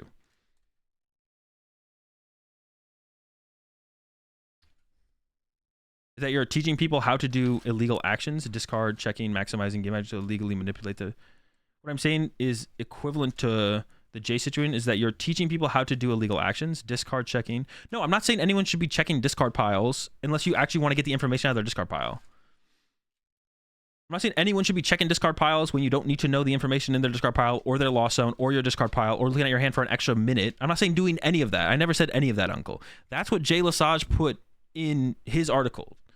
That's why Jay Lesage was banned, is because in Jay Lesage's article, Jay Lesage was saying pick up your opponent's discard pile for 20 seconds and not gain any information off of it. It's not the same as what I'm saying at all. They're completely different things. They're entirely different things. You cannot tell someone that they have game. You just can't do it. Because what if they don't have game? What if everyone at the table agrees they have game and they play through their whole turn, execute the game action, and they would have played a little bit more had they had the chance, or would have played things differently if they didn't have game, and then all of a sudden, oh wait, you don't have game. And then what do? Do you reverse the game state? Like, even if you and your opponent and the judge agree that you all have game, like, what do you just, that doesn't make any sense. My opponent on the weekend thought he had game. He plays Clara, grabs Drapion. Metalgy benches Drapion, attaches to Comfey, retreats, promotes Drapion, declares attack, and I point at the path. He then tries to show me the 2 Mirage Gates in the hand. I told him he already declared my opponent. Well done. Exactly. About the loss zone, can someone explain it to me? The loss zone is like a zone. You appreciate the prime sub there, G-Shen. And then he Stellar Wished, shuffled the 5 cards into the discard. I took a free game there.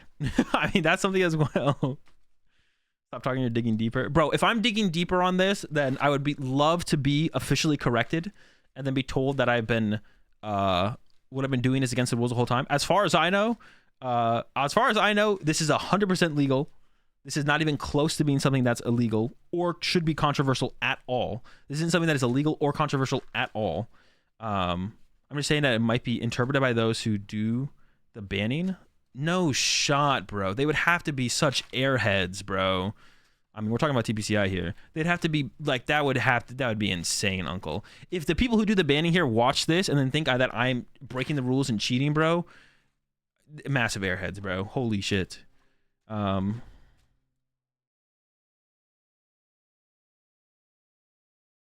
the actions are legal actions, then there's no argument against them. Exactly. There's just no way. There's no way you could interpret this as cheating given the rules. Now, if they want to make a rule about it and say, if you're playing a game and the judge says one of the players has a game and now you have to execute the game actions to win the game, then sure. Then I'll abide by the rules, but that is not a rule in the game. Yo, appreciate the 38-month resub there, CFS. Between playing the clock and cheating the clock? That's a good way to put it, TDE4. Yeah, playing the clock and cheating the clock are definitely two different things. Players will stay in the game to gain more. Exactly, bro. When I'm going to lose the game in 2 turns, like guaranteed. Let's say my opponent needs, let's say I'm going to lose in 3 turns. My opponent has 3 Arceus set up. They're going to attack 3 turns in a row, and I just lose. If we're in game 2 and it's a bad matchup, I don't have to concede the game. I don't have to concede. I can sit there and play out those 3 turns to minimize the amount of time in game 3 so that I don't have to spend more time in a bad matchup, increasing my odds of the game tying. I'm not saying to slow play. I'm not saying to stall. I'm just saying play through your action. Playing through your actions is just fine. And then we go into game 3. There's only 5 minutes left. And even though it's a bad matchup, my opponent can't beat me in 5 minutes. Damn, you guys got me heated, bro. You got me tilted. I can't believe there's people actually arguing like I'm tilted, man. I'm so tilted. Switching to best of 1 resolves this. Best of 1 is a shit show. It is such an unskillful tournament format. Imagine you get forfeited because you miss game. That's what I'm saying. The cover example from where we started? What do you mean, Echo? Mega stun lock. Yeah, what do you mean, Echo? And I know I have game when I won and my opponent has nothing. Why would I not keep playing to gain information? Exactly. You can also gain information. I had multiple series at Portland, actually. This came up a lot at Portland because when I was playing against the Arceus decks, I wasn't quite sure everything that they had.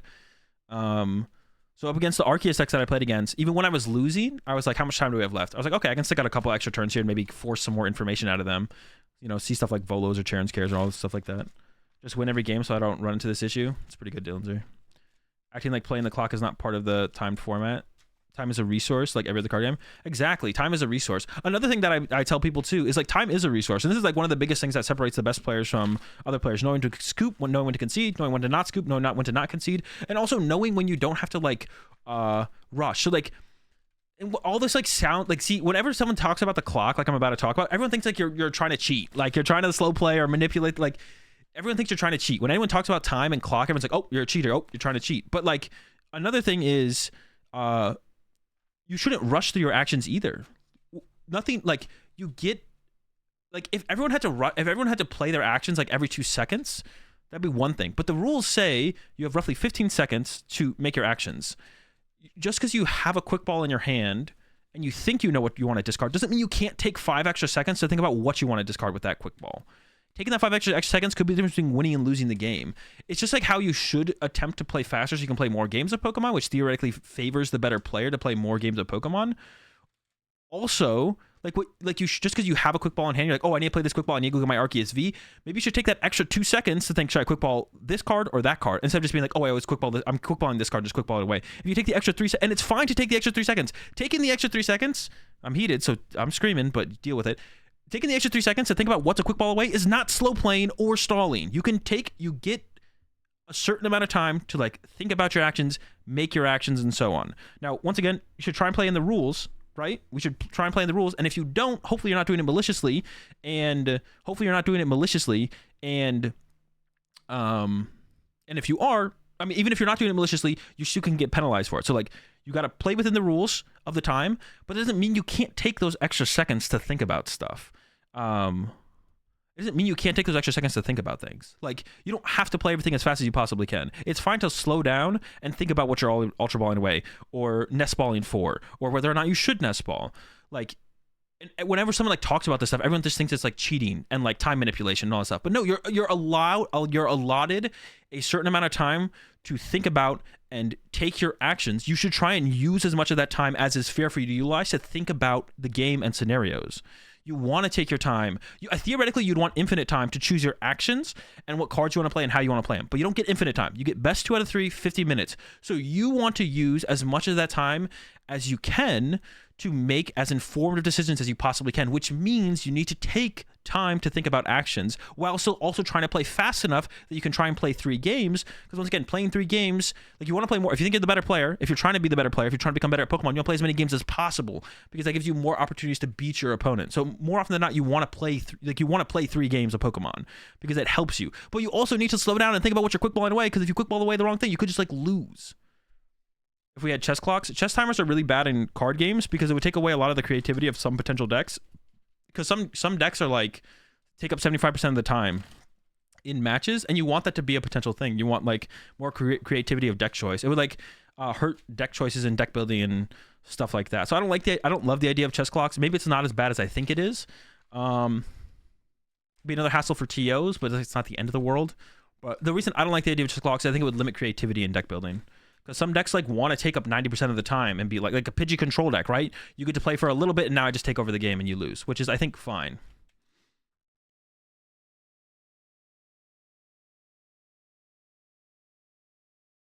Let's get the attacking Hoopa deck off the screen. I'll think about it. You have no switch left. Do you think it's fine to take 15 seconds per action? No, you can't. Like, so if you count, so here's another thing.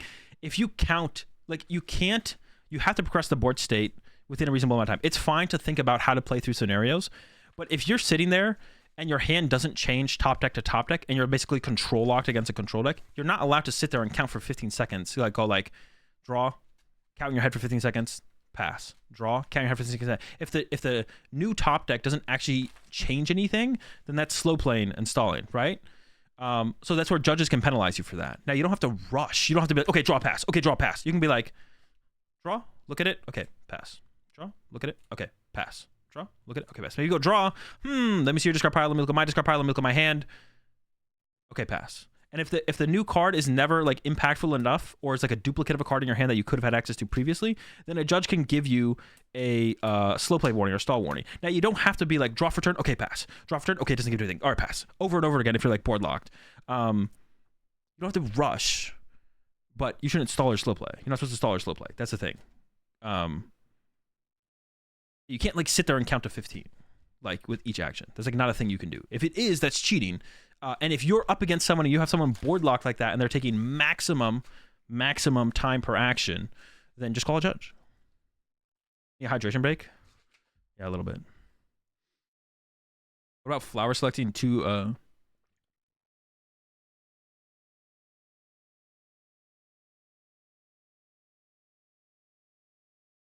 can't compartmentalize the time. If you do your actions over and over with the exact number of time legally allotted, that isn't allowed. Exactly, yeah. Unless you're actually making board...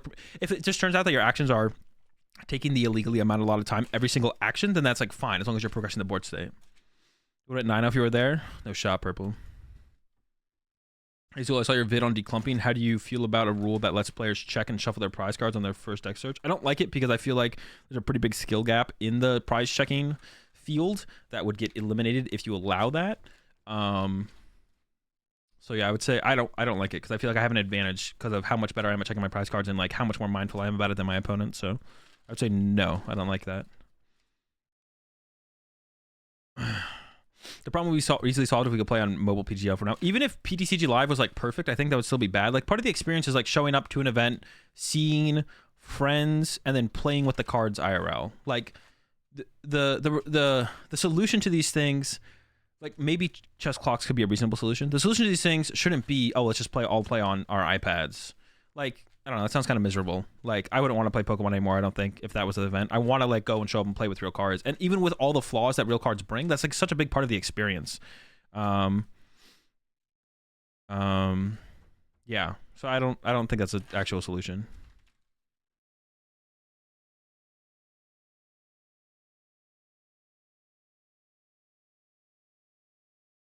Dude, there's no way. All right, for anyone out there who, after all of that, of everything we've said and talked about, does anyone out there still think I I'm breaking the rules with how I play the game? And if you do, what is your reasoning for it? Tell me it. You soda? Nobody cares what you think, bro. Fuck you too. Do I use real cards outside of tourneys at all? No, I don't. My friend had an opponent playing control get mad at him for not conceding under Shadow Mist lock, but you should be able to play out your turns, no? Yes, exactly. Just play the game. Like, you can play the game. You can play as much Pokemon as you want, as long as you're doing it, you know, within the rules. I do wish there was an online championship in addition to. I think there should be online championships as well, Locke. I agree. I think there should be a way to get championship points through playing on PTCG Live. I think that'd be great for the growth of the game. Imagine like little freaking, or not even little Timmy. We got like college level Timmy, Tim. We got Tim. Imagine Tim gets to like, he's just like plays PTCG Live, and he sees, oh, there's like this tournament thing on the front page of PTCG Live that says, oh, you can earn championship points. What are those? All right, I'll play in it. He plays in it. He gets 10 championship points. And then from there, it says like, oh, earn more, get your invite. There's like a little promotional thing in there. It's like, oh, earn more, get my invite. It's like, oh, and then there's a link to the world's invitational page, and you figure out how that works.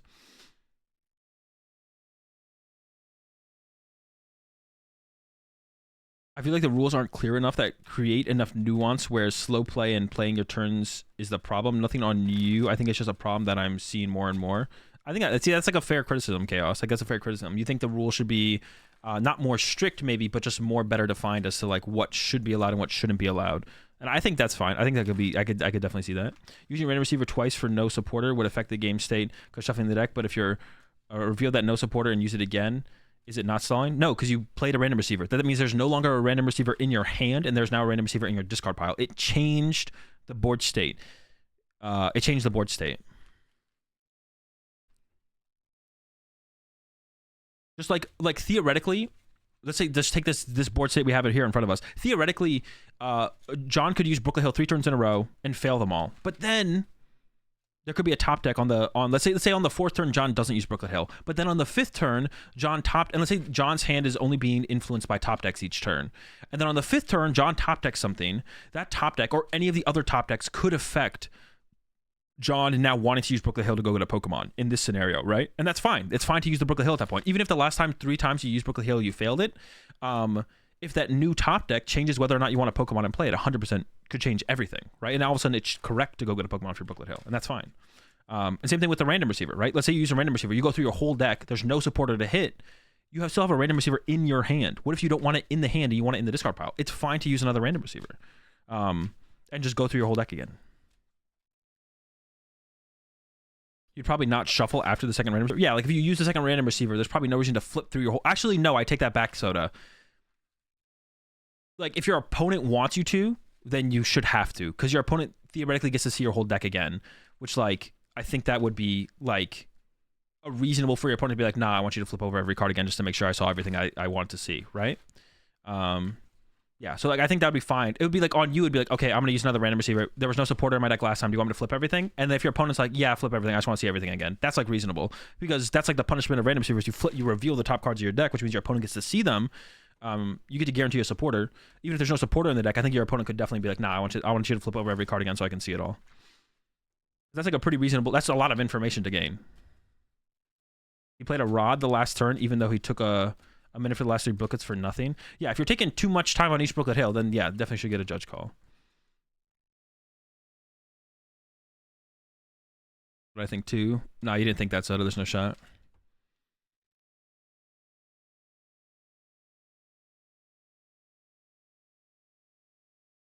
Yeah, if it's bad, then it should be penalized. And it sounds like it maybe... I would have to watch through this whole game. But yeah, if slow play is bad, it should be penalized. But there's, like I said, if an action could affect the board state, there's nothing wrong with taking that action. If you think there is, you're trolling. But as soon as an action stops affecting the board state and you have full information, then you skip it.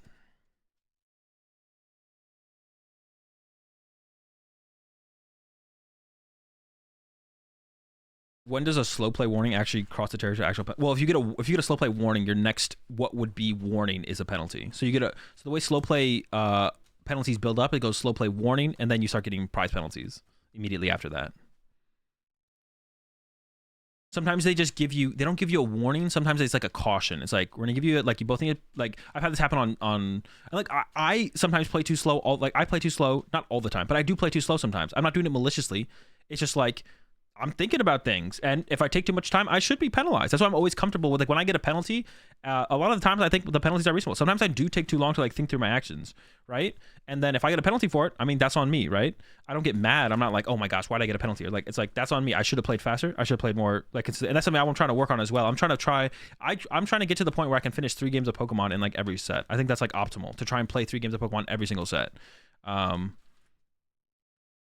Yeah, I think you should try. Like, my goal is to try and play 3 games of Pokemon every single set. But like, sometimes I'm thinking about an action or a play, and then someone's like, and then someone's like, okay, you gotta. And the judge sometimes gonna be like, okay, you gotta play faster. Or like on the table judge sometimes, or the table on stream before, I've had a judge be like, we're not giving you guys warnings. So they effectively gave us like a caution, but they're like, you guys do need to play faster, or the warnings will start coming. And once a warning hits, if you would effectively get another warning, that becomes a double prize penalty. And that's happened to me before. I got the double prize penalty in the finals of LAIC. You think if I couldn't go back to LAIC, I wouldn't play faster? If I could go back to LAIC finals, because it was a free dub. My opponent was throwing so hard. Like, I would go back and I would 100% play faster. But like, sometimes you get, and it's like, especially like with newer players, like they take a long time with their shit. It's not that they shouldn't receive warnings, but yeah, you gotta play faster. You gotta like try and get better at playing faster. It's like super important. There's a slow player and someone slow playing. Yes, but they can be penalized the same, and they should be penalized the same if they are taking too long. The slow play warnings are so inconsistent. Well, that's because it's like hard for judges to watch every single match. Like, it's not possible. Like, I don't know. That's why like people need to call judges more for that specifically. If you really think your opponent's, you don't have to think your opponent's cheating, which is another thing that I hate. Whenever someone hears slow play or slow playing, whenever someone hears slow play or slow playing, whenever someone hears that, they always just think someone's cheating, bro. Or like, yeah, everyone just always thinks someone's cheating. It's such a gross mindset that so many people in the Pokemon TCG community have. Now, it doesn't mean you should rule out the fact that people could be cheating, but if like someone's playing slowly, it's not because they're trying to slow play you. Some people are just really slow, bro, and like sometimes they're like thinking through a specific situation, and if the rest of their game was like pretty reasonable pace of play, and then all of a sudden they stop and slow down for like one turn to think through a big play, like that's not them slow playing. Like, yeah, whenever anyone hears anything, bro, someone hears clock, timer, taking extra actions that are legal, slow playing slowly, everyone's like, oh, cheater, nope, cheating, cheater. No one has any there's no nuance. No one has any nuance about any of this, of any of these like things to talk about. It's either you're a cheater or I don't know what's the other one. Like I said, like, everyone wants to catch the next cheater in the Pokemon TCG. Have you tried the Umbreon VMAX in Arctura yet? No, we'll probably get to that on, what's today, Wednesday? Maybe Friday. We'll get back to playing on PTCG Live. I don't know, I've been stuck in like I've been stun locked. What is it? What was it saying? I've been stun locked. I've been stun locked in this rant for like, how long have we been here? Like an hour? We haven't made it through a single round, Portland yet. No, it's not true. We made it through like a round and a half.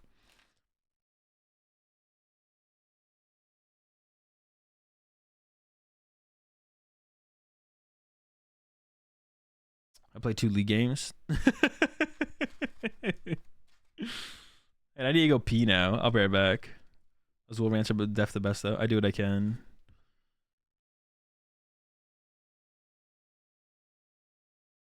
But yeah, what did I want to say? What did I want to say? What did I want to say? What did I want to say? How do I want to close this out?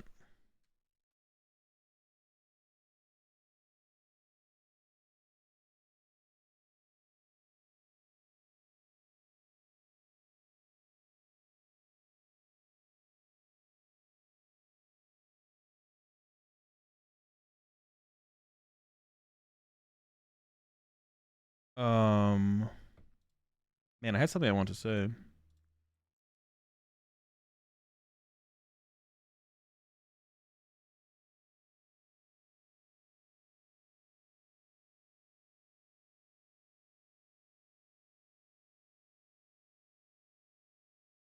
I don't know. Hour-long rant. Run it back. Watch out now, Azul slow talking. Must be cheating. With Paldea Evolved being released so close to the regional, are they going to allow those cards? No, Pigeon. Paldea Evolved will not be legal for Fresno. The first tournament it'll be legal for will be NAIC. Am I playing the clock with the any of this rant? It could be perceived that way by some morons, yes, that I am playing the clock by slowing down my rant now.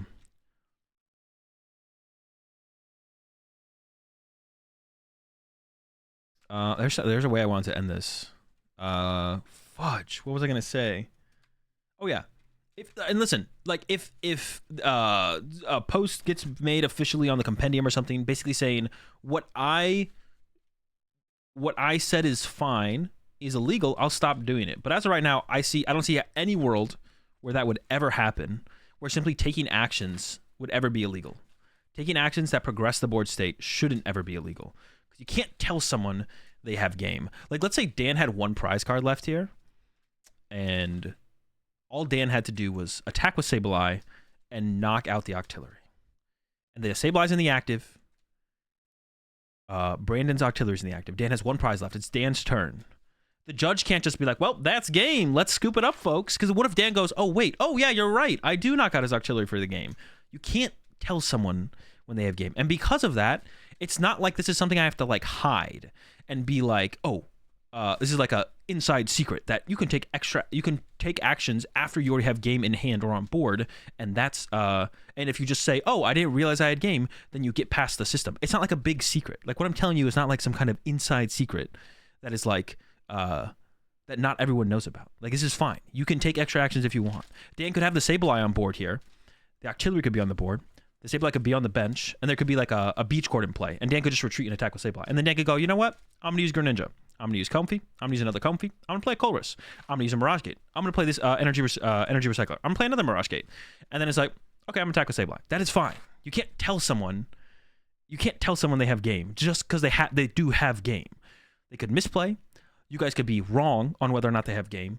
And even if you all agree they have game, and even if they truly do have game, they can still take the extra action. You just can't stall or slow play, which is a completely different thing. I'm going to go pee. I'll be right back.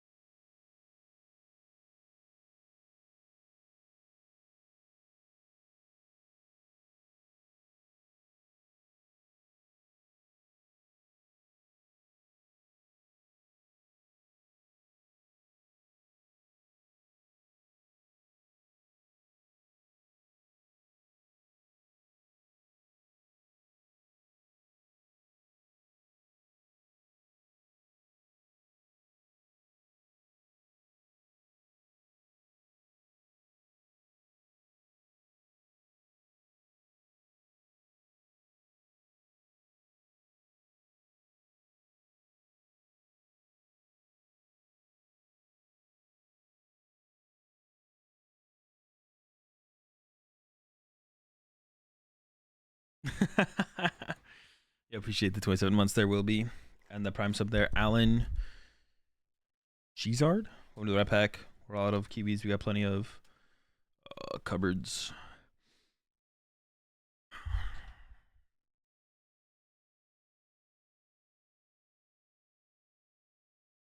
Oh, that's like another thing as well there, Chaos Warlock. Like, you could get more info from your opponent, right? Like, you could, like, play an extra turn of the game, you get more info from your opponent's deck or something. Like, yeah.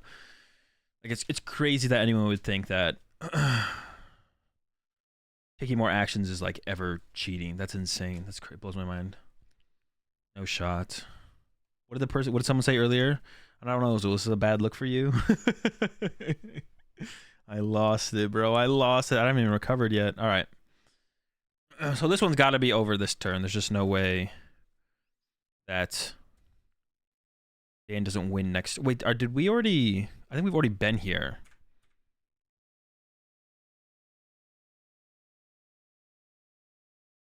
Awesome. Okay.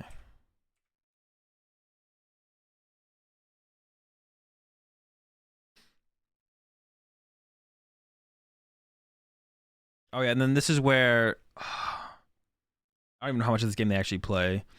So Dan so Dan by accident flips over a prize card when he's laying out his prize cards, and then that's a double prize penalty. I don't think it should be a double prize penalty. I think if you do it like multiple times, it probably should escalate eventually. But like, I also don't think like seeing a top card, like if you see a fifth card off a judge by accident, both players can identify it. I don't think that should be a prize penalty the first time around. I don't think any of that stuff should be a prize penalty the first time around. I think you should get written up, and then maybe make it a prize penalty.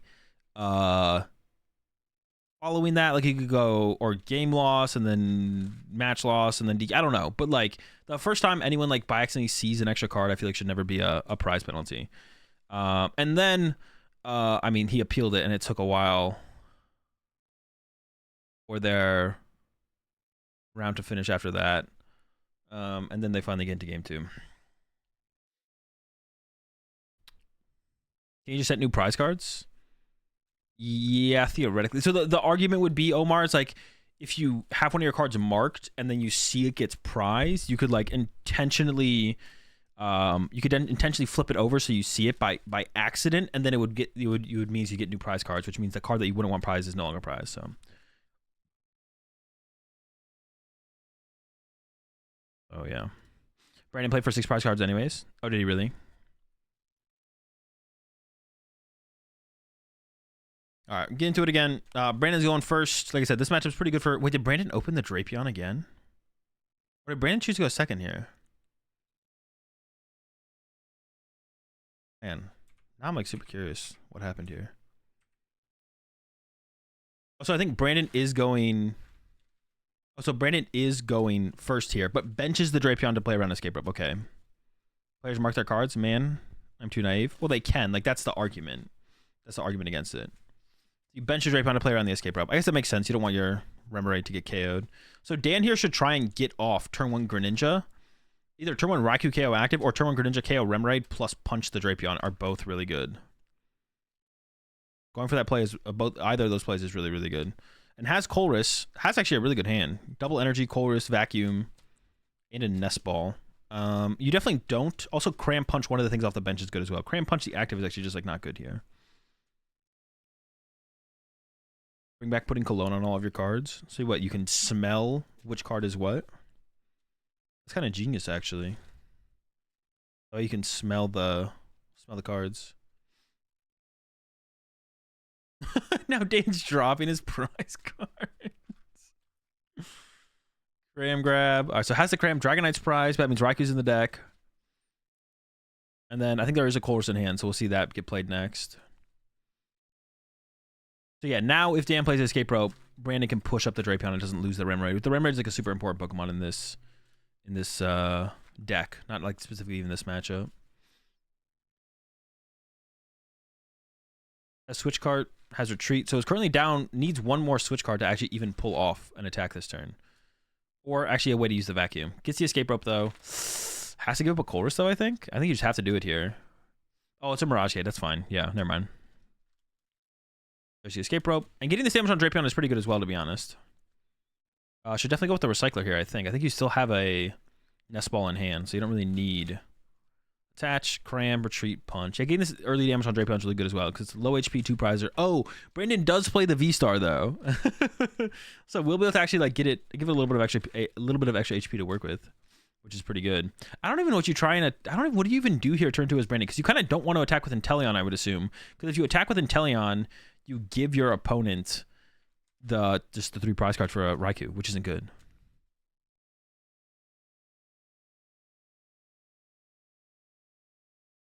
There's the V-Star. But I think Brandon is attacking with... Oh, it even had the... That's actually interesting. Brandon had Karina's Focus in hand, but decides to use Forest Seal Stone to get a Research. So could have played this like a little bit slower, theoretically. We only would have drawn 4 off Karina's. We could have drawn 4 off Karina's and then also had access to the Forest Seal Stone. That's actually curious from Brandon. I don't know if I like that line. I feel like you could have drawn 4 and then save it. I don't know. Do I ever play full bling? No, never. The Ultra Ball gets rid of thinking about getting rid of Urshifu versus getting rid of... Does get rid of the Urshifu. I think getting rid of the Clara there might have been a little bit better, but... I think the judge is asking if they can evolve. I think the judge right there is unsure if Brandon went first or second. Dan throws his hand at Brandon. Doesn't seem to phase Brandon, though. Still gets the Urshifu, gets it on the bench. Did give up the VMAX there, though, which is curious why, like, now going for the Urshifu. Has a Clara in hand, but do you really want to be playing Clara next turn? That's actually super curious from Brandon. Maybe you are playing Clara next turn here as Brandon. Alakazam and then punch KO the Comfey. But now we could just see Dan hit him with a Raikou here. Raikou would be like pretty good here.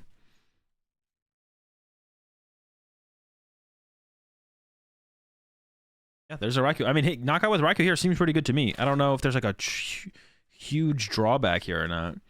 There is the Urshifu, I guess, to like worry about. Now the Urshifu can kind of respond into the Raikou and take 3 prize cards actually. Oh yeah, the Urshifu just wins the game next turn.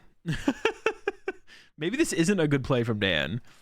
Like in my head, I was like, oh, it seems kind of good. But now that I'm could get the Manaphy actually. So the Manaphy would stop Urshifu getting 3 prize cards. So that's good. I forgot about Manaphy getting here, to be honest. I forgot about getting Manaphy here. All the Comfeys are hitting the Lasso in this game. But energy in the discard pile. Yeah, is there any Comfeys left? Where are the Comfeys? I think that's it. I think this is the last Comfey. There's 1 in the discard pile, 2 in the Lasso. Raikou's ready to go.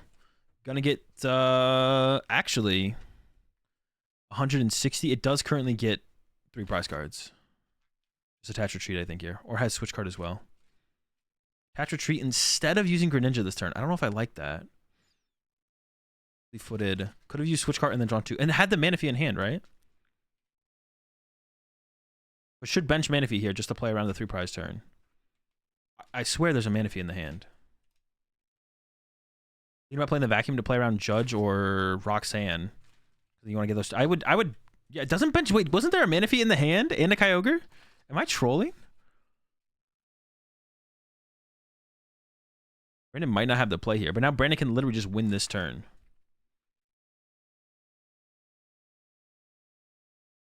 I don't think has the snipe for 3, but does have the...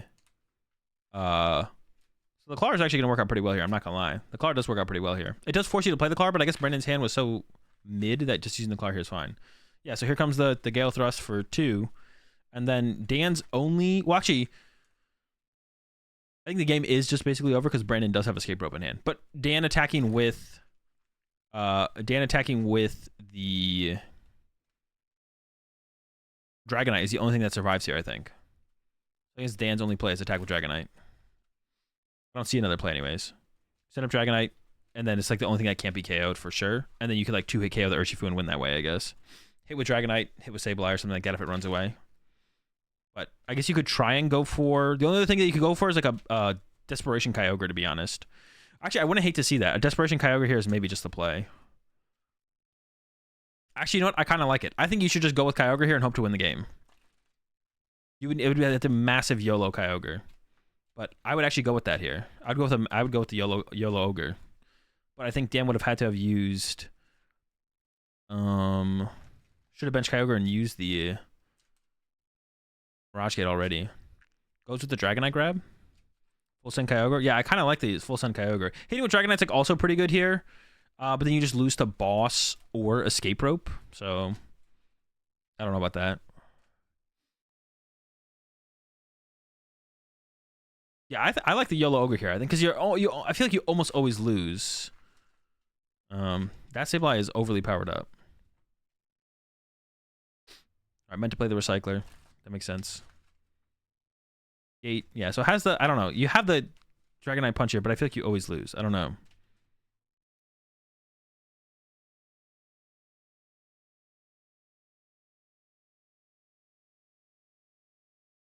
And then retreat, knockout. Or retreat, punch. Yeah, Manaphy makes sense. Manaphy should have come down last turn because like Brandon could have had Melanie on the previous turn. Like Melanie plus everything else. Yeah, here's the punch. I theoretically win in 2 turns here as Daniel. I guess, to be honest, in this scenario, yeah, if there wasn't the 2 prize penalty, I think Dan just actually wins. But Brandon might have played it differently if without the... Because like hitting with the Inteleon off the rip there, like Brandon kind of did, was a little bit risky because of the Raikou. And then, yeah, so... why is he gonna keep moving his bench to the left? I don't know. He's gonna like walk him off the table, I guess. Because we just can't even see the Greninja now. It's there. The Greninja's there, just past the cram. Bench creep. Creeping their way off the bench. So from Brandon's side, Brandon has escape rope and needs to draw 1 prize card. So Brandon just wins here. Yeah, Dan should have gone for the Kyogre last turn, I think. See, and this is a scenario, like, talking back to what I was talking about before. Like, Brandon literally wins with escape rope here. I think. Can Brandon actually retreat? Yeah, Brandon could just go escape rope retreat, right? And that'd be game. Because everything on Dan's bench gets KO'd. But it's actually in... So this is literally perfectly... so literally, Brandon has game on board. Now, should Brandon be forced to execute game on board? Just because I think Brandon knows that they have game on board. Brandon knows they have 1 prize card left because of the prize penalty of 2. So let's say Brandon like drops escape rope and energy and is like, oops, my bad. And it's like, I do have game with those cards. And Dan's like, oh, you do have game with those cards. And then the judge is like, you kind of do have game with those cards. And then Brandon picks up the cards and is like, I'm going to go get Metacham off my artillery. And then do you guys, so anyone who is disagreeing with me, so should the judge be like, all right, Brandon, you're DQ'd. And Brandon's like, you know what? That's fair. That's a cool rule. I like this. It's actually at Brandon's advantage here to make this game last as long as possible. Because Brandon is at a disadvantage with how little time is left in the round. Stadium is gone, though. Doesn't matter. Has a double in hand. So it goes escape rope, send up Metacham, retreat Metacham, attack with Urshifu, game over. It's actually at Brandon's advantage to make this game take as long as possible. Because they're not in turns yet, which means Brandon can always still win the game with just 1 more attack. But the longer this game goes, the better. Because the less time there is in game 3, the more of an advantage there is for Dan up to like a certain point where Dan would, because like Dan's deck is more aggressive. So Brandon wants, like Brandon already knows there's not enough time. There's probably not gonna be enough time in game 3 for Brandon to ever win the game. So Brandon is like, well, I never win game 3. There's never enough in time. I can never win game 3. So I want there to be as little time for Dan to beat me as possible. Because if there's like 5 minutes, that might be enough time for Dan to beat Brandon. But if there's like 3 turns, that's probably enough time for Dan to beat Brandon. So it's like Brandon here should 100%, or ideally for Brandon wants this game to expire. He wants time to expire in this game and then win the game. Because then game 3 doesn't happen and it's just a tie. That's what Brandon wants the most. Because Brandon is unfavored going into game 3 with how much time is left right here. So Brandon does not want a game 3 to exist. But he did win game 3? No, Brandon did not win game 3. It's tied. They do end up tying.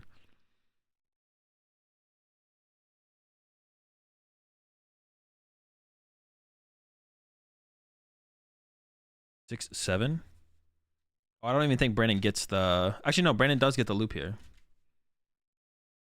Yeah, Brandon gets the loop here, right? Yeah, Brandon gets the loop here. Pings. Once again, Brandon could literally just retreat and win this game, but chooses not to. They give him a 5-minute extension, I believe. Oh, okay, so they still have... No, but okay, so still, that even makes more sense. So say they have plus 5 minutes here. Theoretically, if Brandon just retreats, Brandon just wins. And see, that's why Dan scoops. Wait, I think Dan is scooping. Yeah, this is why Dan scoops, because Dan's like, oh, okay, well, why would I...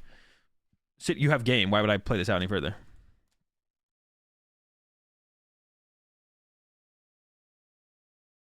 As someone pretty new to following the competitive scene, I feel it's super unreasonable to disallow someone to play legal actions. But it also seems very weird that the rules make it advantageous for Brandon to have this game take longer rather than just taking game.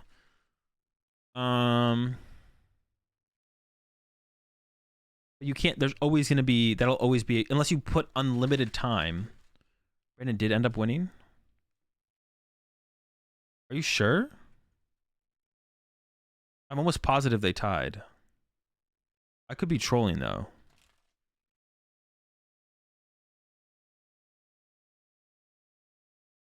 What do they have, 0 time left? No, they tied. Yeah, they definitely tied. You're just wrong. Listen, man, if you're going to be confident, then it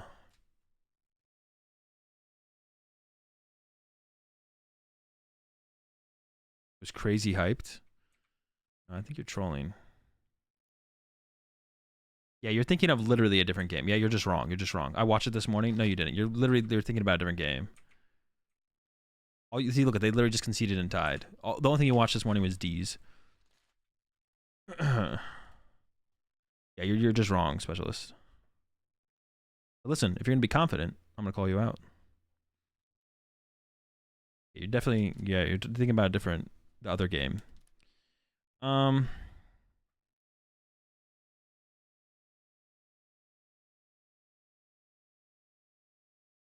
think it's super unreasonable to disallow someone to play legal actions, but it also seems very weird that the rules make it advantageous for Brandon to have this game take longer rather than just taking game. That's interesting. I see your point there. I don't know how to say your name. G. I see your point there, G. But I see your point there, G. You'd have to time him out there, Locke. You'd have to time out specialist. I see your point there, G. But the only way it wouldn't ever be a potential advantage for someone to like make a game take longer through actions. Once again, not slow playing, not stalling, which is like a trigger word for so many people, and everyone thinks everyone's cheating.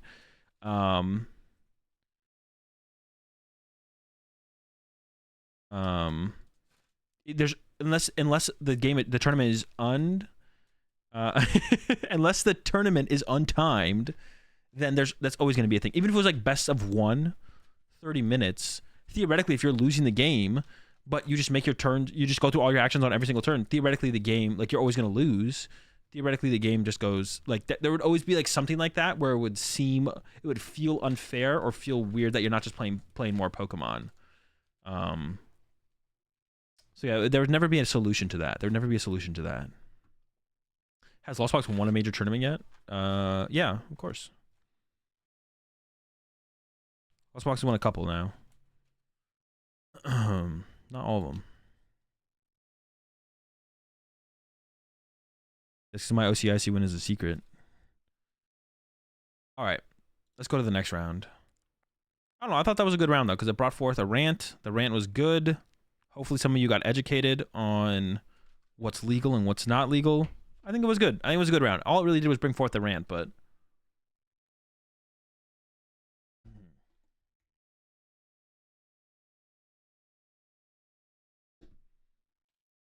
So I'm playing Block Snorlax. I win game 1. Am I okay to pipe shuffle? I don't know. Pipe shuffling is new to me. I have no idea what that is. So maybe, maybe not.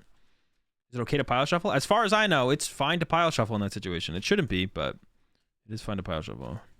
Yeah, the repair round. Yeah, the repair round. Oh, wait. Did this get repaired? Is that what you're saying?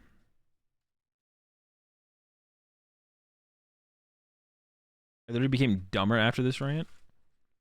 Yeah. Pile shuffling isn't the end of the world as long as you're like efficient with it. Like it's not the end of the world. Just be like reasonable with it. I think it takes like too much time. All right. Finally getting to the first real round. Cameron versus Shemansky. Shemansky playing Lost Box is gonna be a tough one for Cameron because Guardy is not good into Lost Box. And specifically like this build with the Snorlax and the Moltres, this might be the worst build for Guardy to go up against. This might be the worst build for Guardy to go up against, to be honest. I mean, all of them are bad, but this might be the worst. This might be the hardest build for Guardy to tackle. We do see Cameron is going first. So the number one thing you want to like try and do here,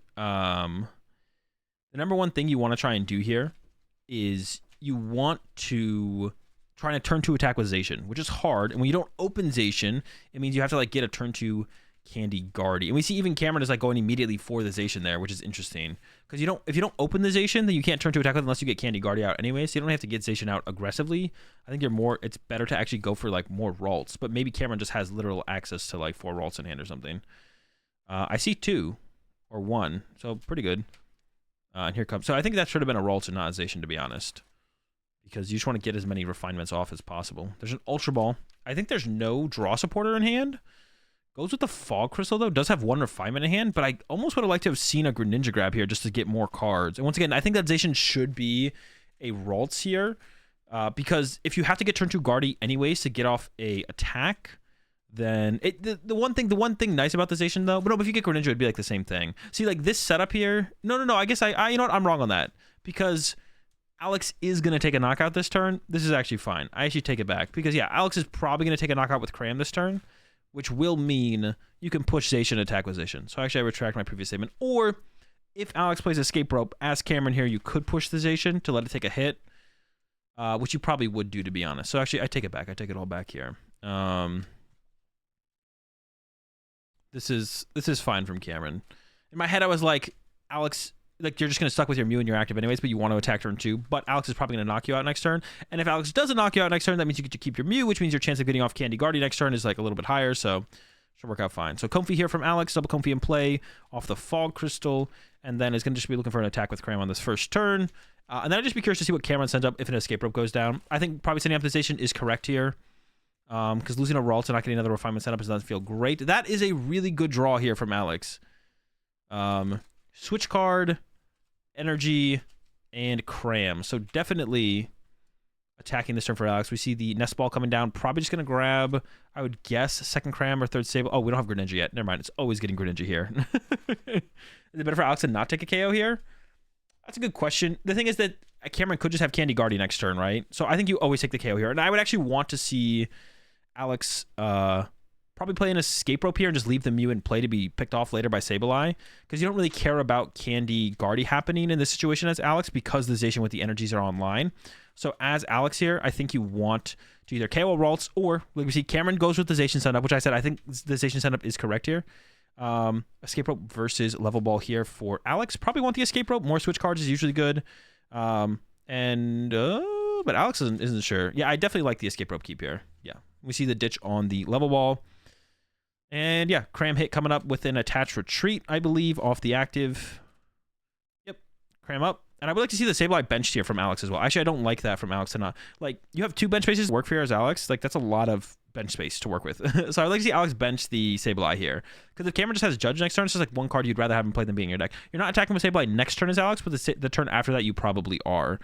You do still kind of want to leave bench space open for Snorlax, but theoretically your Cram's getting knocked out next turn, which means you'll still have 2 bench spaces to work with. And even if Alex benches Snorlax next turn and has Sableye in play, and you're bench locked, your opponent can take a knockout on their last turn, you can just attack with Cram again. So I don't like the non-Sableye bench here. Now, it is unlikely Cameron actually has Judge on the next turn, but if they do, kind of be annoying if you keep the Sableye around. And then what if that Sableye goes back to the deck, and then the first Comfy use from Alex next turn is Comfy Colress. You're like, well, now I have to take the Colress, have to lose, or Sableye Colress, I'm sorry. Now you have to lose it, and then that would kind of suck. So refinement's coming out here from Cameron. So Cameron's hand actually is pretty solid. I would almost just use the Worker here as Cameron, because holding this hand here is pretty good because you have the Gardevoir EX.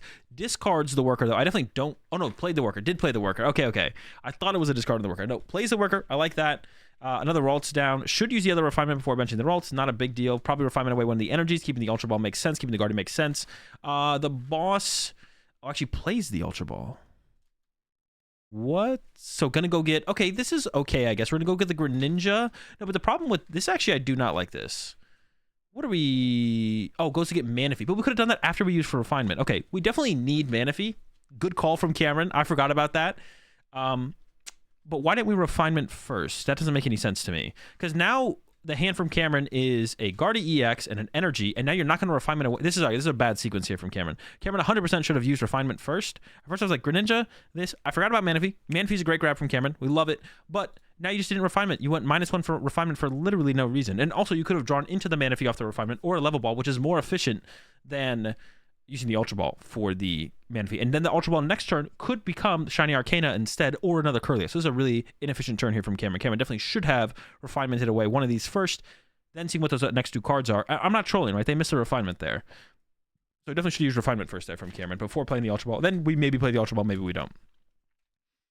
All right, over to Alex. All Alex has to do here is punch with Cram, and then next turn start up the Sableye Massacre. So once again, the Sableye should have been benched. Not a big deal. Alex has not found a Colress or a Cram so far, but did just draw into a Clara. So I think we are going to see Clara, unfortunately, on this turn for Alex. Doesn't want to do it. And I do like the energy grabs. So you could even bench. This is an interesting play. So this is where this deck is kind of cool. Like you could bench the Moltres right now to get it in play around Judge. Now, it's not important to get it out this early. Once again, now on this turn, I'm not as like sold on Alex benching the Sableye, but you do know Cameron would want to Judge next turn if they could. So I kind of want to see Alex bench the Sableye once again. Like, this would hurt. And you did just see Cameron discard the boss as well. Cameron did also just discard the boss. I don't like the not Sableye bench here from Alex. You should definitely bench Sableye here. Even benching the Moltres down with 2 energy, to be honest, it sounds really good if your opponent judges you. You just saw them discard their boss. If you're getting judged next turn, Sableye in play, Moltres in play, ready to go. Like, that sounds really good. The Moltres you maybe want to wait on, but I think the Sableye should definitely be hitting the bench right here, to be honest. I don't like the Sableye holds here from Alex. Just get it in play. That's what I kind of found myself. Play around Cresselia. Okay, that's fair. That's fair. It does play around, and maybe that is the smart play to do. It does play around Cresselia. That's true. I forgot about Cresselia. Okay, no, you're probably right. Play around Cresselia is probably the play. It's just getting judged here feels so bad then. If you get judged here, that feels really, really bad. You know they want to judge you. Yeah, you know they only have one judge. They have more outs to the Cresselia than the judge. Okay, you actually might be right. Yeah, I forgot about the Cresselia play as well. I'm trying my best, but I am forgetting about the... All right, I like it then. I actually like holding the Sableye. It does suck if you get judged here, though. So Mew first from Cameron is interesting. In this scenario, you probably do want to do it first, though, because you are trying to find some kind of draw supporter, which Mew can't find, but you want your refinements to be able to find. So yeah, all right, that does make sense. Okay, so Battle VIP Pass grab, and now you're just going to discard it with refinement, and you're going to look for... You have the Guardy EX in hand, so all you actually do need to find is the Cresselia, if they play it. And of course, it's not all... And Alex doesn't know if they play it or don't play it, so you do want to play around it, I guess. That's fair. I guess you do want to play around Cresselia. Cresselia would be kind of annoying here. If you bench the Sableye, and then your opponent just knocks it out, that wouldn't be great. So far, we're seeing a lot of whiffing happening here from Cameron. Double level ball just to get one Curly. I definitely shouldn't have played both level balls at once. You should have played one at a time. Now, whether or not Cameron thought there was 2 targets in there or not, because theoretically that level ball could be a target for the refinement here if there's not a better target. And there's not that many targets in the hand, to be honest. Oh, wait. No, never mind. I take it back. Oh, no, it still could have been. But no, okay, it ends up being fine, actually. I take it back. Is that a Pidgeot? Is that a Pidgeot in their hand? We still have Shiny Arcana. Okay, can't evolve that one. Can evolve the other 2. All right, our Shiny Arcana is happening. So you should have played one level ball at a time there, just in case you want to save it as a refinement fodder. Then you could have kept the Ralts. Okay, Shiny Arcana into 2 energy. Both end up on the Guardy X. That's pretty good. No Cresselia happening here. Although I don't know if you would Cresselia here in this current situation, to be honest. That is a Pidgeot V. That is a Pidgeot V. I guess that's so you can like put a 4 Seal Stone on it, and then... So you definitely play 4 Seal Stone in this build here for Cameron, I would assume. Put 2 damage counters. Forgot the energy. Energy comes out now. Okay, Gardevoir, knockout. Alex is helping Cameron here, and Gardevoir will get the KO on the Cram. Yeah, I guess you do want to play around. I'm still like thinking about whether or not you want to play around Cresselia as Alex. I guess you probably do want to play around it. It just sucks if you got judged this turn. That would just really suck. How much more you'd have to find if you do get judged. And you have no attacker setup in play as Alex. Does have the Snorlax at hand now, which is probably something you would want to bench if you could have, would be benching Snorlax, but didn't have that as an option. Now you still probably want to go into Sableye here as Alex. You probably want to get rid of that Curlia off the bench before it gets to evolve into another Gardevoir EX. Even though you do have the Moltres to be able to one-hit KO them, you probably want to stop it. Is that slow playing from Alex for keeping the board state correct? Some could perceive it that way, yes. All right, Nest Ball coming down from Alex. Now you probably just want to go ahead. If you're gonna get to 10 this turn, you probably just want to grab second. I was gonna say second Sableye and then start attacking with Sableyes, but I don't know if Alex is getting to 10 here. Gets a Cram instead. Actually, the second Sableye for Alex might be prized as well. Let's see, the first one has to hit the bench. This is actually where, okay, there we go. Finds Chorus. I think finds 2 Chorus. So Chorus is coming down.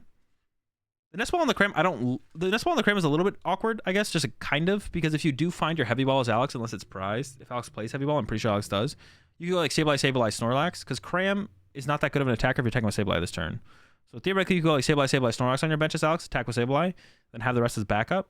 But now if you do it like this, you can't get both down. So once again, as the Judges and Roxanne start flowing, you want to have like more of a checkmate board state kind of set up in this matchup, but that's harder to do if you attack with Cram again this turn, because you can just keep less of your good attackers in play. You end up with some bad ones in play.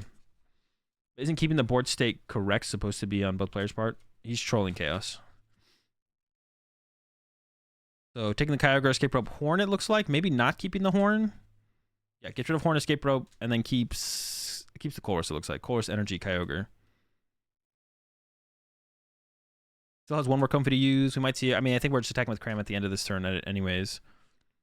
And once again, with how this is playing out, though, like, Judge is, like, really good for Cameron here. It's a massive hand. Oh, the Sableye actually might be happening. This is why I wasn't, like, a huge fan of the Cram take, because now Cram... Oh, there is the double Sableye. This is why I didn't, like, love the Cram take, because now you don't have, like... This is why I didn't love the Cram take, because, like, benching Moltres here, or benching Snorlax, like, Moltres is probably the best one. Putting Moltres on your bench here is so good for Alex. It's insane how good benching Moltres here would be. Like, it's just broken. Benching the double Sableye is great, but if you had Moltres on your bench as well, like, these are the kind of checkmate board states you're trying to set up on Alex's side, where you just have, like, they have too many prize cards in play, you have too many options over here. I almost don't even like getting rid of the Horn here as Alex, because of how efficient Sableye is here out for the rest of the game. Because on this turn as Alex, you can go like knock out Kirlia, knock out Mew, and then like knock out Manaphy, knock out Guardy. So keeping the Horn to bench, you put like another low HP Pokemon in play just in case Cameron has something weird, like is able to set up like a collapsed stadium play or something like that. So yeah, if like Alex just didn't Nest Ball for the Cram and then throws down the Moltres with 2 energy, like how do you ever win this? The game's over. The game literally ends. If you attack with Guardy X next turn, the Moltres comes up and literally knocks you out, or you just sit there and Sableye Alex for the rest of the game. So another thing I would like to hear from Alex is actually use a Mirage Gate if there's one in the hand for Alex, and you can put an energy on the second Sableye and put an energy on a Comfy to make it a pivot. So I would like to see that happen from Alex as well, because once again, you're going into Roxanne range. Judge could happen. So if there's a Psychic in the deck and a Mirage Gate in the hand here for Alex, I would like to see Alex do that, because you're going into Roxanne could make a comeback here for Cameron, like Roxanne plus knockout Sableye, because then Alex is going down to 2 cards. Like that's not very many cards to work with. So I think we're just gonna see 4-8 here on the Kirlia. Well, we'll see. I'm curious if Alex has something different. Ooh, focuses the Manaphy. Interesting. So doesn't remove the Kirlia from play. I don't know if I like that. Because okay, so I don't like that, because this doesn't leave 4 1-prize Pokemon in play for Alex to kind of tackle for the rest of the game with Sableye. Now Cameron can make this Kirlia a Guardy EX. So if Cameron next turn has So yeah, what Cameron can do from here, and there's no Echoing Horn access either for Alex. So Alex can't go like KO, like Echoing Horn or Ralts, KO Ralts plus hit the Guardian and then KO the Guardian the next turn. So now Cameron can go evolve this Guardy EX, probably attack with Guardy EX this turn plus Roxanne. Next turn, run to the Baby Guardy to play around Moltres, and then attack with Baby Guardy, and then close out the game with Guardy EX maybe from there. I think he's trying to KO the EX for game, but you can still basically do that, Uncle. You can still do that. If you KO Kirlia and Mew, you can still KO the EX for game. You still just drew 2 prize cards, but you drew 2 prize cards that limits your opponent's board state. So this is just a mistake here from Alex, I think. Alex definitely should go after the Kirlia and the Mew, because now this can become a second Guardy EX, which I think is just can make things awkward for Alex. But if you KO the Kirlia and the Mew, you can directly chase 4 1-prizers, or like I said, you can you just prevent like the Cameron to be able to go like double Guardy X plus Roxanne. But now you can see the double Guardy X happen. And also takes away the draw support as well, lessening the chance of Cameron potentially having what are the draw card, or what are the disruptor, Judge and Roxanne. So here we go. Shiny Arcana. Dude, more hits, bro. Cameron, don't whiff. And there's another card in the hand. What is that card? I don't know what that is. Cameron also has Luminion in hand, so the Luminion and also has the Guard EX. Okay, it's a level ball. It's gonna fail. There's nothing in there for Cameron to grab. Cameron has got the Guard EX in hand. Could attack with Cresselia. Attacking with Cresselia this turn is not great. You don't want to attack with Cresselia. Actually, no, attacking with Cresselia this turn is not great because you still have 2/1 prizes in play. Here's a refinement. You're looking to draw into the Roxanne and save your Luminion potentially. Now, there is also like an argument here for going with Judge over Roxanne. So you could just Roxanne this turn, but then you still need to draw 4 prize cards as Cameron. So you need to Roxanne more. You're like Alex will rebuild a hand eventually. So theoretically, you need to like Roxanne more. Actually, the Roxanne might be... No, I think I saw it in there. I think the Roxanne's in there for Cameron. But I think Cameron, if there was the Judge and the Roxanne in there, if Cameron even plays Judge, a lot of people I don't think play Judge anymore. I don't like the bench of the Cresselia here, because once again, this opens up Alex to kind of KO 2/1 prizers. It's a little bit awkward for Cameron to ever... Or for Alex to ever KO the Baby Guardy, because it has 120 HP, or 140 HP, excuse me. But this does still make it possible for Alex to just catch 2/1 prize. This could also like open it up now. Alex can like do like a 3 damage Kyogre to like finish out the game or something weird like that on the Guardy. But if that can probably happen, you can probably attack with the Moltres. So, but like I was saying, even on Alex's last turn, like imagine if this Cram wasn't here and instead this Cram was a Moltres. How do you ever win as Cameron? Actually, imagine this Cram was a Moltres and Alex had played the Recycler and the Gate in hand, and this other bench Sableye had an energy and a Comfey had an energy, so it could pivot off the next turn. How do you ever win as Cameron? Like I'm pretty sure Alex could have just checkmated Cameron on their last turn if they just didn't bench the Cram. I think benching the Cram was definitely a mistake from Alex, and they could have literally had a checkmate board state already set up. Gate, put one on the Sableye, bench the Moltres with 2 energy, maybe even Gate to it and have 3 energy on the Moltres. And then if Cameron instead of playing a Disruption card out of the hand this turn, Alex then gets to play Clara out of hand, just recover the Moltres, attack with Sableye again, and repeat until Alex wins the game. So you can never trap Alex out of the Moltres, because every turn you boss as Cameron, you don't Roxanne, and then Alex just has Clara. And then both Sableye survive as well, so you still went through the Sableye route. Which is another reason I didn't love the Echoing Horned in the discard pile, because I don't think you need Kyogre in this match. I would have rather seen probably the Kyogre hit the discard pile. So Cameron maybe didn't have the Roxanne in the deck there, but there's also a decent argument to go with the Judge over the Roxanne here, because Cameron still has a lot of turns to win the game. So theoretically for Cameron, it makes more sense to Judge this turn and then hope that the Judge sticks for a turn. And then you go into Roxanne like 2 turns in a row after that, like Roxanne, Palpad, Roxanne. But if you Roxanne now, you only have 1 more Roxanne plus 1 Judge left as hand disruption, and that's weaker than like double Roxanne towards the end of the game. So I don't hate the Judge this turn and trying to follow up with the double Roxanne. But yeah, like once again, I think Alex could have had a way better, more powerful board state here. And could have just like checkmate the whole game. And also like I think it was improper KOs from Alex as well. Should have KO'd the Curly and the Mew, not the Mew and the Manaphy. I think Alex was trying to have the option of Greninja, but this late in the game, the option of Greninja, or the option of the Greninja or the option of the Kyogre. But when you're so far ahead, the option of the Kyogre just doesn't matter.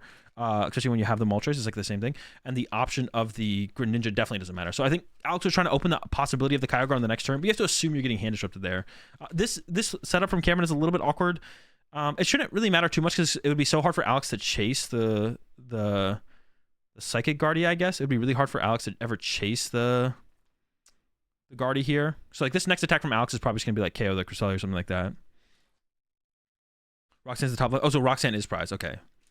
And here we go. Heal him up. 8. Knockout. All right, Comfey up from Alex, and we'll see what the hand looks like. Energy, Nest Ball. Oh, this hand sucks for Alex. This hand is not very good. You could see the Nest Ball here first to potentially just throw the Snorlax on the bench, but drawing into the Moltres and potentially putting that down would be pretty good. Okay, this is another not great draw. Punching with Cram here isn't terrible, though, for Alex. If Alex has to settle for Punch with Cram, that's like not the end of the world. You probably go with the Switch card here, though. Like I said, Kyogre's not that great, hasn't been that great of a win condition in this game for a while. Like, Alex shouldn't tunnel vision on Kyogre here. That's for sure. But maybe should have Nestballed for Snorlax or the...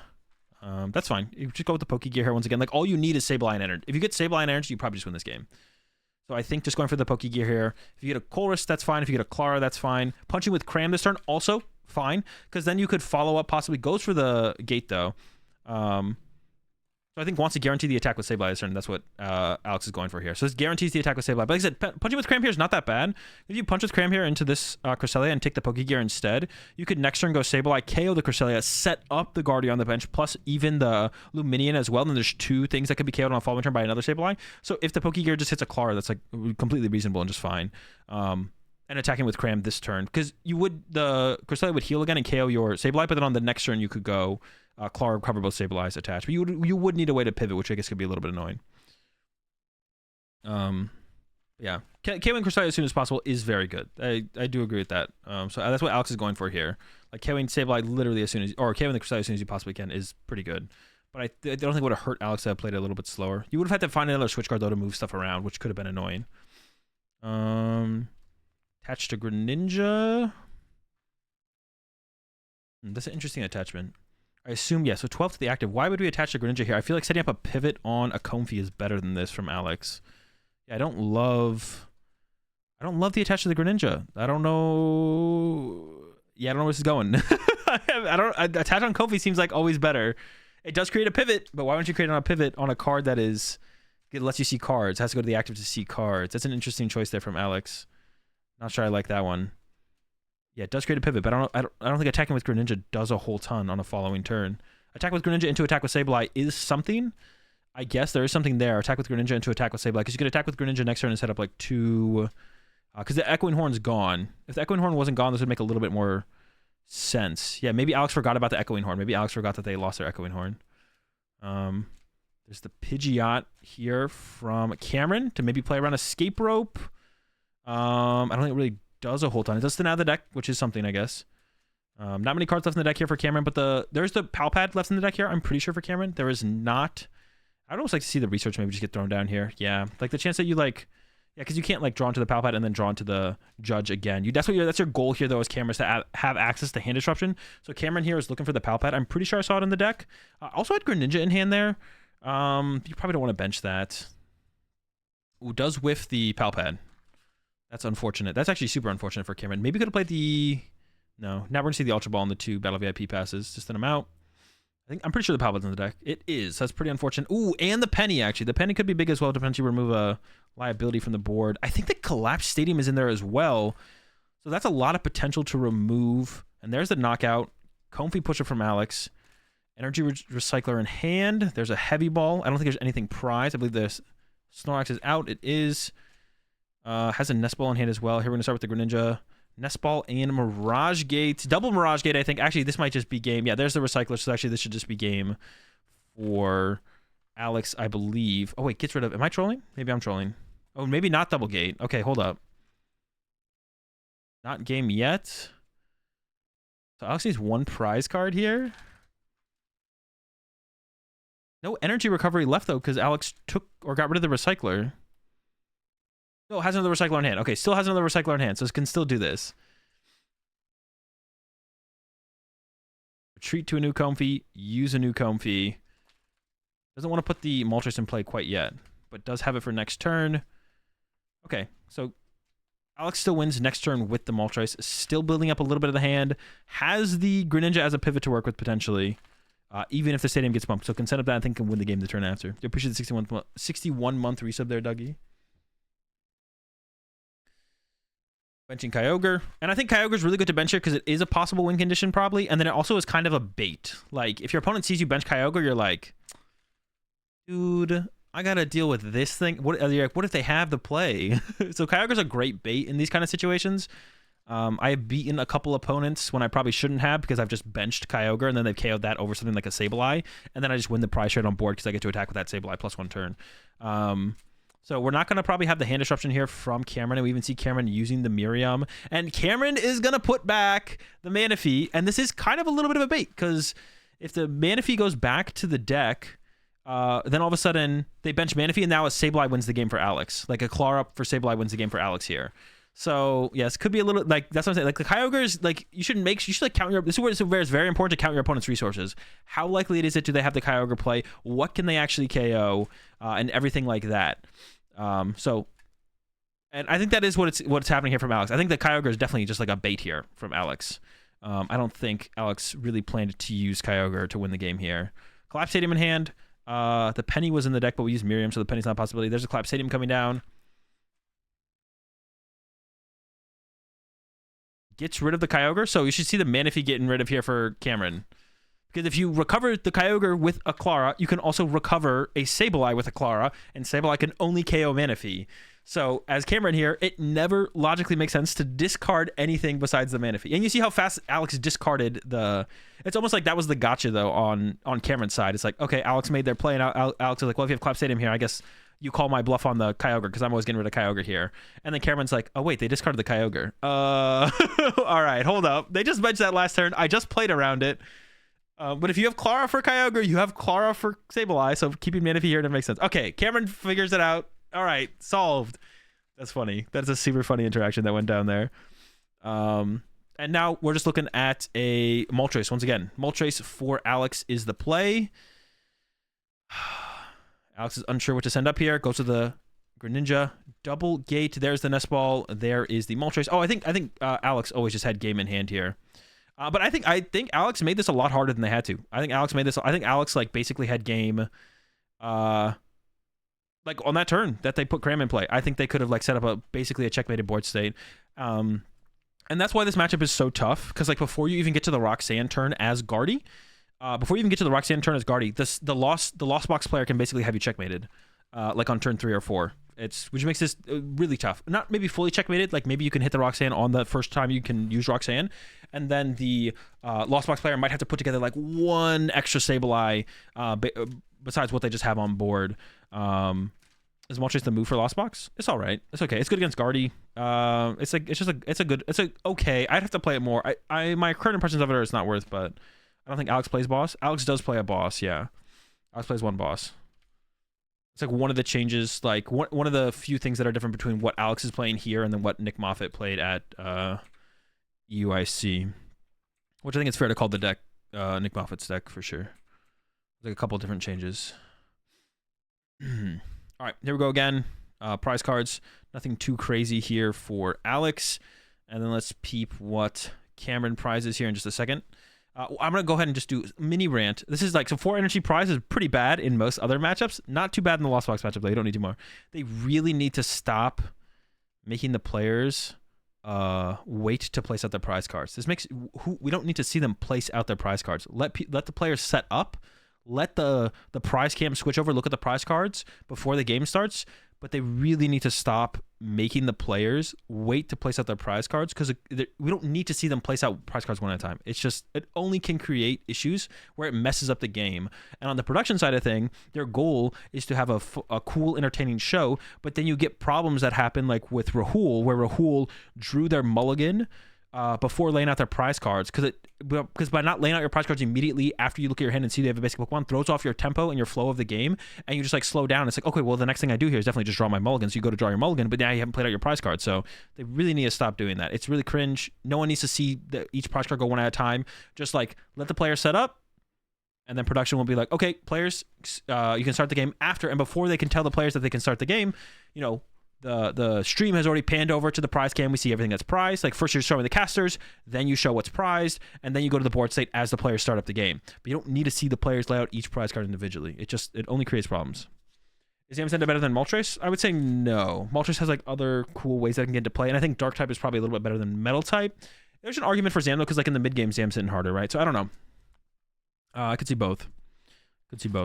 All right, pretty slow start here from Cameron. Does not have Zacian Energy. Zacian Energy is really important to have the immediate response in KOs. It causes the crowd interactions like Tord and Alex had. Exactly, Pauk. Okay, great example. It even just makes things worse. And not just, that hasn't just come up recently with Tord and Alex. When I played against Sander in top 4, going into game 3, I knew my Phoebe was prized because of the crowd's reaction. Like up until that point, I couldn't hear the crowd. But I knew my Phoebe was prized going into game 3 against Sander. And you had the same thing happen with going into game 3, Tord versus Alex. Alex prizes a Vulpix piece. And it's when you're laying out the prize cards, you can theoretically get a feel of where the card is. And you can also know potentially whose card, who has the bigger card prized, right? Maybe Tord prized Double Guard EX. But depending on when the prize cards are being placed and who's placing them as it's being shown, or while you're playing your prize cards, maybe you know that it's not that Tord prize Double Guard EX. Maybe it's that Alex prized a piece of the Vulpix. Or like me, I knew my Phoebe was prized. The crowd reacted. I was like, yep, my Phoebe's prized. Because it was as I was laying out my prize cards. It was as I laid out my first prize card. The crowd reacted. I was like, yep, my Phoebe's prized. I knew my Phoebe was prized. I was like, all right, whatever. So that's like the second thing that comes up. The first one is it throws off the player's tempo of game and pace of play and what they're regularly used to, which causes incidents like what happened with Rahul at OCIC, where Rahul drew the mulligan before playing out their prize cards. And then also the crowd reactions can affect players knowing what is prized. They need to just like let the players lay out the prize cards and then don't show the prize cards until they're all laid out. Then you go over to the prize cards with the prize cam.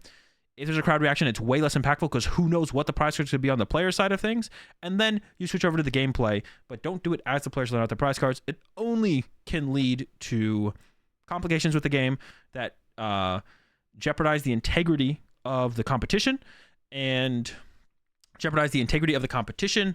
What's the last thing I was gonna say? Jeopardize the integrity of the competition, but it never leads to like, maybe it's a little bit more hype to see the prize cards getting laid out one by one instead of just like switching over to it and seeing what's prized. But I think that's just as good. It's just if you just see what's prized, like that's a really cool feature to have on the stream, I think, is to be able to see what the player's prized. I think it's great. It's cool information to have as someone watching a stream. But yeah, it's corny that it can be affected like that. Okay, so let's talk about this. Because Cameron doesn't have an energy to attach to the Zacian this turn, I'm not as big of a fan of actually grabbing the Zacian, because on the following turn, for Cameron to actually pull off an attack, you need Candy Guardy. I think actually Cameron probably should have got a Greninja to have more draw power to work with, and then if Alex escape ropes, you can push Greninja for the turn, and Cameron still doesn't KO it, whereas you'd push Zacian if Alex has Cram plus escape rope. So actually, I don't like this. The Zacian grab in the game 1 was great from Cameron. I think it's bad here. I think you should just get the Greninja, or just another Ralts to have access to more draw power on the following turn. Or sure, replay of the prizes being placed. Yeah, even that V6 would be fine. A replay of the prizes being placed would also be fine. But the other way just jeopardizes integrity of the... I'm actually going to make a note of that. Someone said I should talk about that on the podcast. Yeah, I'm going to make a note of that in our Discord.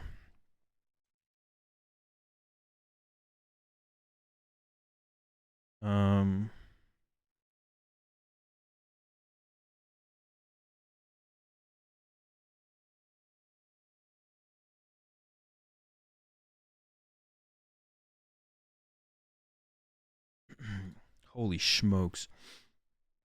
All right, so pretty good start. Decent start from Cameron. Still didn't get the double energy on the... Didn't get the double energy on the Zacian, which is not great. And then over to Szymanski. Open the Snorlax, not the Greninja or the Comfey, so it's going to have to work a little bit harder to pull off a turn 1 Cram attack. But I think it's already played a Colress here. I wasn't fully paying attention. Gets off the first Comfey, second Comfey on the way. And then also needs to find the Cram as well. Might be in hand, might not. I actually don't know. But we'll see. We'll see. Oh, split sleeve. That's fine. Go get a new sleeve. Reshuffle. We're back at it in just a second. There we go. New sleeve. Shuffle up again.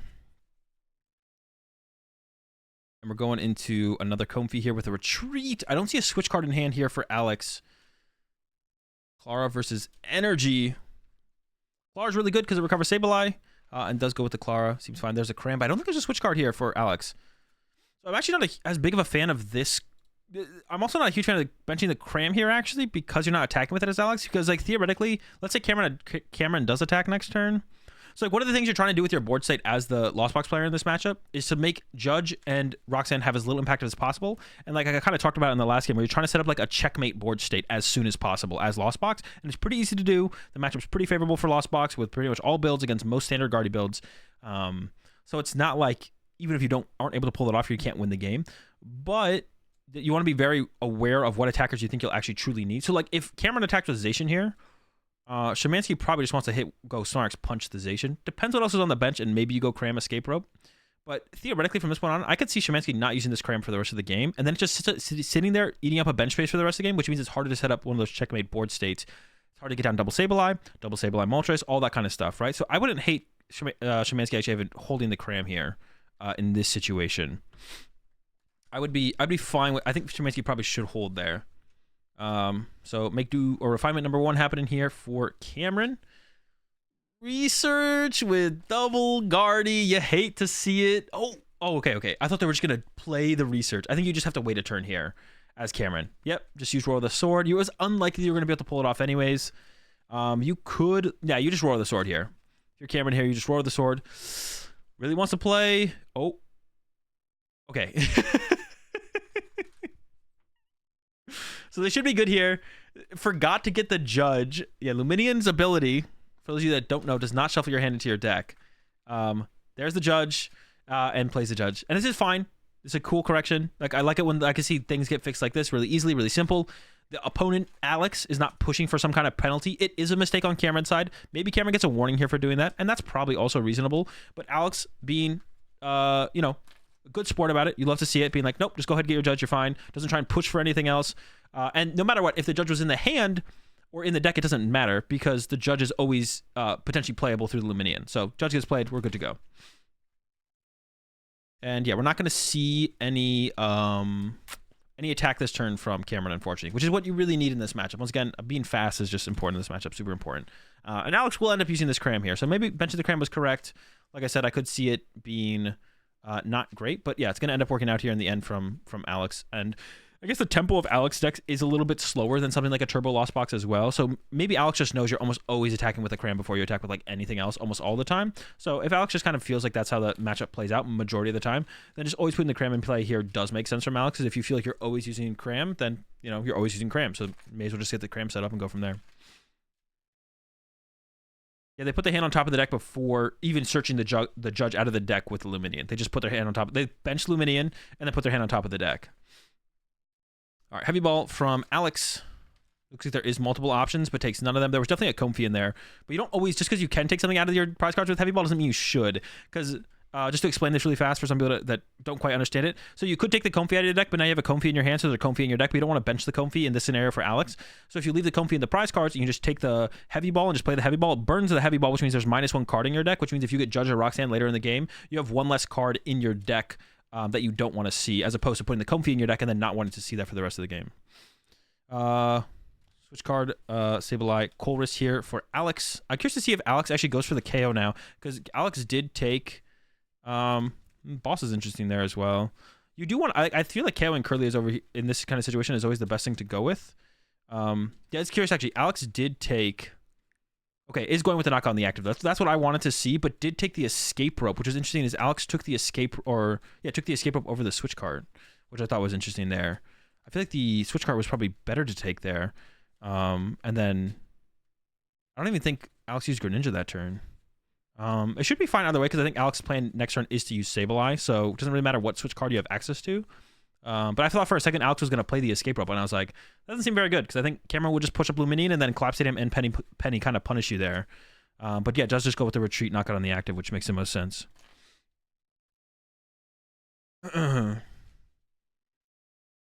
Probably not by NAIC newbie, but sometime in the future we're hoping to do it.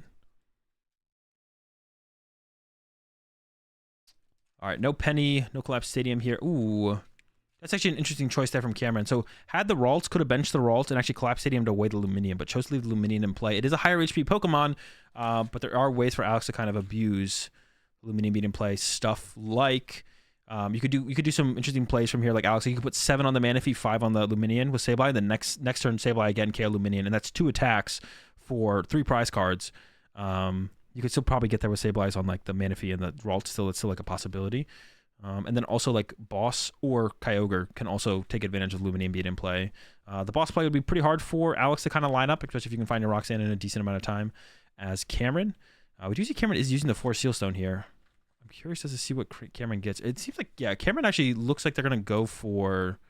It's thinking about going for the Cresselia play here to go pick off that Sableye, which actually, I do not hate that here from Cameron. I do not hate the Cresselia pick off here, but ends up going with an energy card, I believe. Has Cameron even used the refinements yet? I actually can't tell. I don't think so, right? Maybe? Yeah, ends up going with the energy card instead.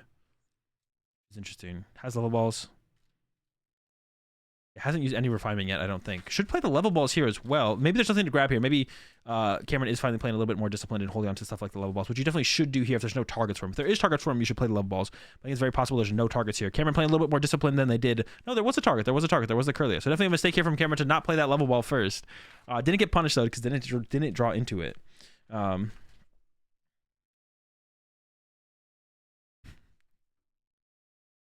There's the Cresselia off the Ultra Ball.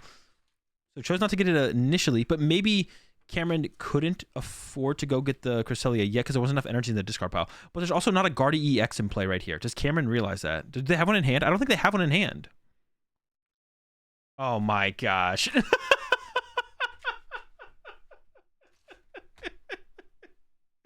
Dude, I was like, I feel like this is happening. I feel like this is happening here. Cameron doesn't have a Guardi EX here. And yep, no Guardi EX. And pass from Cameron. So Cram can't knock out Cresselia, which is kind of cool. But there's also a boss in hand here from Alex. And has this, oh my gosh. That's right, you can kind of just play heavily for Sableye here and take the Clara. I like that. You can just go into Sableye here as Alex. One thing kind of cool that you can do here is kind of save your boss a combo with Cram to chase something eventually. So yeah, I would like to see if Alex can get to Sableye here. I would like to see that, I think, for sure. Here comes a Mirage Gate.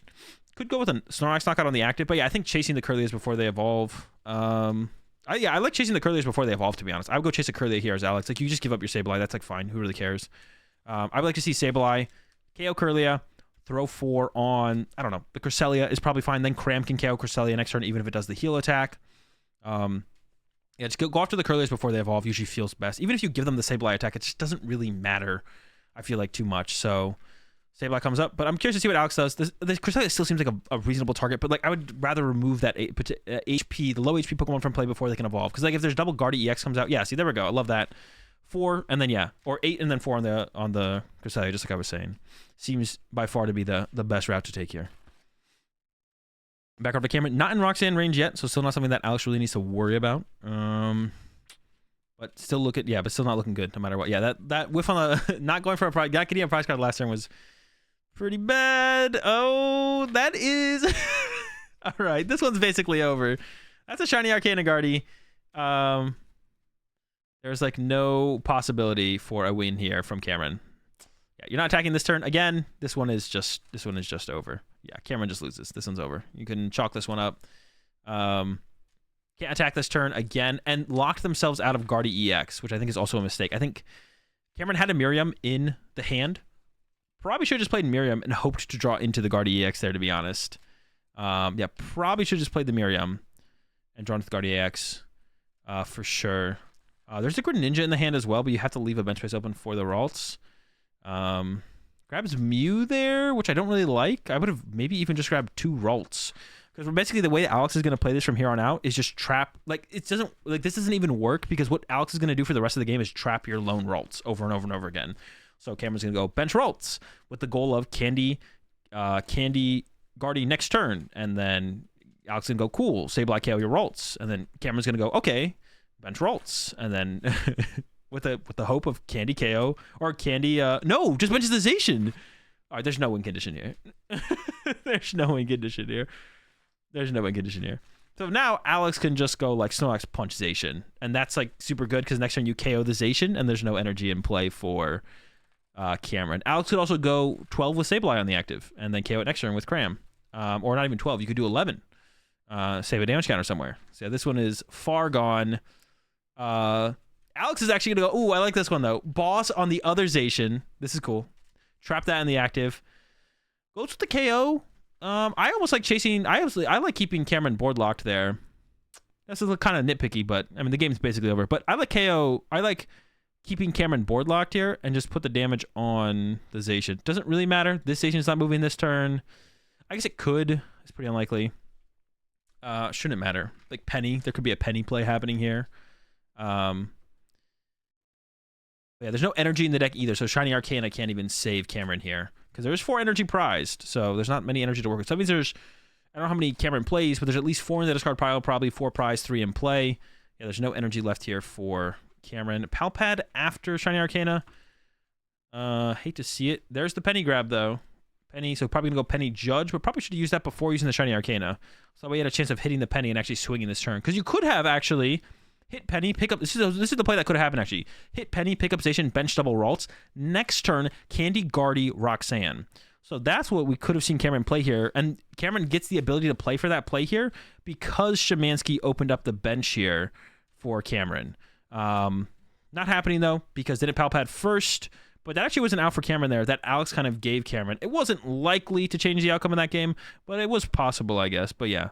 So yeah, definitely could have been, I think it definitely could have been a little bit cleaner there from Alex. And then, yeah, definitely, obviously some missteps there on Cameron's side. What are we looking at here? Oh, talking about Szymanski's UIC deck. That's a cool segment.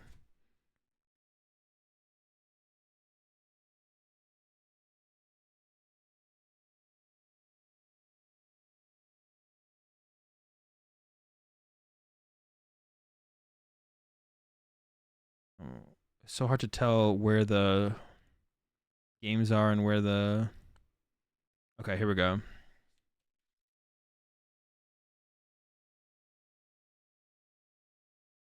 All right, so we got another Ursh intel here on Caston's side versus Benjamin with the Palkia Ice Rider.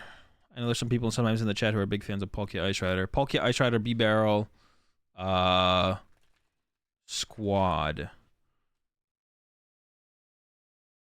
Yeah, Squad up against Rapid Squad versus Water Squad, I guess.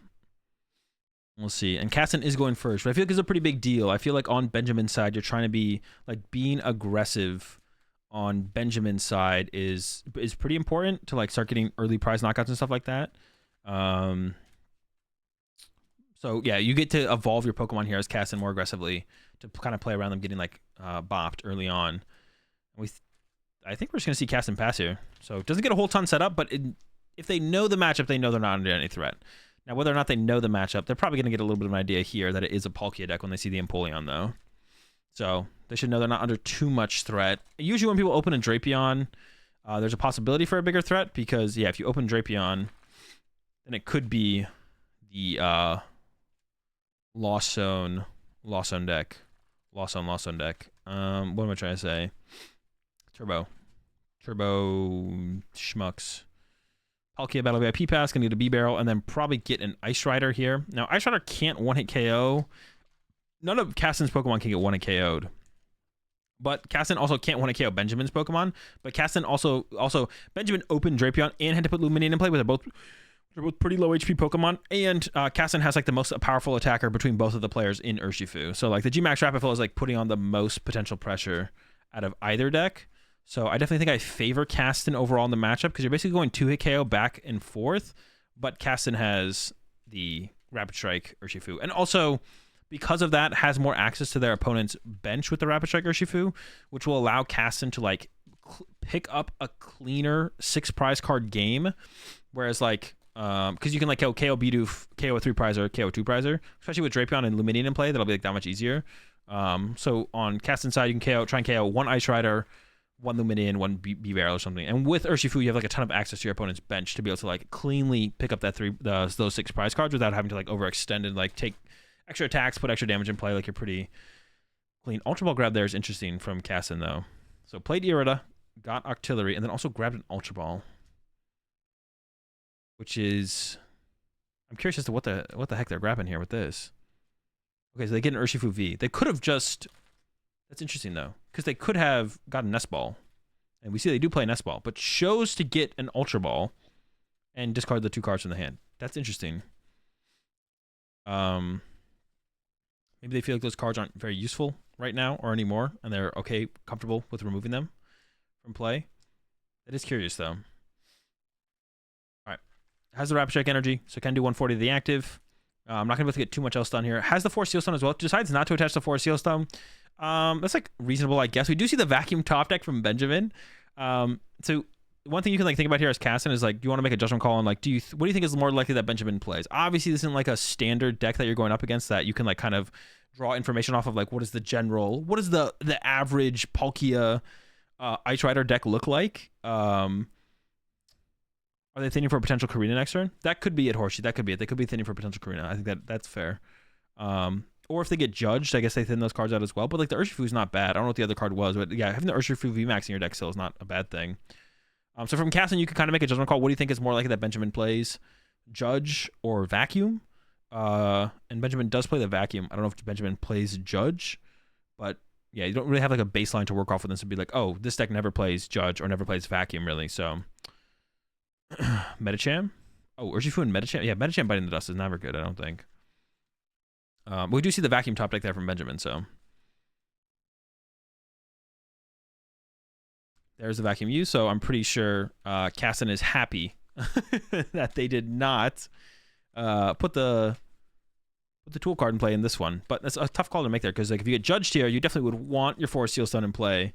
The draw from Benjamin does not look good.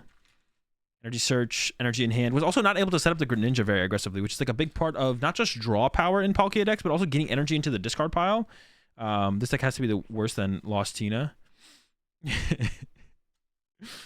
Grenade is not only a big part of like having the potential to do snipe damage, but also getting your energy in the discard pile is like a huge deal. We see Benjamin attached to the Palkia. I actually wonder if Benjamin should even set up Ice Rider in this matchup. It goes with the attach active. I do kind of like this, so that way you can just like retreat next turn and then use Palkia's V-Star. I actually kind of like that here from Benjamin, because otherwise you could get stuck for another turn if like Casson decides to just not attack for the turn, which could happen. So I don't hate that attachment on the active.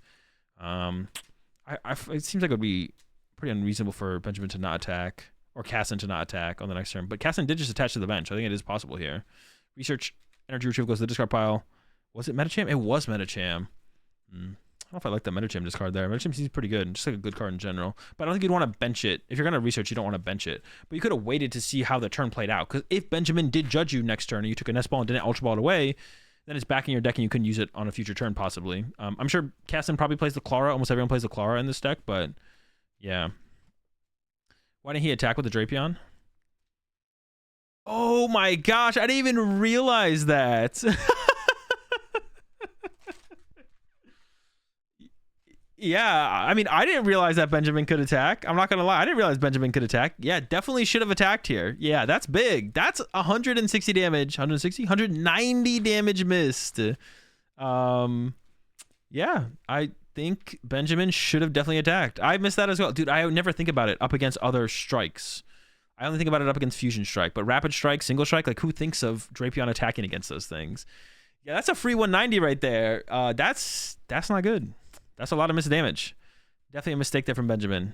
Definitely. And it's weird. I wonder what so Casson decides. Ooh, okay. I like this. Like leaving the damage in play here, I think from Casson is really good. Wait, can Casson get this escape rope? Yeah, if Casson can get this escape rope, I really like the escape rope use here. Leave the damage in play on the Drapion. Don't like you know, try and get as much value out of your Drapion, out of your damage on board as possible. Because just hitting the active again here with the Ursh or with the Inteleon just kind of is overkill. So I definitely don't like that. Yeah, this... Ooh, escape rope's clean. Escape rope's clean. I love it. Love it.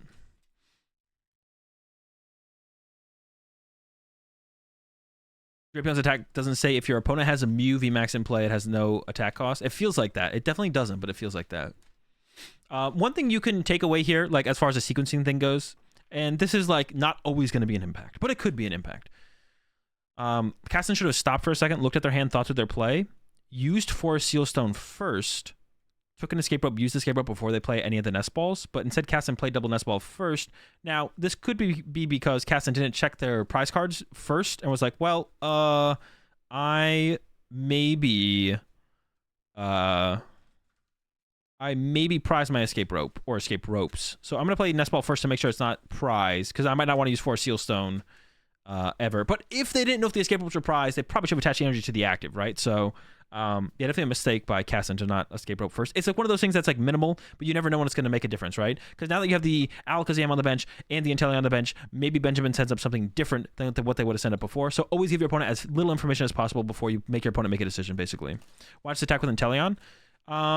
Because Casson knew they wanted to escape rope here. So Casson knew they wanted to use escape rope here to conserve the damage on the Drapion. So because they knew that, they attached to the Urshifu ahead of time. So it's like a really smart play from Casson to attach to the Urshifu, knowing that they were going to go get escape rope off of the Forest Seal Stone for sure. So it's just Casson thinking ahead here. All right, so we got a lot of damage in play here for Casson to work with. Didn't move any damage off the Drapion, which is curious, because we could have seen Casson move 2 off the Drapion over to the Luminion, and then next turn do that again, and then G-Max Rapid Flow, punch the Palkia and KO the Drapion, or hit the Luminion, and just have a bunch of damage between these 3 2-prizers, and then clean it up from there with like Inteleon or something. That seems pretty good to me. I think Casson probably should have moved up 2 off Drapion over to the Luminion, and made Luminion, Drapion, and the Palkia the 6 prize cards here. Because this is just like super clean right now. This is like a super clean setup here, I feel like. But we should have moved some damage off this Drapion as well, for sure, over to Luminion, because this is like too clean. This is like super clean here for Caston, or maybe even off the Palkia to back there. But I think we probably have a pretty good indication on Caston's side. I think that this Palkia is the Palkia that it'll have to evolve and attack this turn, even though it has the damage on it. It'll probably have to attack this turn. So, and you kind of ignore the B barrel and the 3 prizer and just take advantage of this triple 2-prizer setup here that Benjamin has. Also because of Collapse, yeah, Collapse is a possibility. But I think you could. Oh yeah, that also it does play around Collapse. I see what you're saying. Yeah, it does. It also plays around Collapsed by moving some damage off now. Moving some damage off now means that the Drapion can't be collapsed away. I don't think Benjamin plays collapse, but if they do, then it would be able to play around that. I do see an escape rope in the hand here for Benjamin, so Benjamin kind of has a choice of attackers here. But that means you're not hitting this Urshifu, and this Urshifu gets to come back up and punch you again, which is also not good. You appreciate the 42 months there, Mello. Did we already go over you getting curb stomped? We did already take a look at your game. There was definitely some plays that I thought were interesting, and I think you could have. There's definitely some things I would have done differently in your game, so I would say recommend checking it out. I don't know if I was correct on all of them, but some of them I definitely think I was. So I think Benjamin just scooped there, which if Benjamin couldn't attack that turn, then I definitely agree with the scoop. I don't know if Benjamin couldn't attack that turn or not. But yeah, Benjamin couldn't attack that turn, then I definitely agree with the scoop, because like there's just no way you win from that board state with the Octillery setup and everything. Maybe if Octillery wasn't set up, and then you could Roxanne them at some point. Prize cards, let's take a look at them. Nothing important prized on either side. It's whatever. The Claw is like the most important prize card probably here out of all of them for Caston, and it is in the first 2 prize cards, so they'll definitely see it. The Escape Rope, if they only play 1, could be a pretty big deal, but I think this deck usually plays 2 Escape Ropes, so... All right, Benjamin gets to go first here, and this time, wait. Hold up, am I tripping? Oh, it's a Trekking Shoes. I literally thought Benjamin just used Greninja twice. Opens the Greninja, which is huge to get going, and get energy in discard pile and threaten stuff. So love to see that. Has the energy attachment for turn as well. And I would like to see Benjamin go for the KO on the Octillery. Octillery is so important in Caston's deck. So Benjamin going like turn 2 attack with Greninja, set up a Urshifu to get KO'd, because Urshifu is probably the bigger threat than the Inteleon, while also KOing the Remoraid, I think is exactly what Benjamin wants to do here. And I would maybe like to see Caston avoid benching Remoraid on this first turn of the game, and not bench the Remoraid down. So that way Benjamin can't go for that line of play. Avoid that line of play, and then bench it after the V-Star power has been used from the Palkia. But yeah, we didn't see an attachment for turn there from Benjamin. I definitely don't like that, especially if you want to potentially use the Greninja. The Greninja seems like such a powerful attacker in this matchup. Even if you don't go for the route where you chase Remoraid, you can still like punch 2 Vs that become VMAXs, or 2 VMAXs after their VMAXs, and then that's 2 effective 2-hit KOs from the Greninja, because Ice Rider 2-hit KOs VMAXs, Palkia 2-hit KOs VMAXs, nothing 1-hit KOs them. So Greninja's like the perfect way to set up 2. It's like 2 attacks in 1 on the Greninja in that scenario. So even like maybe going after VMAX instead, but not attaching for turn, I don't really like that, because like it makes it that much harder to efficiently use Greninja and then get into other attackers after that. So I think we definitely should have seen an attachment from turn here from Benjamin to the active, and throw that down there, unless their only draw power in hand is through concealed cards. If the only draw power in hand is through concealed cards, then I'm fine with holding the energy. But if it's not, I definitely want to see the attachments for turn come down turn to turn, because that's something I noticed with playing Palkia in this format, is like getting your energy attachments off turn to turn is a pretty big deal in this deck.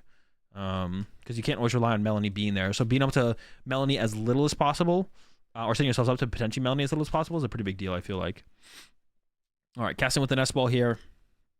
Like I said, I don't like Remoraid getting grabbed early, so I like to see some Inteleons get grabbed up. You could also, theoretically, as Caston here, try and avoid benching too many Pokemon, so that way the Palkia can't get the KO here. Goes for the Remoraid. I don't love it. Bench Alakazam. All right, Palkia is going to be able to potentially want to KO something here, I think, for sure. But I don't know if there's really a big, like, I don't really think Caston really had a choice here. You can't give up your Alakazam. You could have Nest Balled for an Inteleon instead of a Remoraid, though. And I think I like that better, like I said. I don't know if I like putting Remoraid in play. It's just such a perfect target for Benjamin. Like, it's just a perfect, like, I think that's like what you want to go after as Benjamin. You want to look for a 2-prize KO. You want to go like Greninja, KO Remoraid, set up what everything's going to become a VMAX, KO a 2-prize or KO VMAX. Keeping them locked out of Octillery is just so good. Caston thinking about attaching the energy, but I think you'd rather get a Rapid Strike energy and then attack with Urshifu's first attack and switch it to the bench. Really good draw there from Caston. Can use the VIP pass and fill up the bench, and I think we are going to see that from Caston here. I don't think you really have a choice here. I think it's what you're going to go with. And you're probably just going for Inteleons, like double Inteleon V, bench Inteleon V, and then hit and run to Inteleon V, I think, is going to be the play here from Caston. We'll see. That does mean you're just getting bopped by a Palkia V next turn, as long as Benjamin has some form of Pokemon to bench. So it shouldn't be too hard for Benjamin to get like the bop back. You could like go like one less Pokemon here as Caston. So currently, what was Palkia's currently hitting for 200 damage. So if you get one Pokemon, as long as Benjamin can fill their bench, then you get KO'd. I think you just play as if Benjamin could fill their bench and like fill up your bench completely. Because you can go Inteleon like this, and then bench another Inteleon, and then hit and run here. I would like to see the last Inteleon bench here, I think, from Caston. Yeah, hit and run to an Inteleon. Yeah, so I don't know. Not benching that Inteleon is interesting because I guess you had the Tower of Waters in play as well. Actually, I missed that. So you could have always just retreated as cast in here. Not benching the other Inteleon is interesting. I don't know. I feel like you just know something on your board's getting KO'd next turn as Caston. Like something's getting KO'd here as Caston. What it is I'm not too sure. The one thing I guess you can argue here for Caston is if you know Benjamin probably wants to go for the Greninja play, punch your Urshifu, punch your Remoraid, then Caston actually discarded a Inteleon VMAX. So they'd be kind of hanging an Inteleon V in play, just kind of unevolvable, which means that lines up really well for Benjamin to chase that plus the Urshifu for your last 6. You could also just not evolve the Urshifu at that point as well, though. Would be a argument against that. But by not benching that Inteleon, now Benjamin goes after your Inteleon V and KOs that for turn. You can't evolve double Inteleon VMAX next turn. But to be honest, you probably want Benjamin to KO your Inteleon V instead of going after your Remoraid. There's also an argument here for Benjamin to KO the Inteleon V instead of going with the Greninja play, because then you can always clean up the Alakazam or the Octillery itself later on and just KO those instead. So there's always an argument for that, to go that route instead. The hand here for Benjamin, that's a lot of B-doofage in the hand, it looks like. Start with the concealed cards. Love to see it. Another energy to the hand. Energy active. Luminion. I think that Bidoof was in the hand last turn and Benjamin just chose not to play it. I don't really like Luminion coming down here. I'm not a big fan of this play here from Benjamin. Yeah, I don't like Luminion coming down here at all, but we'll see what the play is. Looks like they're going for the boss. No, Irida. I take it back. Boss was lined up initially, but goes with Irida. Ice Rider V and something else. So I'm curious to see if does Benjamin take the knock on the active or go for the play that I mentioned. Like I said, I feel like limiting their artillery is really, really good. Looks like he topped it. Okay, that's possible, yeah. I don't know if I like benching it then, though, right? I don't know if I like benching the Bidoof. That's like a lot of easy... The B-Barrel, the Greninja, and the Bidoof are just like easy prize cards for Caston. And then KO 1 3-prizer, possibly. Or even KOing 2 of them and 2 prizers is still pretty good. So yeah, the question here is, like, what does Benjamin do? You could go with the retreat and then just kind of slap the Inteleon. Like I said, I don't hate that. But then you lose value from your Greninja if you go that route. Your Greninja attack later on becomes way worse, and your opponent gets access to Octillery, and you don't have a great way to remove the Remoraid from play after that. Looks like Benjamin is going to go the Remoraid KO route. Like I said, that one seems best to me. Like, I feel like Octillery is super important in Caston's deck to try and set up. We'll see, though. This last energy, I don't know. Goes to the Palkia. Could have been better on the Ice Rider. That one I'm not too sure about, to be honest. Remoraid, Ursh, like I said, this makes the most sense to me.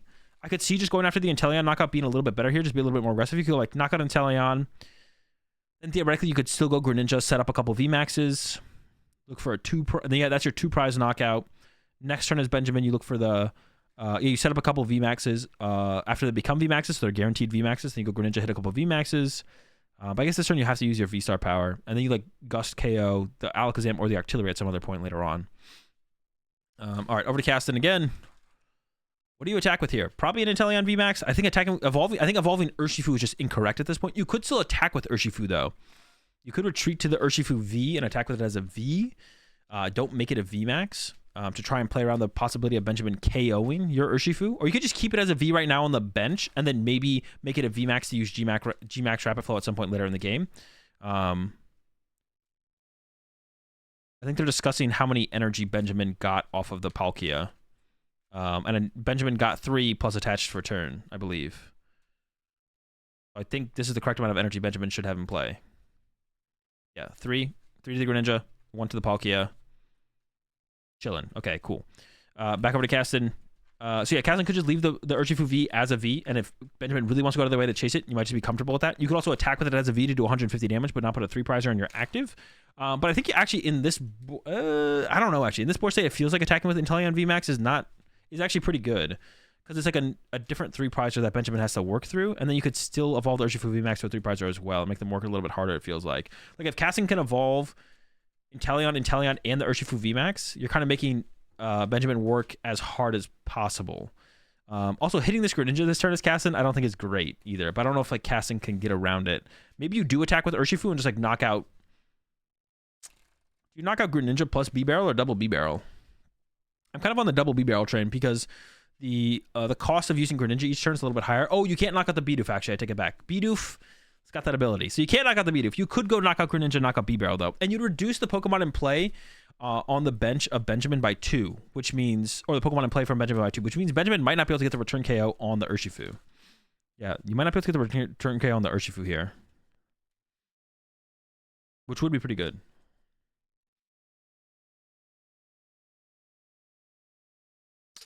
Alakazam goes down, moves some off the Greninja. So yeah, it looks like the Greninja is going down here. And I assume the Bibarel is going down alongside it. But I'd be curious to see if Casson has a different plan and puts like, goes knockout Greninja. But like I said, like I feel like Bibarel's better to KO than Greninja here. So I would, if you're picking between Bibarel and Greninja, I would definitely knock out the Bibarel. Because the Greninja's cost of having to have the energy to draw the cards is like a pretty big deal, especially because it could lead to like whiffing energy attachments for turn or something. So I want to see Caston go, if you're going to knock out the Greninja here, which it looks like they're committed to because they did the Alakazam damage, then I also want to see the Bibarel go down as well. But I'm curious to see if like Caston has like a different idea and like snipes the Palkia possibly and sets that up. Look to their hand. I don't know how much they. I don't even know if they played a support of this or not. Okay, to the Ursh. Doesn't have the evolve for the Inteleon V. So next turn for Benjamin, if Benjamin can KO the Inteleon V off the bench before it evolves, I think that's the target for Benjamin. KO the Inteleon V and then try and KO the Urshifu on the following turn. So if I was Benjamin, that's the line I'm looking for, I think, as of right now. Let's see. Caston swings. Doesn't know. So Caston's not sure what they're doing. Let's see. Was thinking about, I think, targeted or was thinking about targeting the Palkia.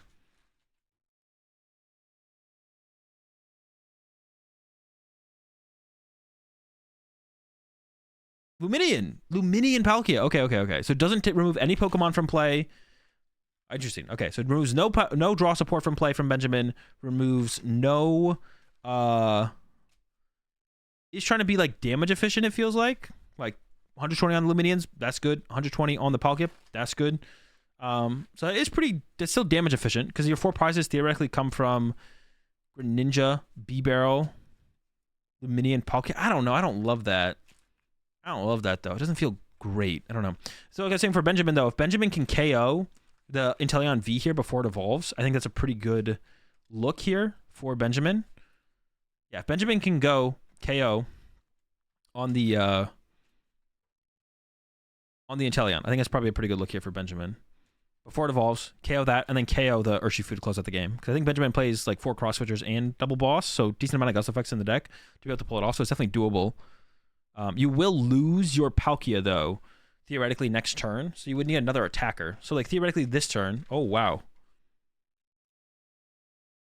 Well, Benjamin's hoping to hit Benjamin was hoping to hit Melanie. There it is. Okay, that felt a little risky. If there was no Melanie hit there, Benjamin was kind of screwed. Path to the Peak as well is pretty good here because I think that's 2 stadiums gone for Caston. And then it goes for the KO on the active. So this, like I said, this does open up the opportunity for the Inteleon to evolve now. Now there's now you're not just kind of a gust effect plus attack away from winning as Benjamin. If the Inteleon evolves, it does have to evolve.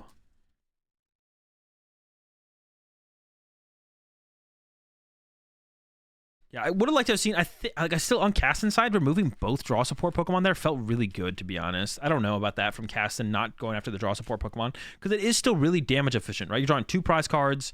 Yeah, it's still pretty damage efficient there. So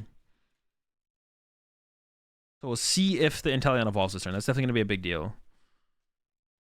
Has a Nest Ball in hand, but you wouldn't really want to grab anything off this Nest Ball as Caston. You could grab a Remoraid if there's a Remoraid in there, but I don't think there is. Just goes with the Melanie to the active for 3. Has Stadium, has the VMAX now. And see, this is what I was talking about. You don't have the option now to KO the V anymore for 2. Because I know Benjamin does not play Echoing Horn. So can't do that play anymore. The rest of the hand for Caston, though, doesn't really have a whole ton going on. There's not a whole ton going on here for Caston. Does throw out the Tower of Water, so now can use the Alakazam to start to move some damage around, which you probably want to move damage from. I'm not going to overly think about it. Oh, also gets to do some damage as well with the Inteleon. That's probably a pretty big deal as well. But you do get to... Oh, goes after the Doofer. That's interesting. Goes after Bidoof there. So what's the lineup here? I guess Bibarel, Ice Rider, and Luminion could be the prize cards Caston is looking for. You know Benjamin does need... Maybe he knows Medicham is only out to win. Yeah, that could be it at this point. Medicham could be the out to win here.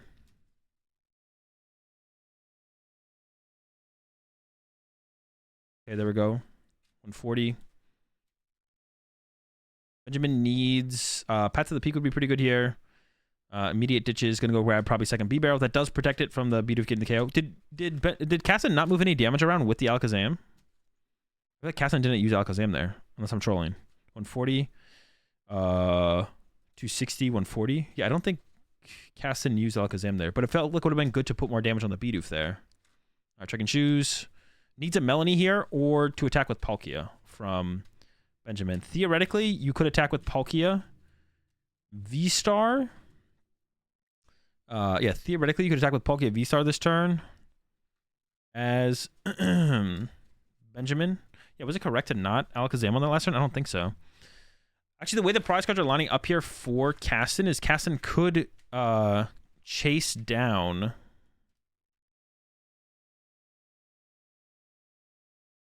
Kassan could chase down the Ice Rider, the B-Barrel, and the Luminion as the prize cards. But then we should have seen some damage moved from the Palkia to the Ice Rider, I believe. I think that would make the most sense. There's the Vacuum and the Horse, so going to get rid of the Tower of Waters. I don't know if that was the worst card in the hand, though. That might have been. Now we're going to see Palkia punch on the Inteleon on the bench. And looking for a 2-hit KO here from Benjamin. And then Kassan on this next turn can loop Luminion. Yeah, Kassan can loop Luminion next turn. I don't know if Kassan has enough Urshifu pieces left, though. But it is possible. Kassan needs a lot here, though. So there's the punch. One gust effect away from winning on Kassan's side. Kassan also needs...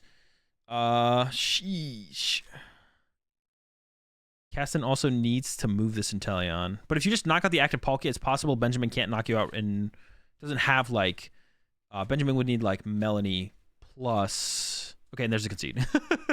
Yeah, I don't know if there's a way for... Because, well, if you could get the knockout on the active Palkia, Benjamin would need... With the bench Inteleon, Benjamin would need Melanie plus double cross switcher after using double cross switcher, right?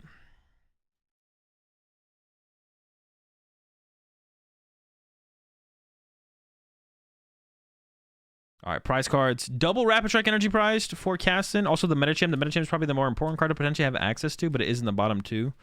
And then one Ice Rider VMAX prize on Benjamin's side, which isn't, as long as you can get to access the other one. Like, by the time Kassan gets through one Ice Rider, the game's probably over. And we do have Kassan going first in this one.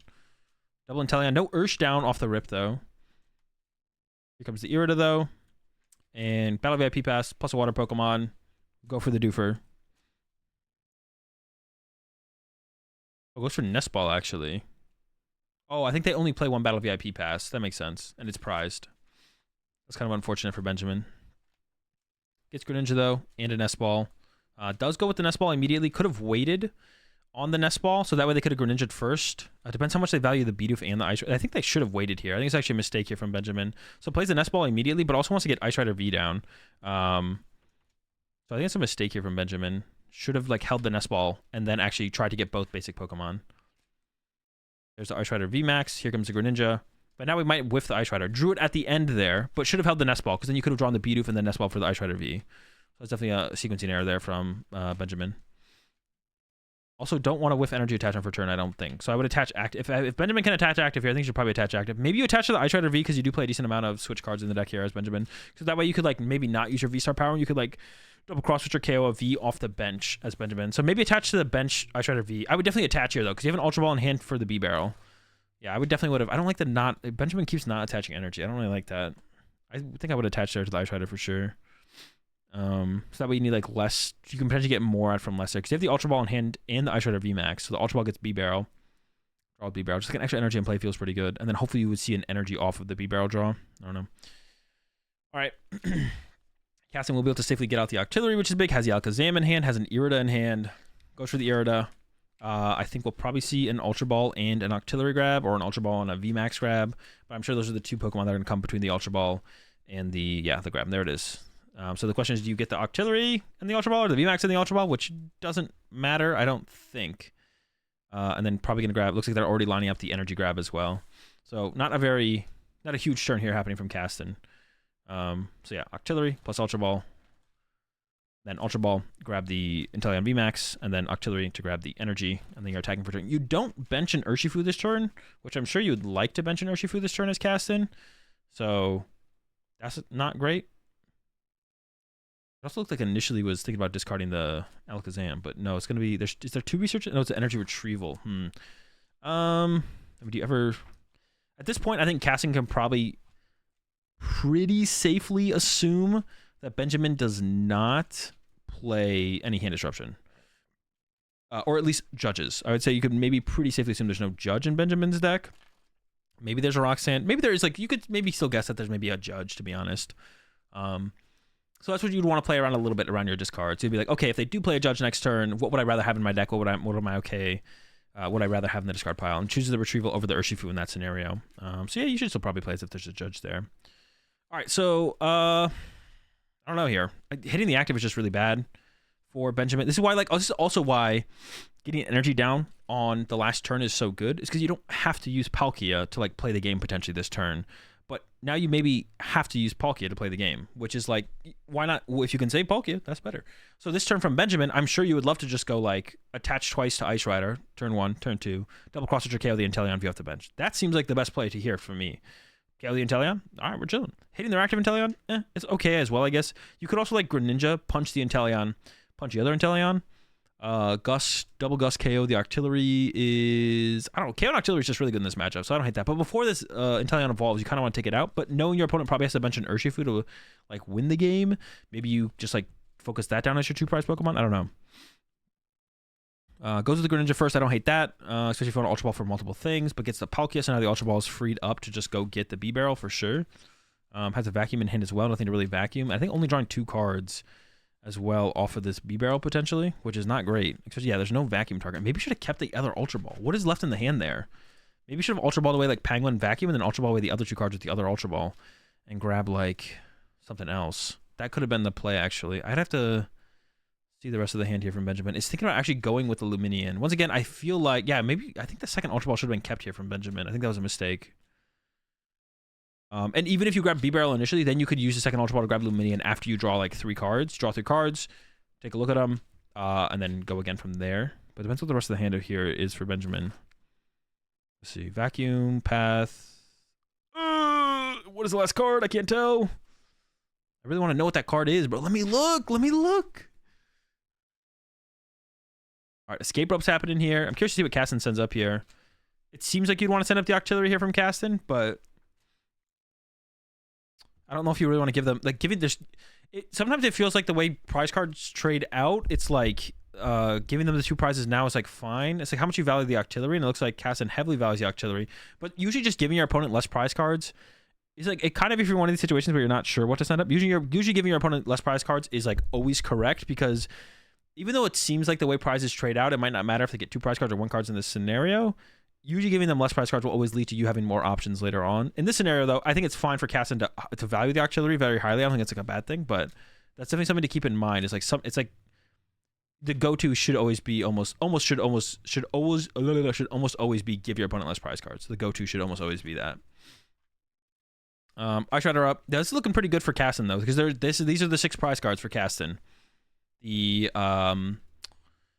Ice Rider, a B-Barrel, and the Palkia. And I think this is what I was talking about with Benjamin not attaching the energy for turn. Now Benjamin is like forced to use Palkia's V-Star power, which means you don't have the option of Greninja. You don't have the option to set up like a big attacker out of nowhere in the late game. And you just don't get to save the ability for later. I think Benjamin has to use the V-Star power here, which isn't great because then you just don't have it for later. I think Benjamin has to use the V-Star power here to get this KO. So it would have been nice, like I said, to see Benjamin, instead of like holding onto that energy to use with Greninja, because you still had the Ultra Ball that you could use to find something else. Would have been nice to see Benjamin. Yeah, there it is. Does not feel good.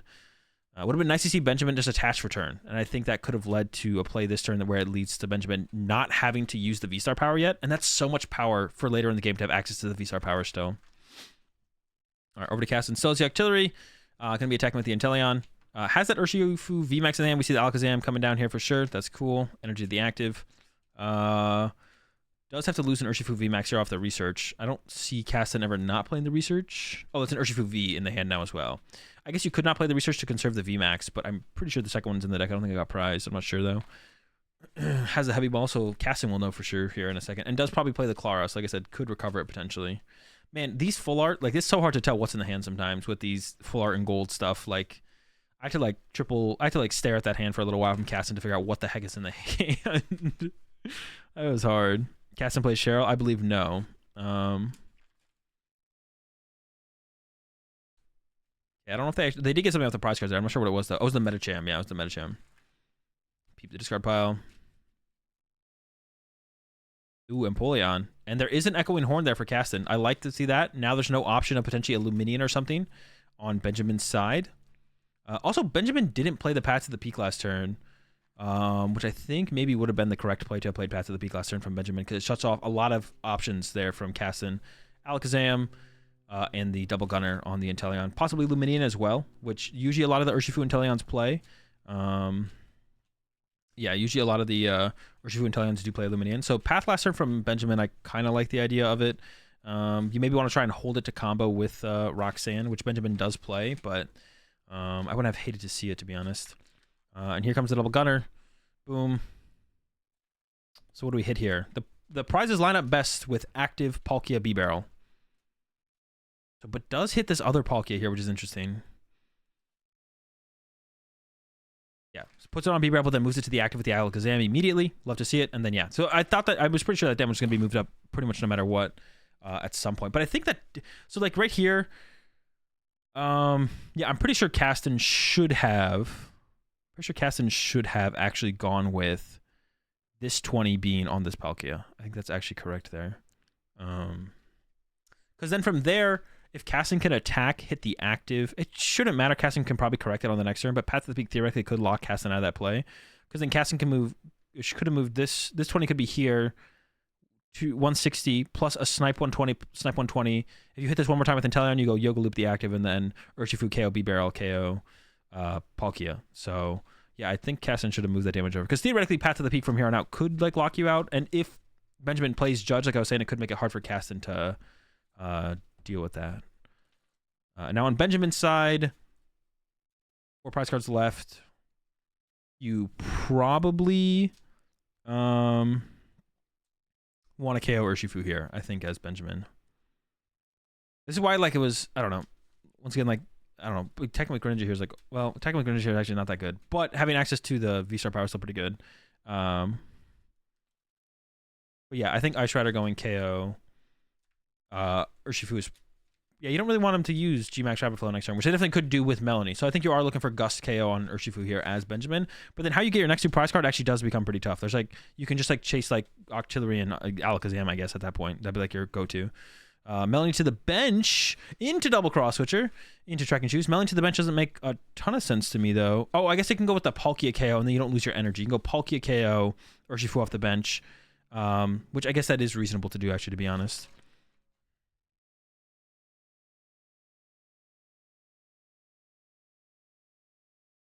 I assume that's what we're going to see here. There's the attach to the Palkia. Double Cross Switcher. So maybe this will line up better for Caston, that play didn't happen where Caston actually put the damage on the bench Palkia. Because now you can move, well, I guess maybe you could move the damage off the Palkia now and then not want to KO it, instead try and trap it. Yeah, instead you can try and trap the Palkia for a turn. Like leave Benjamin board locked so they can't like use the minion for something. Yeah, there's the bring up on the Urshifu, go down to 2 prize cards. And then from here, it gets hard for Benjamin, though. Like, if another 2 prize cards bench from Caston, then you can chase that. But there's no reason for Caston to bench another 2 prize Pokemon without looping. So you potentially could also go Gust KO Alakazam, but Gust KO Octillery to potentially stop the potential of the loop from Caston.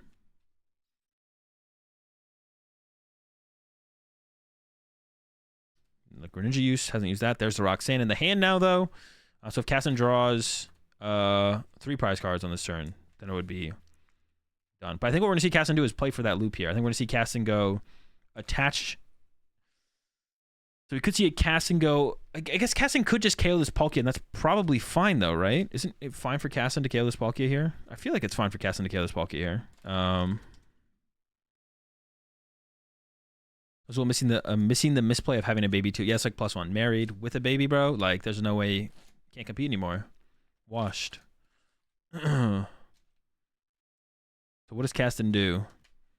Because yeah, you have the play basically set up here as casting because Benjamin does not play Judge. But do you go for KO on the active or do you move the damage off? You could. So what you can do here is casting. You can move the 2 damage off the active. Does that matter though? Yeah. You move the 2 damage off the active Palkia to the benched Ice Rider VMAX. And then you punch the active, it doesn't get KO'd. Next turn, you Yoga Loop the active, bench Urshifu in the same turn, attach an energy to, or Melanie to the Urshifu if you can, and then the turn after that, you move the 2 damage from the Palkia to the Ice Rider, and you go G-Max Rapid Flow, KO B-Barrel, and then KO the, So it actually works out that Kassan didn't move that damage over to the Palkia, actually. It probably would have been fine, though, if Kassan had KO'd this Palkia, though. I think if Kassan had KO'd the Palkia this turn, that doesn't hurt the chances, right? No, it does. Yeah, you definitely hurt your chances. Yeah. No, you have to not KO the Palkia this turn. No, you have to not KO the Palkia here. Yeah. Holds the Forest Seal Stone because you don't want to get that. Let that get vacuumed away, and then knockout on, or not knock out on the Palkia. Set up on the Palkia. So now on this turn for Benjamin, Benjamin should go. Actually, that's not a guarantee. So the last thing Kassan could have is so Benjamin should go KO Octillery or KO Alakazam here. Because you want to, as long as you have enough gust effects left to do that as Benjamin, you should go KO, because like 2 KO in the active doesn't really change anything. 2 KO in the active is the same thing as going Gust KO, Gust KO. So if you can Gust KO, that reduces the win conditions here for Kassan. Oh, but gets rid of their own Path to the Peak. Okay, I don't like that. Because you could have gone to KO Artillery, put Path to the Peak in play, and then that locks out the Alakazam here from Kassan. So 180, 120, 120. There could still be a double gunner from Kassan, but Path would lock that out as well. But I don't know if the Gust is in the hand there for Benjamin or not. Goes for Palkia and Ultra Ball. Falls to Palkia, plays Ultra Ball. I did see one cross switcher in the hand. So if you have the second cross switcher here from Benjamin, it does work. And I think ideally you'd want to leave the Ice Rider in the active so it couldn't get double gunnered. So as Benjamin, you could go put Ice Rider on the active so it can't get double gunnered, plus KO Octillery, put Path in play. I guess it's like the same thing. Or you could KO Alakazam, put Path in play. That's like the same thing as well. But it's in the active so you can't get double gunnered. So KO Alakazam, put Path in play. Because then even if they can double gunner, it would only hit the bench Pokemon and not hit the active Ice Rider. But KO and Artillery also is also, like, you should definitely KO one of them with the Ice Rider here, ideally, as Benjamin. You go Ice Rider, probably Ice Rider, KO Artillery, but then you also want to put the Path in play from Benjamin, but you discarded the Path with the vacuum there. I don't know if Benjamin could have tried to hold on to the Path there at all, though. Like, you had to thin out the hand there to draw with B-Barrel, it looked like, from Benjamin. So if you had to do that, then that's fine to have gotten rid of it, I guess. You don't really have a choice there. But yeah, I think definitely should go double cross switcher over the KO on the bench here. Because hitting the Inteleon basically does nothing. You don't reduce Kassan's win conditions at all by hitting the active, as long as you can double guest. As long as you can double gust. But they maybe can't do it because they don't have they have a switch in hand. So they have double cross switch or switch here. Yeah, they have a switch in hand. So they can't do it with the Ice Rider, but they could attack with the Palkia here with one of the bench Pokemon. Yeah, they have double cross switch or switch, so they could have KO'd one of the bench Pokemon with Palkia here. Okay, so I think that means Kassan does just have game in hand then. Has the energy, has the Metachamp, needs to, has the Stadium as well. So even if one of the bench Pokemon had gotten KO'd here, Kassan still might have won. The only thing is that the Alakazam does need to be used here to move the damage over to the Ice Rider from the Palkia. So it's possible without that, maybe Kassan didn't have the double gunner. But if Kassan has the double gunner, then it would have been fine. Yeah, then it wouldn't matter. But Kassan doesn't have the double gunner in hand right now, but does have the Force Seal Stone, which maybe would have just been enough there anyways, to be honest. So I think no matter what, Kassan had game here. I am on 1.5 times speed.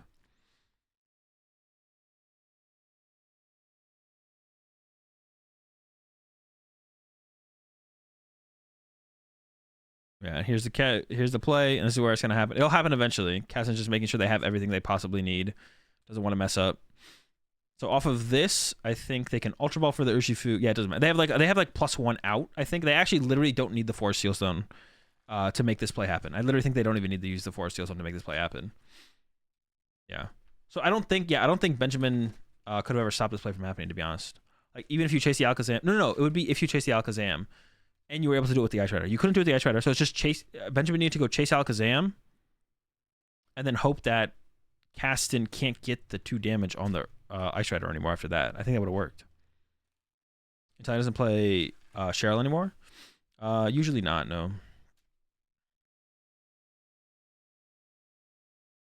There's the damage move over. Becomes a yoga loop on the active. You loop the active, and then next turn you go Urshifu KO, I try to KO B-Barrel, and that's the game. Yeah, really cool play by Cassin in the end to close it. Big fan. So it doesn't matter what Benjamin sends up here. I guess you would always send up Empoleon, theoretically. Empoleon seems like the best thing to always send up there. I don't know. And then there's Urshifu. Okay, yeah. So Benjamin could have KO'd the Alakazam, right? And if Benjamin KOs Alakazam there, I actually think it's possible for Cassin to whiff. But you would also, on Benjamin's side, you would also need to be able to go Gust again next turn KO Octillery. So if Benjamin didn't have that play, then it wouldn't work. Also, Benjamin should have tried to get Path to the Peak in play there. I don't know if it was possible, and it didn't matter because Cassin did have the stadium in hand, but you don't know. You don't know he has got the stadium in hand, so you should have tried to try and keep Path to the Peak around. I don't know if Benjamin could have there though, because you need to draw some kind of cards you need to draw some kind of cards off B-Barrel. The deck is super dope. The deck is super dope. The Urshifu and Teleon deck. I definitely want to play around with it some more myself. I don't think the deck is very good. But do we jump into this at game 3? Or is this just like from the last set? Or are we jumping into this at game 3? No shot, right? I don't think so, right? No, they eventually correct it. All right, what time is it? Hang on, chat. I maybe have to dip. I kind of want to do one more, but I think I do have to dip. Let's see.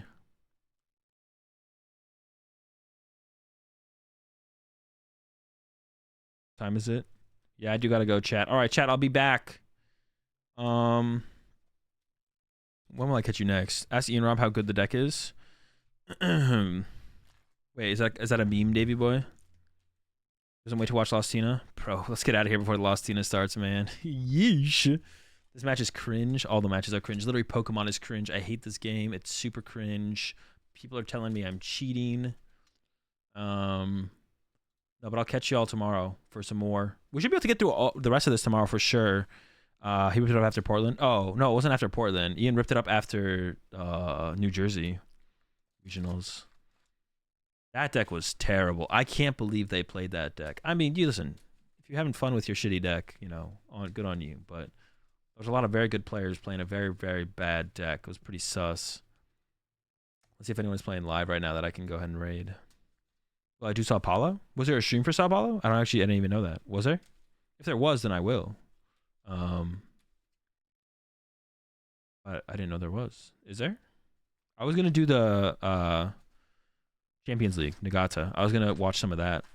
That'd be like a little bit less analysis-y and a little bit more just kind of chilling.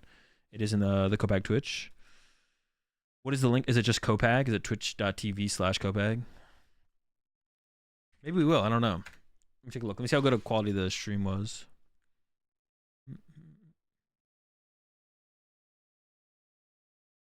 Well, it's not just Copag, so it's definitely something else. All right, I'm gonna go ahead and raid Sunny here.